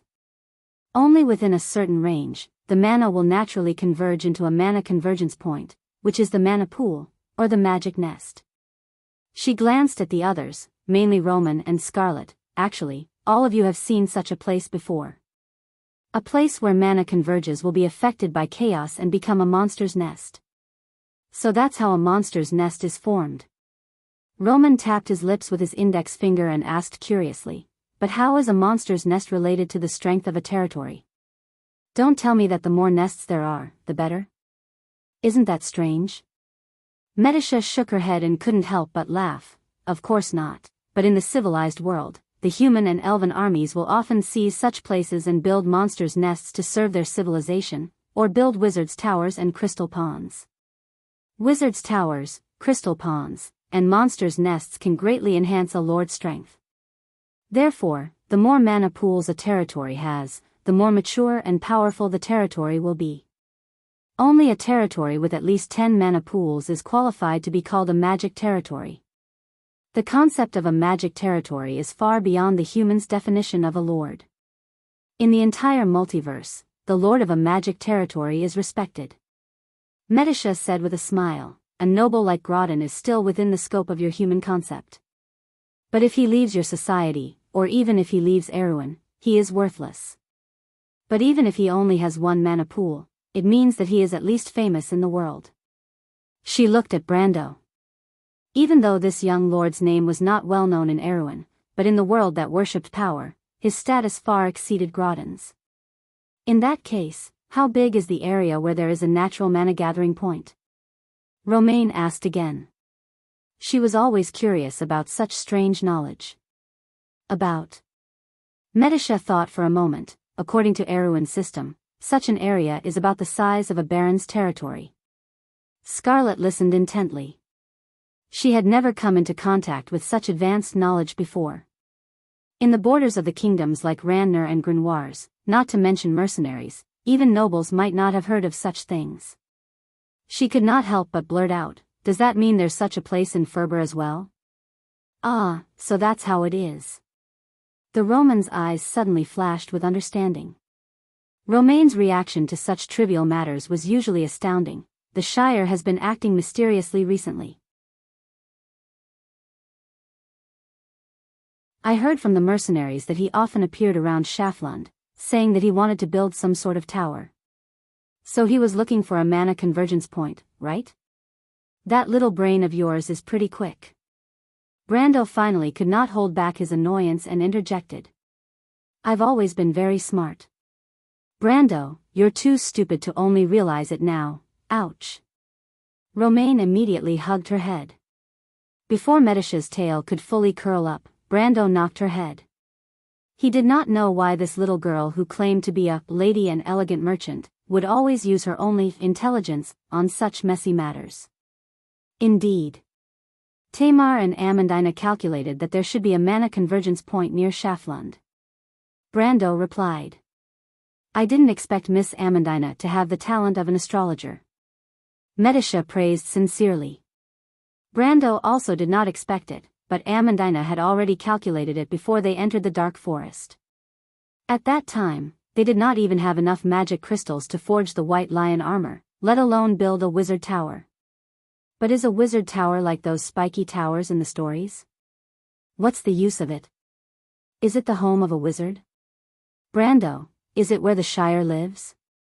The Roman held her head and asked evasively. Most people would not be able to answer this question. Even Medisha might not understand the mysterious things between wizards, but there was a wild elf sister, Falerne, who was an elementalist. Falerne bowed slightly and spoke in a methodical manner as if she was reciting a book. A wizard tower is not only a wizard's home, Miss Roman. At the top of the wizard tower, there is a huge resonant crystal.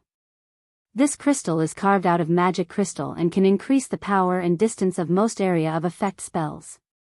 It can even extend the range to thousands of meters, or even tens of thousands of meters. Wizards can use this crystal to form an indestructible fortification of the wizard tower, attacking the enemy from outside the line of sight. In addition, the crystal ball in the tower can also be used to monitor the territory. A wizard tower of the lowest level is enough to monitor the entire area around Abes. It is one of the most important defensive structures in the territory. At the same time, there is also an alchemy laboratory and a public mana pool. A public mana pool? Training an apprentice wizard requires a lot of spellcasting practice. When a wizard is at a lower level, they often need to rest for a long time to recover their spirit after casting a few spells. A public mana pool can greatly reduce the time needed to rest. In other words, it shortens the time needed to train an apprentice wizard, Miss Roman. You don't have to call me that, Miss Falerne. It sounds scary. Roman patted her chest and said with some lingering fear, "Anyway, I understand.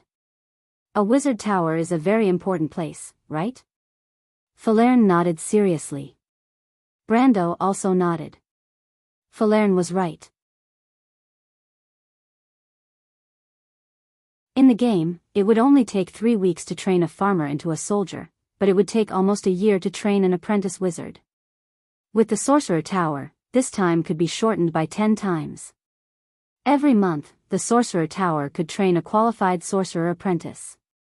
After an apprentice wizard leveled up, they could become a grade 1 elementalist or wizard.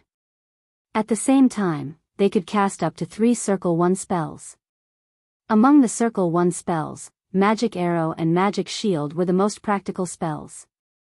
When cast in a group, they could still be very powerful. Moreover, apprentice wizards were the foundation of many types of troops. For example, anti-magic swordsmen and shadow cavalry needed to be trained as an apprentice wizard. The construction of a wizard tower required a mana pool, so a mana pool was very important to a high-level territory.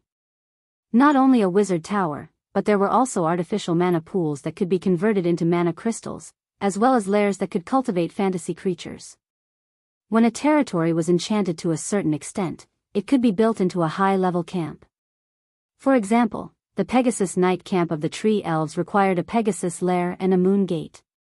The Silver Elf Girl continued, "That's why, generally speaking, half of nature's primary territories would only have 1 natural mana pool like this, and Valhalla actually has 3 in her right hand. This is too inconceivable. It's like the legendary Magic Plains." Magic Plains? Brando turned to look at Medisha. He had heard of this term before. A magic territory in a civilized world can only be called a magic territory if it has at least 10 mana pools. However, there are some natural wastelands that have such power. Although there may not be 10 mana pools, we still recognize such a land as a natural magic territory. Medisha continued, "The Magic Plains is one of them. I've heard of the Magic Plains as well. The Magic Plains are also known as the 4-leaf clover field. This kind of land has a high concentration of mana, and the growth of magical plants in the 4-leaf clover field is several times faster than normal guarded lands." Brando said. Martha's guarded lands are actually a type of magic ground, but it's a special kind. The Black Forest is also one, and there's also the Fire Plains and the Holy Land of War. However, I've only heard of them. She raised her head and said, "But the world tree that my liege has planted has more magic power than any land with natural magic that I have ever seen. 3 mana pools, even the Silver Valley where we Silver Elves used to live doesn't have such powerful natural magic power. The legendary fortresses are said to be holy lands. They are the last bastions that our ancestors used to defend against the Twilight Dragon. They have the same power as the Holy Lands. The Silver Valley is also such a fortress." She continued, "But they are far less powerful than the remaining power of Valhalla. I don't know why this fortress is so special, but it must have its reason for existence. If I have to give a name to the magic ground where Valhalla is located, I'll call it the Holy Land." Medisha said. "Holy Land. That's a good name." The Roman agreed. Scarlet also nodded. She felt that the Lord's things should be worthy of such a name. Of course, if Brando knew of her thoughts, he would probably blush. The Silver Fairy Princess looked at the young man who was her master. Halran Gaia, the Golden Apple, Valhalla, legendary things appeared one after another around him. If it was before, she would have thought that it was a coincidence. But suddenly, Medisha wondered if this was a call from fate. Just like how fate had called her back then. For some reason, she suddenly looked forward to the future. However, no matter what, the fact that Valhalla had 3 mana pools was like a pie in the sky. Normal players would often face a difficult choice when building a territory. There were 3 essential magic buildings for a beginner territory: the Wizard Tower, the Crystal Pool, and the Magic Workshop. However, Brando didn't have this concern. Tonagel already had a mana gathering point that could generate a mana pool. He could arrange the rest himself. Originally, he wanted to leave Valhalla's mana pool for the Hydra's nest, but now it seemed that there was still a surplus. But then Brando made a new discovery. He originally planned to transform the mana pool at the bottom into a hydra's nest, but he then found that the mana pool at the bottom was not empty. Instead, it generated a building called the Vortex of Light. After looking at the detailed information on the holographic map, he found that this thing turned out to be a creature's nest. This nest could generate a creature called a light spirit. This thing sounded like a heroic spirit, but also like a light elemental creature. It was definitely a pleasant surprise that there was a natural nest in his territory. Nests were not common goods in the entire history of the Amber Sword. Of course, nests like black wolves and wyverns were exceptions. However, Brando believed that Valhalla's nest would definitely not be of such quality. Moreover, most of the creatures in Valhalla's nest were very powerful. He was eager to know what this light spirit was. He suggested that they go down to take a look, and the ladies naturally did not object. Only Falerne stayed behind. Her reason was that Brando was cultivating the core of Valhalla here, and the messengers outside could bring news of Abes at any time. When the mercenaries saw a tree appear out of thin air, they would probably be scared half to death. She stayed outside to avoid unnecessary trouble. Brando could only praise this wild elf sister for her meticulousness. Out of all his subordinates, only Falerne and Amandina could be so meticulous and meticulous.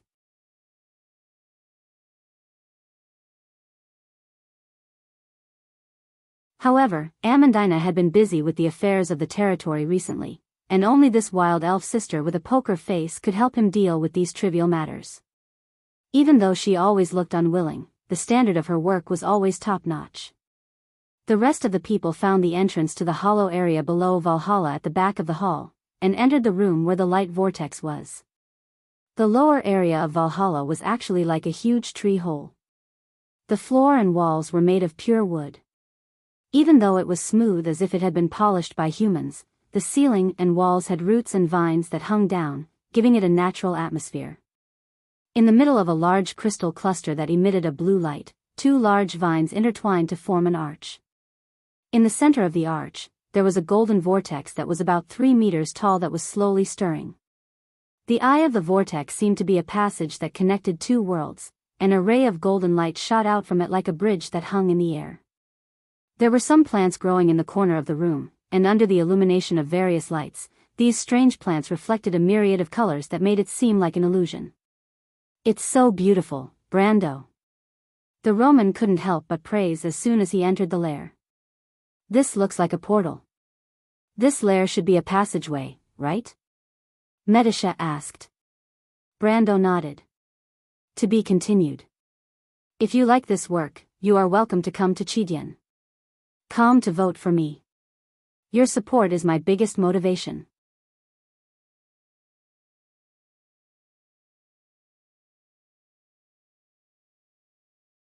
Chapter 497. This was a portal-type lair, and it seemed to be connected to a secondary plane. This type of lair mostly produced creatures through summoning, using equivalent exchange to summon creatures to serve the summoner. Brando looked at the portal of light, and took out 2 secondary moon crystals from the dimension hole and threw them in. Sure enough, the time vortex lit up, and a small head poked out from it. It was like a 3-inch tall little person, or rather, a scaled-down young girl. She had long curly hair and was covered in clothes as thin as a cicada's wings. Her entire body glowed, and although she had no wings, she could agilely hover in the air. She looked outside from the vortex, then flew to Brando and the others and said respectfully, "Hello, my lord." Her voice was thin, and her accent was a little strange, as if she was a foreigner speaking Cruz. As the girl spoke, she looked at everyone curiously, but she was not afraid. "The lord she's talking about is the master of a magic territory, similar to your human lord, but different. In the eyes of magic creatures, only those who have power are natural lords, and they don't agree with titles." Medisha explained to Scarlet and Roman. "Oh." Roman nodded, but it was not clear if he understood. Brando nodded.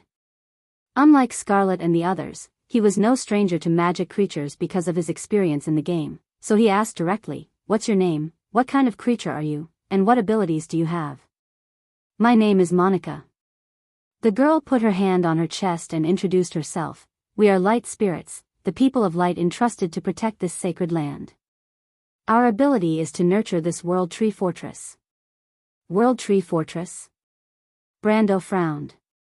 For some reason, he was very familiar with this name, as if he had heard it somewhere before. But thinking about it carefully, he did not know if this memory came from the game or the myths and legends of this world. The World Tree Fortress, or in your words, Lord, you can call it Valhalla. However, Valhalla is actually the name of the second World Tree Fortress. This is the third and last one. Monica replied. What's second and third? What exactly is a World Tree Fortress? Brando could not help but ask.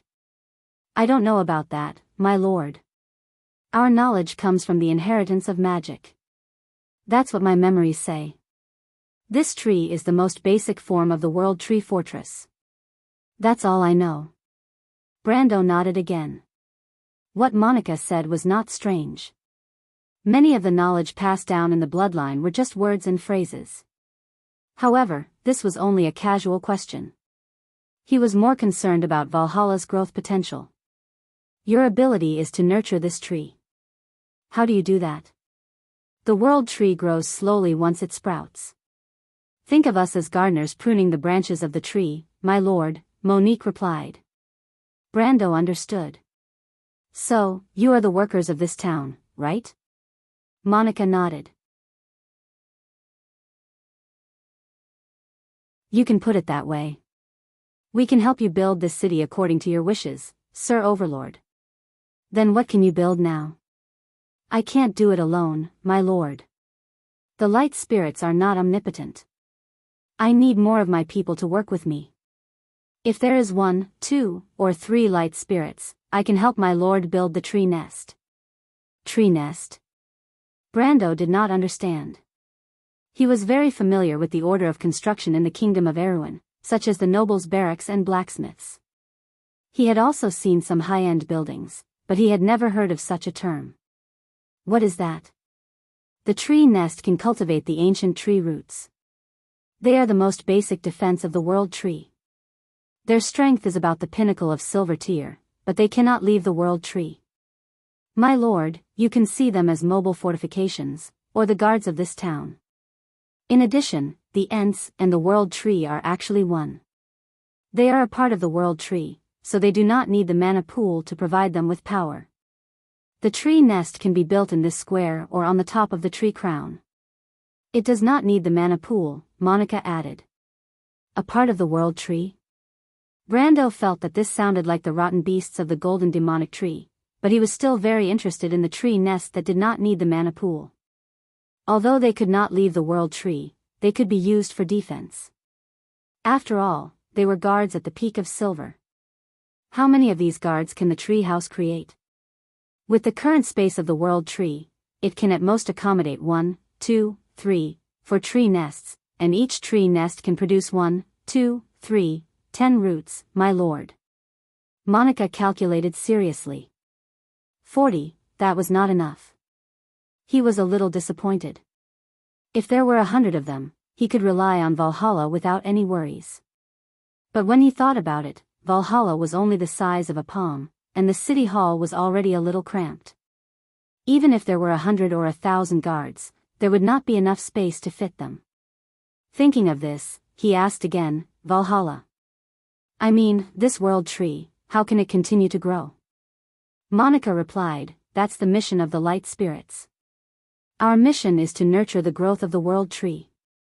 However, if it's just Monica alone, it will take 1, 2, 3. Wait, don't count, just tell me how many years it will take. When Brando heard Monica counting to 40 with her fingers, he finally could not help but sweat. He was afraid that this little girl would keep counting until the sky turned dark. How do you know how many years it will take if you don't count? Monica stared at Brando with her eyes wide open, seriously wondering if her lord was an idiot to ask such a stupid question. Brando immediately knelt down. The two of them haggled for a long time, and finally understood that if she were to cultivate the world tree alone, it would take 200 years.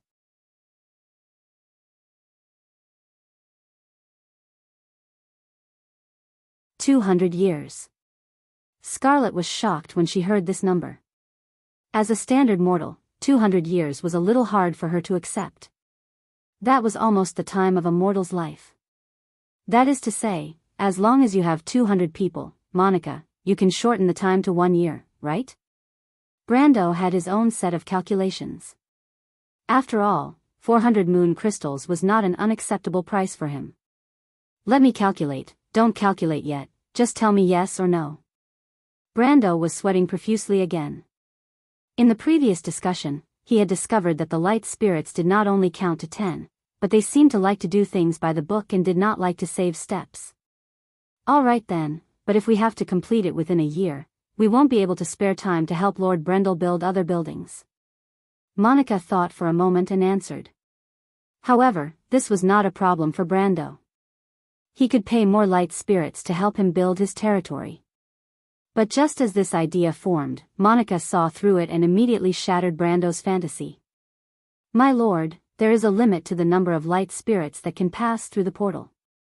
Are you thinking of summoning thousands of light spirits to help Monica? Limit? Brando's daydream was shattered like a mirror falling to the ground.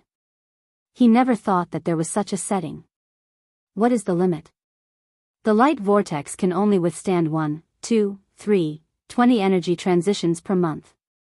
That's 20. Monica nodded. 20 a month.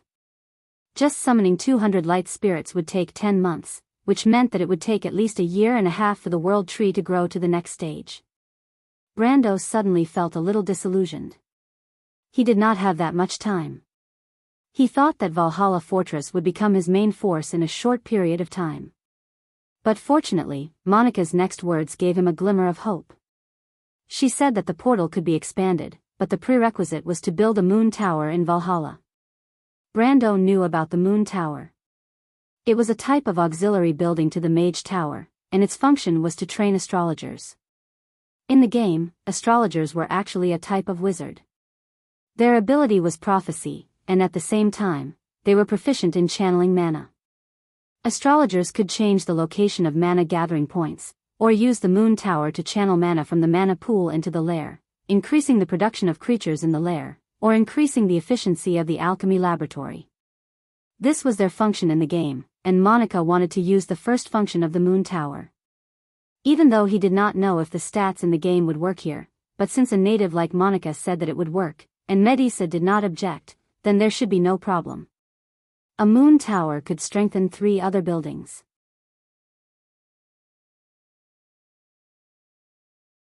Although the moon tower itself required a location for a mana pool, its effect was equivalent to dividing the mana pool into 3. In the past, it was not a rare building in the game. However, Brando felt that he would be the first to build a moon tower in a beginner's territory. Normally, Lord-class players would either build a wizard tower or a crystal pool. Very few would even build lairs, let alone a moon tower. Although Brando had never been a Lord-class player, he felt that it was too strange. However, with the moon tower, the production of the light vortex could be increased to 40. Brando was very optimistic about the growth of Valhalla. After all, the title of the most legendary territory in the Amber Sword was not given by him. He saw Valhalla as his biggest potential support in the future. As long as this fortress could be revived faster, it did not matter how much he invested. And so, Brando used the remaining secondary moon crystals to summon the remaining 19 light spirits. He did not know what kind of bad taste the designer had, but the light spirit race did not seem to have any males. All the light spirits that were summoned were all small and soft girls. They were like real fairies, chattering non-stop. In a short while, the Hall of Yggdrasil was as lively as Erewhon's most prosperous market. Brando and the others could not help but feel a headache when they saw the noisy light orbs flying all over the sky. He could imagine how lively the city of trees would be when there were thousands or even tens of thousands of such residents in the future.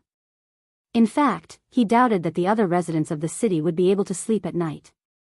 At the same time, he also asked Monica about the other abilities of the light spirits.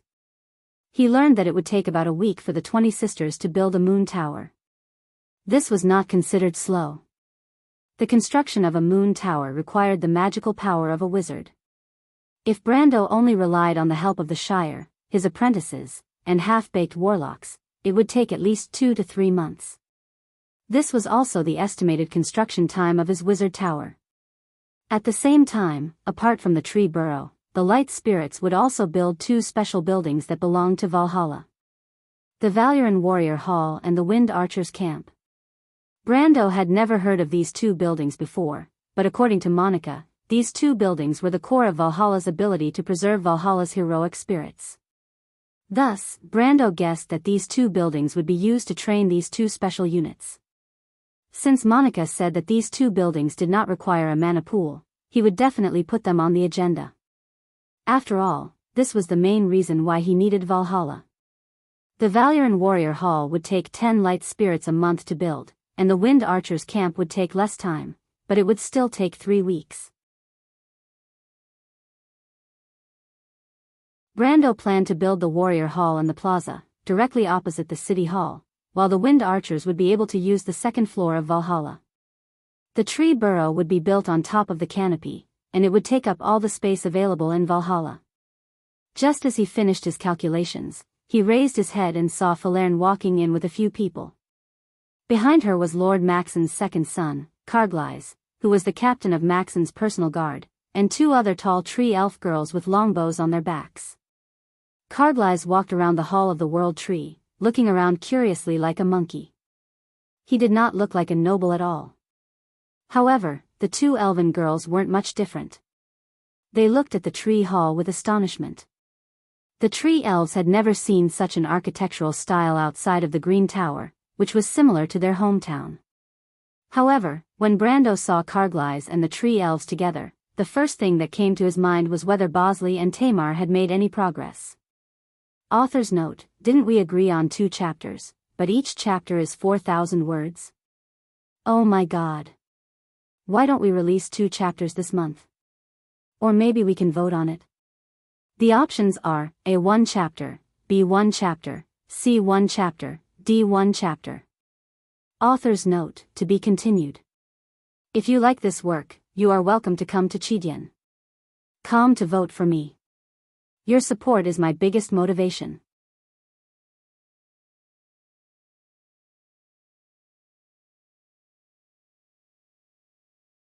Chapter 498. Carglaise brought good news for Bosley and Tamar. To be exact, he brought back a new set of archer's armor. The archer's armor was modified from the Crimson Banner cavalry's armor. The surface had been polished and engraved with patterns, making it look completely different from the half-finished archer's armor. Carglaise placed the new set of archer's armor on the table. The new set of archer's armor was dark green in color, and the light patterns on it were said to be based on the aesthetic style of the tree elves. The archer's armor shone brightly under the sunlight that penetrated through the stained glass ceiling of the hall. It looked like a piece of jade art, but compared to the original, Brando noticed that the new archer's armor had an additional long feather cloak. The cloak was not only added for aesthetic reasons, but also to reduce the overall weight of the archer's armor without increasing the cost. Erwin's master forger and the future master alchemist had thought of many ways to reduce the weight of the archer's armor. In the end, they came up with a clever idea, and that was to add an additional magic cloak to the archer's armor. This cloak was actually enchanted with a spell similar to Wind Feather. Wind Feather was a level 1 spell of the wind element. It could slightly increase the speed of the target and allow the target to float. Carglaise even brought 2 female tree elves to demonstrate, and the results were excellent. Although the 2 tree elves were unavoidably clumsy after putting on the magic armor, it was definitely worth it compared to the increase in defense it brought. Moreover, after activating the magic cloak, it was as if wings had sprouted from their backs, and they could leap up and down from wall to wall. Brando thought that the design of the cloak was a stroke of genius, especially when the 2 tree elves put on the new emerald armor and pulled up the hood of their cloaks, revealing their pointed chins. They held longbows in their hands, and the edges of their cloaks drooped down to the ground. His eyes almost popped out of their sockets. It was said that the Silver Elves had a legendary army called Lin Ge's Blade, and they were also dressed in the same way.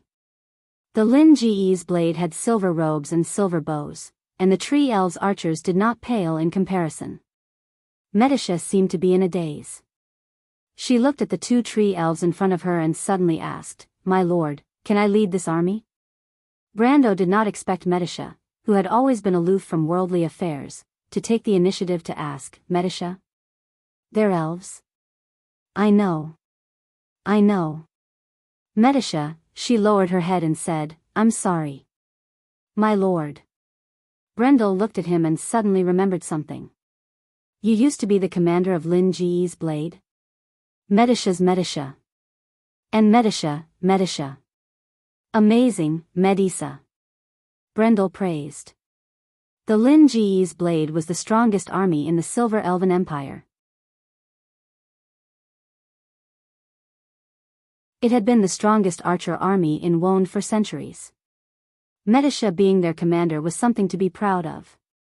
But this silver elf girl had never mentioned it. Brando did not even know that she knew archery. "Thank you." Medisha's face turned red as she replied in a small voice.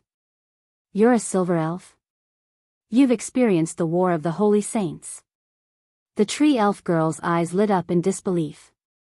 She immediately looked at Brando. "My lord, she's the commander of the Silver Elves? Can you let her teach us?" Brando was stunned.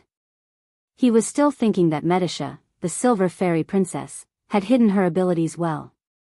He did not expect the tree elves to give him another surprise. This was because the commander of the tree elves also held the position of archery instructor. If the tree elves wanted Medisha to teach them, it meant that they wanted Medisha to lead them. In theory, the tree elves were his allies. Even if he wanted to appoint a commander, he would need their permission first. But this was too much of an initiative. Brando felt a little awkward, of course. But what about Mr. Quinn? The tree elf leader, Quinn, had returned to the Green Tower after the war ended. However, all the tree elves and druids he brought with him remained in his territory. Brando had full authority over the tree elves, but Quinn was still the commander of this army. "Mr. Quinn, it's fine," the tree elf girl shook her head and smiled. "Mr. Quinn has already passed his position to me. I can make the decisions." "You are?" Brando looked at her curiously. The tree elf girl smiled. She already knew this young human lord, but Brando didn't. She extended her hand and smiled. "Finny, I'm the leader of the archers." "Nice to meet you, my lord." Her human etiquette startled Brando. He had never seen such an extroverted tree elf. In his mind, the tree elves were a simple and cautious race. However, Brando still extended his hand and shook Finny's hand. "If that's the case." He hesitated for a moment before replying, "Then I'll entrust Medisha to you. She's my best subordinate. I hope you can work well together." "Of course. I never dreamed that a hero who experienced the War of the Holy Saints would lead us," Finny said happily. "Hero?" Brando looked at Medisha in confusion. Although this silver fairy princess was outstanding in all aspects, whether it was etiquette or the way she treated others, he still found it hard to associate her with the word hero. No matter how he looked at it, Medisha was still like a human girl who hadn't grown up yet. No matter how calm and mature she was still like a little sister in his eyes. The silver elf girl smiled faintly at him. "Lady Medisha, may I ask how old you are now? Did you experience the War of the Lilies?" Finny asked curiously. Medisha looked at Brando. "I'm actually in a spiritual state. Before the War of the Lilies, I had already returned to my ancient homeland in hibernation. If it wasn't for my lord, I would still be under the influence of the dark forces. But Sir Lord woke me up, just like the call of fate. I'm sorry, I didn't know you were already." Finny didn't expect Medisha to have died long ago. She looked at her with sympathy. "You must be a heroic spirit now, right? I heard that heroic spirits will assist wise kings." The archer captain couldn't help but look at Brando. "Ahem, it's not that ridiculous." Brando immediately coughed loudly. "That's just a legend." He had always believed that he transmigrated to this world to make up for his regrets. His greatest hope now was to help the future Princess Griffin revive Erewhon. As for Finny's unintentional words, he didn't even think about it. The throne was an unimaginable temptation to the greedy nobles of Erewhon, but it was nothing more than a burden to him. But back to the topic at hand, he was very satisfied with the archer armor that Bosley and Tamar had created. As expected of future grandmasters, this improved magic armor was impeccable in every aspect: winged archer armor defense, 4/5, arrow resistance +2, weight reduction 20%, wings of wind, recharge in 10 minutes, grants temporary levitation upon activation, agility +10%, evasion +5%. Lasts for 10 seconds. Although the addition of a magic cloak wasn't cheap, it was still much easier than adding 3 layers of magic circles to the armor. Moreover, the magic cloak gave a huge boost to dexterity by 10% and evasion by 5%. Although it only lasted for a short 10 seconds, it was easy to imagine how much damage a tree elf archer would suffer if he suddenly activated this ability while being approached by cavalry or infantry. Presumably, their opponents would be shocked. The cost of the armor was around 2,000 tor, and 300 sets would be around 600,000 tor. With Brando's current output, it would only take him half a year to fully equip the tree elves with Schaflun's silver mines. However, the benefits of the tree elf archers equipped with the new equipment would definitely far exceed the investment of 600,000 tor. Money could still be earned, but special forces were as rare as nests in wound. Brando firmly believed that good steel should be spent on the blade's edge. Moreover, the magic crystal mine would soon be put into operation. The Dark Forest could produce 3 standard units of magic crystals per day, and it was considered a super rich mine. Even though the magic ores are currently being used up by the territory, I believe that it will soon be full. I'm preparing to sell the excess magic ores to the outside world. After all, these magic ores are used as hard currency in any era in the Amber Sword's history, and this will be a huge fortune. A standard production of magic crystals per day was 1 flame-patterned agate, or 10 lesser moon crystals. In the long run, Brando didn't think that he would always be short on money. Once the Dark Forest was developed, it would be a huge fortune, but what he needed was a strong army to protect the wealth that belonged to Erewhon. "Excuse me, my lord." At this time, Carglass finally shifted his gaze away from the light spirits flying up and down in the hall. He always felt that his choice to follow Brando was the wisest decision because there were so many new and interesting things around him. Of course, only Brando could tolerate his captain's attention being diverted to irrelevant things during a serious discussion. For example, when Carglass was telling jokes to Monica, Brando pretended not to see it. If it was any other Lord of Aween or Kurlutz in this era, they would have kicked Carglass out of the hall and asked him to reflect on how he had violated the rules of nobility. However, Brando was undoubtedly the most suitable master for Carglass. He only asked, "Is there anything else, Carglass?" "Of course," Carglass replied, "I have a letter for you, my lord." "A letter for me?" Brando was stunned. His men wouldn't write him a letter for no reason. The only person who would write him a letter could only be that person. He looked at the letter that Carglass took out and couldn't help but stare blankly. What did the princess in history write to him this time? "P.S. Unfortunately, I was delayed by some matters. Fortunately, I still managed to write a chapter. So, today's update is too late. I apologize to everyone, I'm sorry. If I remember correctly, there are still 4 more chapters to go. To be continued. If you like this work, you are welcome to come to Chidien. Come to vote for me. Your support is my biggest motivation."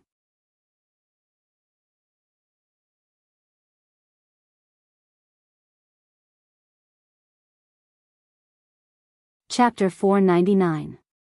You yearn for Erewhon's flag, but as the daughter of King Oberg and the princess of the royal family, I cannot answer you. My lord, you have fulfilled your promise in Tonagel, and you have set a good example. Now that the north is filled with rebels, and the kingdom is on the verge of collapse, as a direct descendant of the House of Corvado, I cannot back down. I am grateful for your trust. If hope still exists in Erewhon, then it must be in our hearts. This letter is to give you an answer. I promise to change this kingdom, even if it costs me everything. Princess Griffine Corvado gently closed the letter, her face calm, as if her worries did not exist in this decaying ship that was about to sink. However, this was only the calm before the storm. The storm was gathering in the sky, and it was about to set off a raging wave. There was a knock on the door, and a servant in a red robe asked the princess for the third time. The carriage was already waiting outside the palace, and Oberway, Makarov, and the other important officials had been waiting for a long time. The meeting with Duke Erek was imminent. In the current Aouin, there was no one else as important as this person who could change the balance of the entire balance of the balance. Griffin did not expect the young people in Vladipace to change the situation, and now Erewhon only had the army loyal to Vernon that could contend against the alliance of the northern dukes. It was not that her half-brother did not try to rope Erek into his camp, but he could not offer such a high price. Griffin knew the old fox's plan. He needed her to give birth to an heir with royal blood to legally take over Erewhon's throne. Ever since the 10 Years' Edict, the family had been plotting for this position for a long time. However, she would rather have blood flowing in front of the throne than allow such a thing to happen. Those who betrayed the sacred oath could never inherit the glorious flag, and this was a stain on the oath of the Lionheart. Furthermore, Erek had been secretly involved with the All-for-One for many years. They thought they were foolproof, but this kind of thing could never be kept secret. The half-elf princess, who was still in her teenage years, couldn't help but curl her lips into a tight arc. There was a kind of silent mockery in her eyes.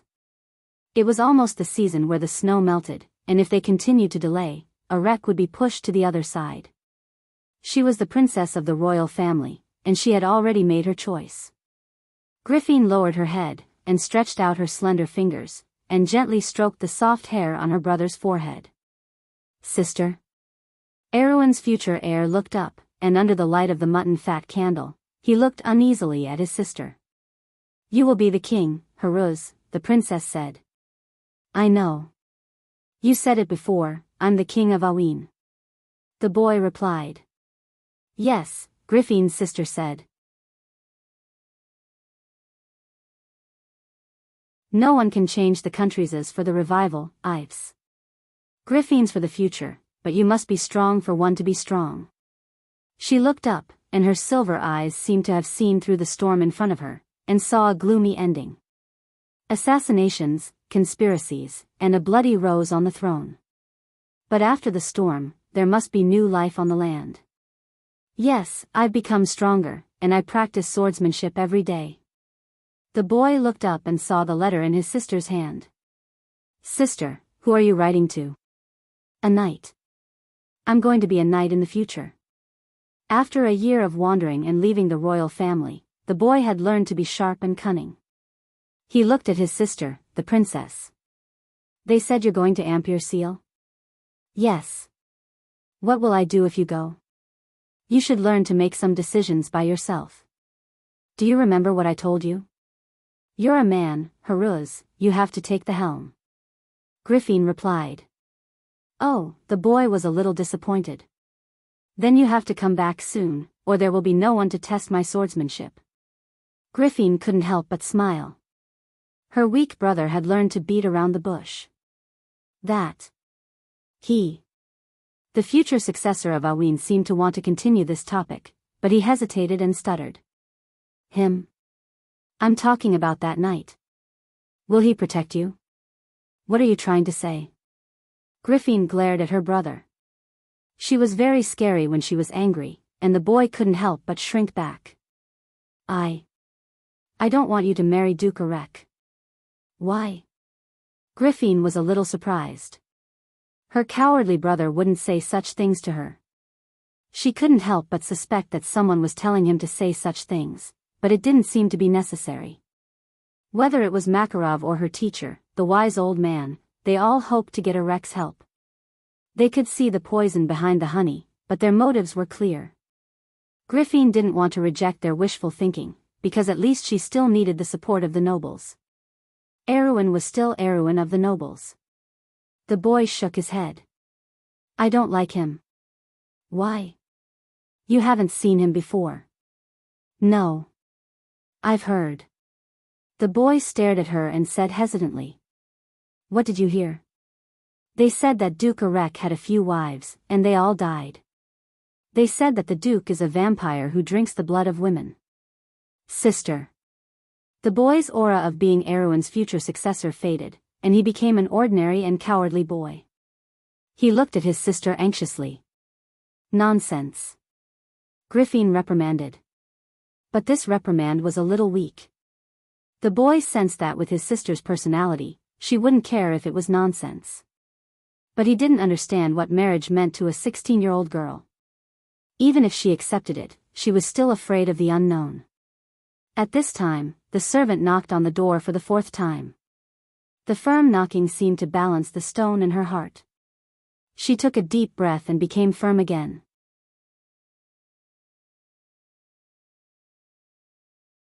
Griffin touched Hero's forehead. She stood up, and a maid combed her hair and wrinkles in her clothes. The princess stretched out her hands, overcoming all external factors, and didn't let the calmness of the Covardo family go out of shape. This was her choice. When she went out, a young knight from the Royal Academy said in a low voice, "Your Highness, even if you stay in the academy, we are willing to fight to the death. The glory of the Erewhon royal family doesn't need to bend over a treacherous person." But Griffin looked back and replied calmly, "Erewhon doesn't need to shed the blood of the future, because that time hasn't come yet." Then she lifted her skirt and walked into the carriage, leaving behind a thin figure. But it was these weak shoulders that in the near future would carry the hope of Erewhon's revival. Brando gently closed the letter with his thumb and forefinger and sighed softly. It was as if time had turned back, and this moment had returned to the starting point of everything. This was the moment that would decide Owen's future. The stage it played in the past had not changed today, but who could be sure where the future would lead? Erewhon's hope lies in our hearts. He repeated this sentence a few times, but his heart was also at a loss. Erewhon's hope existed in the hearts of everyone who fought for it, but dreams couldn't change everything. He had personally experienced the pain of powerlessness. This time, he had to take control of his own fate. Carglass stood aside and looked at his lord. He had never seen such an expression on Brando's face. The young lord had always been calm and confident. He wanted to see what was written in the letter in Brando's hand, but unfortunately, he couldn't. The letter was magically processed, and he could only see a blank page. Whose letter is this? He couldn't help but ask. It's a letter from Princess Griffin. She was very pleased with how we embarrassed the Earl in Tonagel. Brando recovered in an instant. After experiencing so many dangers and hardships, he had grown up and was no longer the Sophie who was easily swayed by emotions. Carglass looked at his lord suspiciously. I won't be fooled this time. If the princess would write a letter to rebels like us, then wouldn't those who were hanged on Pine Avenue from Anwar be loyal and righteous? Brando couldn't help but look at him when he heard Carglass comparing himself to those bandits. Didn't I say that I'm the princess' secret knight? Then I'm the dark dragon's attendant. Carglass didn't think much of it. Brando opened his mouth and stared at him in shock. What's wrong? No, I'm thinking, did you secretly learn astrology from Amandina? You're not going to say that I guessed right again, are you? You can't fool me with this old trick. Carglass suddenly felt that his lord was too interesting. He actually said that he was the dark dragon. Carglass thought that it was an extremely clever joke. But no matter how clever the joke was, it was interrupted by the tinkling of bells. Brando looked up and saw a few silver orchids swaying on the wall of the hall. He turned around and looked at Monique. Those are communication orchids. Someone is approaching from outside, my lord. Monique sat on his shoulder and said. Why wasn't there before? We planted them. Valhalla is also the home of the light spirits. We plan to plant some more chandelier orchids later. Brando caught a glimpse of his attendant at the entrance of the hall. The Shire held a staff in his hand and wore a red gilded robe. Behind him was the cowering Mordenkainen holding his duck familiar. This place is not bad. It's similar to your old home in Dardanelle, my lord. The Shire walked into the hall calmly and looked around. He raised his staff and praised. My old home in Dardanelle? Brando's teeth ached. The Highland Knight's White Knight was stationed in Dardanelle. But when he looked at his attendant's serious face, he almost thought that he had an old home in Karsuk. He stared at the Shire in annoyance, but the young Highland wizard ignored him and bowed to him. Congratulations, my lord. It's been a long and arduous journey, but now we finally have a place to stand. Congratulations, I have another piece of good news for you. Good news? You'd better take a look at this, my lord. The Shire took out an item. Brando immediately stood up from behind the desk. The cards of fate. I'll go out and come back at night to continue. I know many people say that I don't plan well and that I don't inform you when I'm doing something. Well, that's a flaw that deserves to be criticized. Well, I'm just a little aimless. I'll try my best to pay more attention in the future. To be continued. If you like this work, you're welcome to come to Chidien. Come to vote. Your support is my greatest motivation.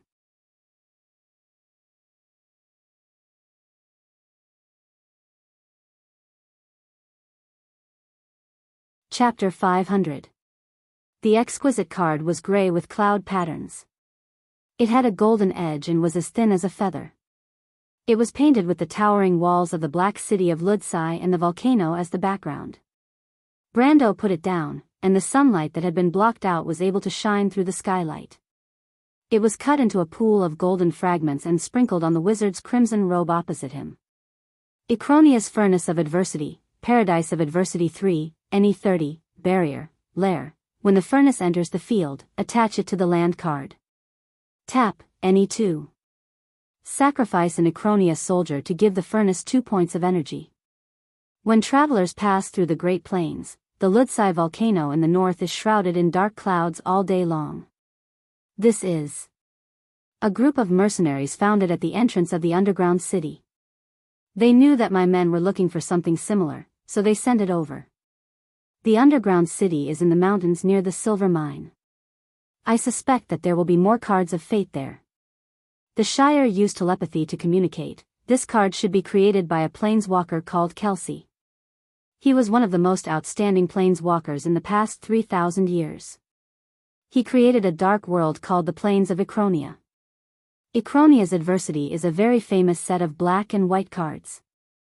This card is part of the set and is used in conjunction with the other cards. Brando looked at his wizard attendant. Why haven't I heard you mention this before? I only found out recently, after I leveled up. The Shire shrugged. Is this set of cards very powerful? Of course. Icronia is one of the best planeswalkers in history. If we can find his legacy, we'll be rich, the Shire replied. Brando was not so optimistic. In the past, there were many underground cities in Shaflund, but this did not change the fact that this was a newbie area. The underground ruins of the ruined dwarves in the Shaflund silver mine were a special case. The value of the treasures in other places was still a question. You didn't go deeper? The mercenaries only went near the entrance. The room behind was filled with silt and was difficult to continue. From the looks of it, it should be a tomb that doesn't belong to our era. Sealed-off area? Brando's interest was piqued. Sealed areas were often unexplored dungeons. The first exploration would yield good results. However, the card in his hand seemed to have formed an indissoluble bond with the tomb. Wouldn't that mean that he would have to change his class to become a tomb raider in the future? Then let's go take a look. How did you get here? The conversation between the two only lasted for a moment, and only Falair knew about it. The others only felt that the hall had quieted down. Then they saw Brando raise his head and sweep his gaze across the entire hall. Of course it's the carriage, my lord. The Shire smiled. Brando nodded and looked at Carglass.